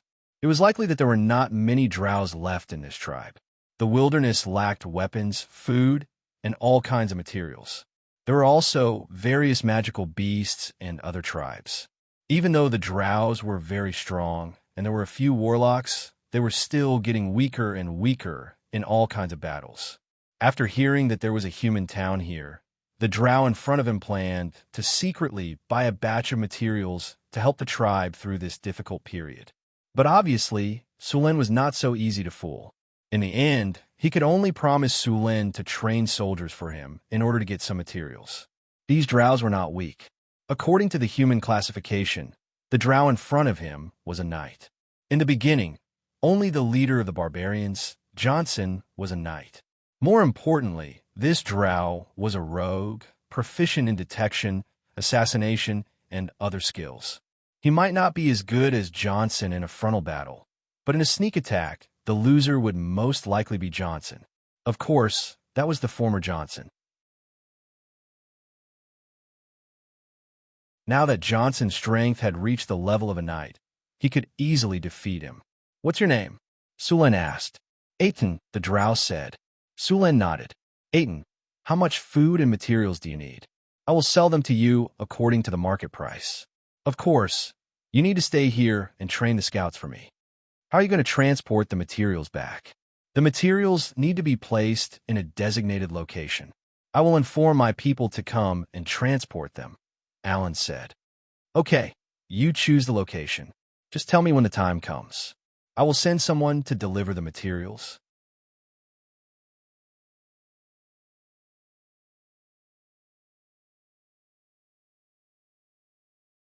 Chapter 101. Sulin was still very interested in these drows, especially some of the drows' works, such as an analysis of the 36 forms of binding spell of shadow tentacles, the partial application of enlargement and reduction, and the 72 gestures of Mage's Hand of Ecstasy. Sulin was thinking about how to subdue this drows. Judging from Aiton's performance just now, these drows were now in a desperate situation, but even so, it was not easy to subdue them. Elves were naturally proud, even drows. Unless Sulin showed enough strength, it was possible to subdue them. Although the strength of Sullin's territory was good now, it was still a little lacking in subduing these drows. Sulin took the drows to a warehouse, which was used to store materials in the territory. Sulin had built many warehouses in the town and stored them in different locations. The one in front of them was just one of them. There are food, medicine, weapons, and other materials in this warehouse. You could take these back to your tribe. Of course, you have to pay for them, Sulin said as he pointed to the warehouse in front of him. Eden was pleasantly surprised as he looked at the warehouse in front of him. The warehouse wasn't very big, but there were a lot of resources stored inside. Just the food alone was enough for their tribe to eat for 2 months. Adding on the other resources, it was enough for their tribe to live well. They had made deals with others before, but most of the time, the price of the deal was ridiculously high, and the quantity was very limited.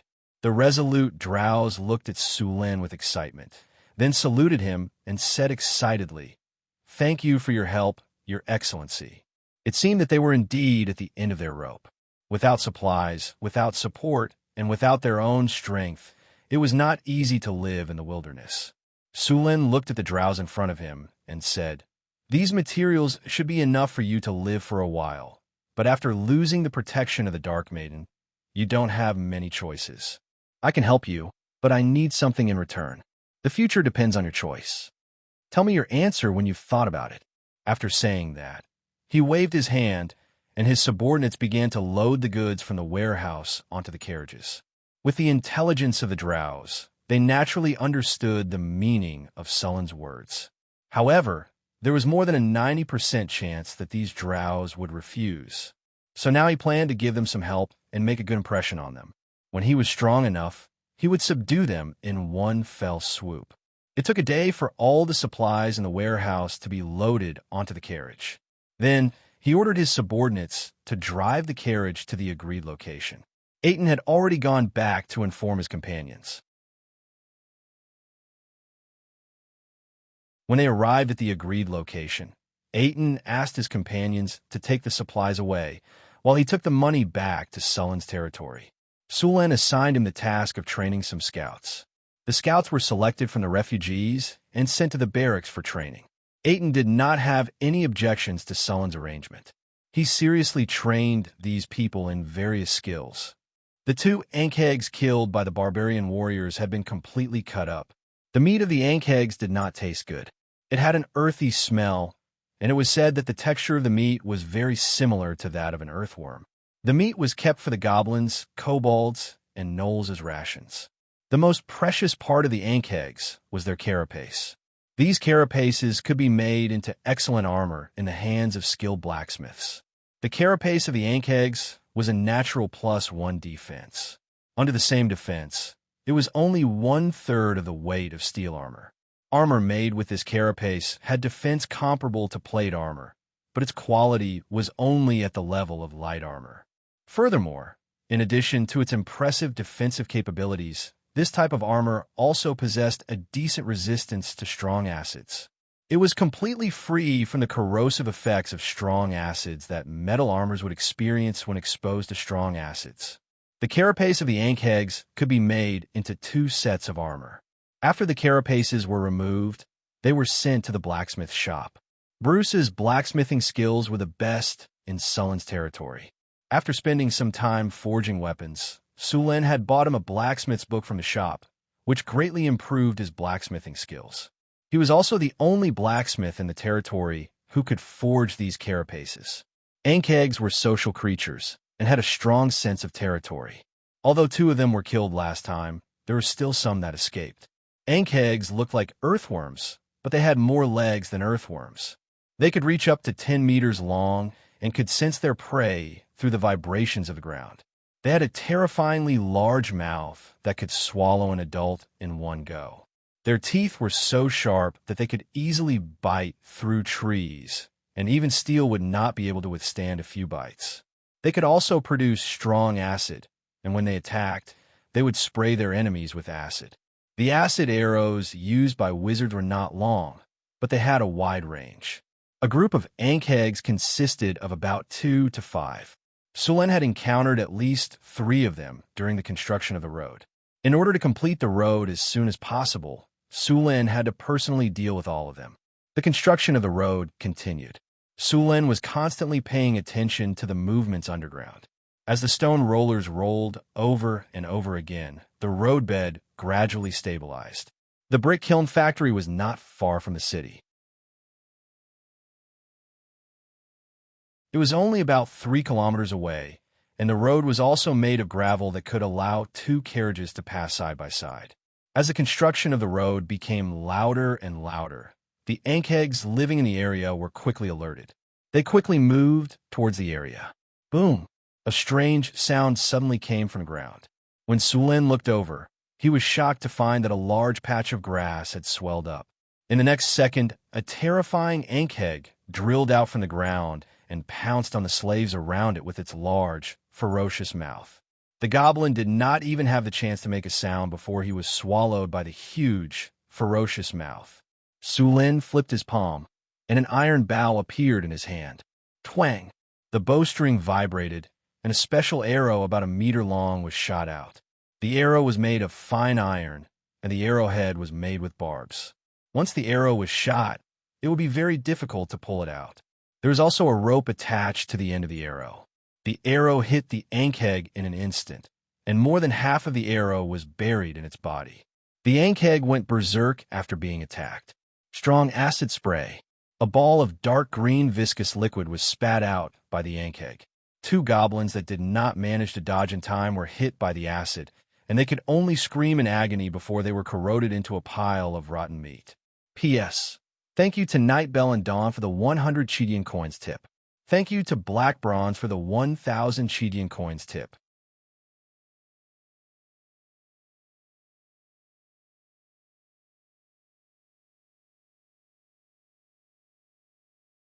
Chapter 102. The surrounding goblins and kobold slaves scattered in all directions. Not far away, a barbarian warrior raised his 2-handed axe and leaped 3 meters into the air before swinging it down heavily on the Ankheg. Slash! Blood and flesh splattered everywhere as the Ankheg let out a blood-curdling scream. It shook its head in an attempt to knock the barbarian away, but the barbarian retreated and swung his axe horizontally. A large gash appeared on the Ankheg's wrinkled skin, and yellowish blood gushed out. The Ankheg twisted its body in an attempt to escape, but it felt a sharp pain when it was halfway through the wound. Its body was being pulled by a huge force. The barbarian grabbed the rope and pulled hard. The barbed arrow that was deeply embedded in the Ankheg's body was hooked onto its flesh, and it could not escape no matter how hard it struggled. The Ankheg struggled madly, its dozens of legs flailing wildly and stirring up the soil around it. Sulen took out a spear from his storage space and leaped high into the air before thrusting it down. The 3-meter-long spear penetrated the Ankheg's body through a gap in its carapace and into the ground. The huge Ankheg was nailed to the ground by the spear. After receiving a fatal blow, the huge body of the Ankheg twitched a few times before collapsing weakly on the ground. Sulen stood on the huge body of the Ankheg and pulled out the spear. He shook it casually, and the blood on the spear dripped down. Move the body of this Ankheg back. Understood, boss. Ankhegs were social animals and had a strong desire for revenge, just like wolves. They would definitely come back for revenge since they did not kill all of them last time. Just as Sulen ordered his men to pull out the body of the Ankheg, a soft sound came from the ground beneath their feet. Crack! The strange sound came from the ground, and the soil suddenly sank. An Ankheg opened its ferocious mouth and attacked Sulen. Just as the Ankhegs burst out of the ground, Sulen's figure flashed and dodged them. Acid spit. Fortunately, there was no one around Sulen. The green, sticky acid completely missed its target. With a sizzling sound, the ground and the surrounding weeds were corroded by the acid and turned black. Another one. Sulen charged at the Ankheg with its spear, its ferocious mouth parts biting at Sulen. However, The Ankheg had met its match this time. The 3-meter-long spear smashed the Ankheg's ferocious mouth into the ground. With a light tap of his feet, Sulan arrived on top of the Ankheg's head. The previous heavy blow had left the Ankheg dizzy and unable to resist. Sulan's spear pierced the Ankheg's brain through a gap in its carapace. The carapace on the Ankheg's head was the best, and he did not want to damage it. While one of the Ankhegs attacked Sulan, another one, lurking underground, attacked a barbarian warrior. It spat acid at the warrior's head, followed by a biting attack.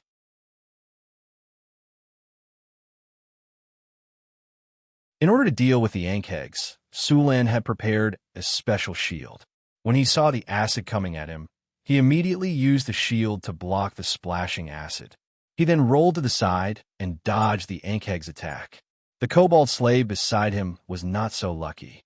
A large amount of acid sprayed at it, and the sizzling sound of its flesh being corroded was excruciating. In just a few breaths, half of its flesh was corroded, revealing its white bones. Soon it was dead. There was a huge wound on the Ankheg's mouth. It was the one that had escaped last time. The last Ankheg had also appeared. It's the one that escaped last time. But this time, you won't have a chance to escape. The barbarian warrior obviously recognized the Ankheg. With a roar, the veins on his body bulged, his muscles bulged, and his skin turned red. The large Ankheg was not agile. The barbarian warrior circled around it and attacked it continuously. Soon, the weakest parts of the Ankheg's body were covered in wounds. Yellow blood flowed out, making the Ankheg look extremely miserable. At this time, Sulan had already killed the other Ankheg. The heavily injured Ankheg suddenly screeched and waved its limbs wildly as it burrowed into the ground. Sulan looked at the Ankheg that had burrowed into the ground and smiled. He pressed his palm on the ground, and a surge of energy flowed from his body into the ground. He then continued to dig deeper into the ground and soon found the Ankheg that was escaping. After finding the target, Sulan directed the flow of water. Gushing spring, under the guidance of Sulan's energy, the strong flow of water instantly exploded. The water broke through the soil and rocks, and the Ankheg that was escaping underground suddenly felt the soil beneath it being pushed up. The huge flow of water directly pushed the Ankheg's body out of the ground. The Ankheg was pushed 10 meters out of the ground by the flow of water, and then it crashed to the ground.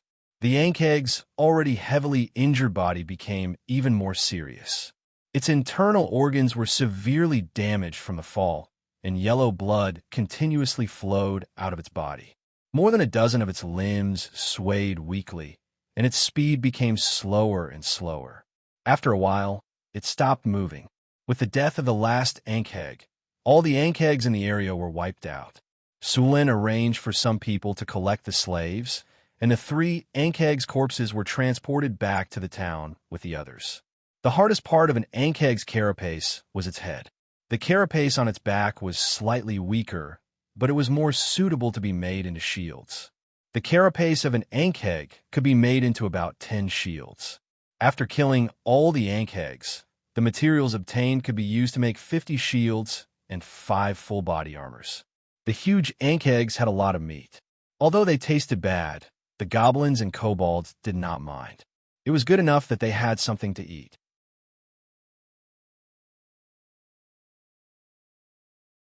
The Ankhegs were cut off and made into jerky for them. An Ankheg weighed about 5 tons. After removing the carapace and innards, there were still 3 tons left. 5 Ankhegs weighed 15 tons in total, which was enough for the slaves to eat for 2 to 3 months. Although Ankhegs were magical beasts, they did not have much use for wizards. The only thing that was valuable was the acid sacs in their bodies. The acid sacs stored a lot of acid, and for wizards who had not learned the material exemption ability, the acid sacs were very good materials for casting acid splash and acid arrow. The best material for acid arrow was the venom sacs of wyverns, but it was important to note that Ankhegs were only mid-ranked magical beasts, and that was because they lived in groups. If it were wyverns, unless they were attacked by a grand wizard or above, they would just be courting death. Wyvern's poison could easily corrode metal armor. If one's constitution was not strong enough, they would be killed instantly. P.S. Ankeg, Pack Magical Beast. Strength, 22, Spirit, 8, Vitality, 25, Agility, 9, Charm, 4, Specialty, Natural Armor, Sturdy, Underground Stealth, Listen, Vibration Perception. Skills, Acid Spray, Bite Attack, that you're tuning in to the Eternal Immortal Ballad YouTube channel. Don't forget to subscribe and join us on this journey to catch the most captivating stories.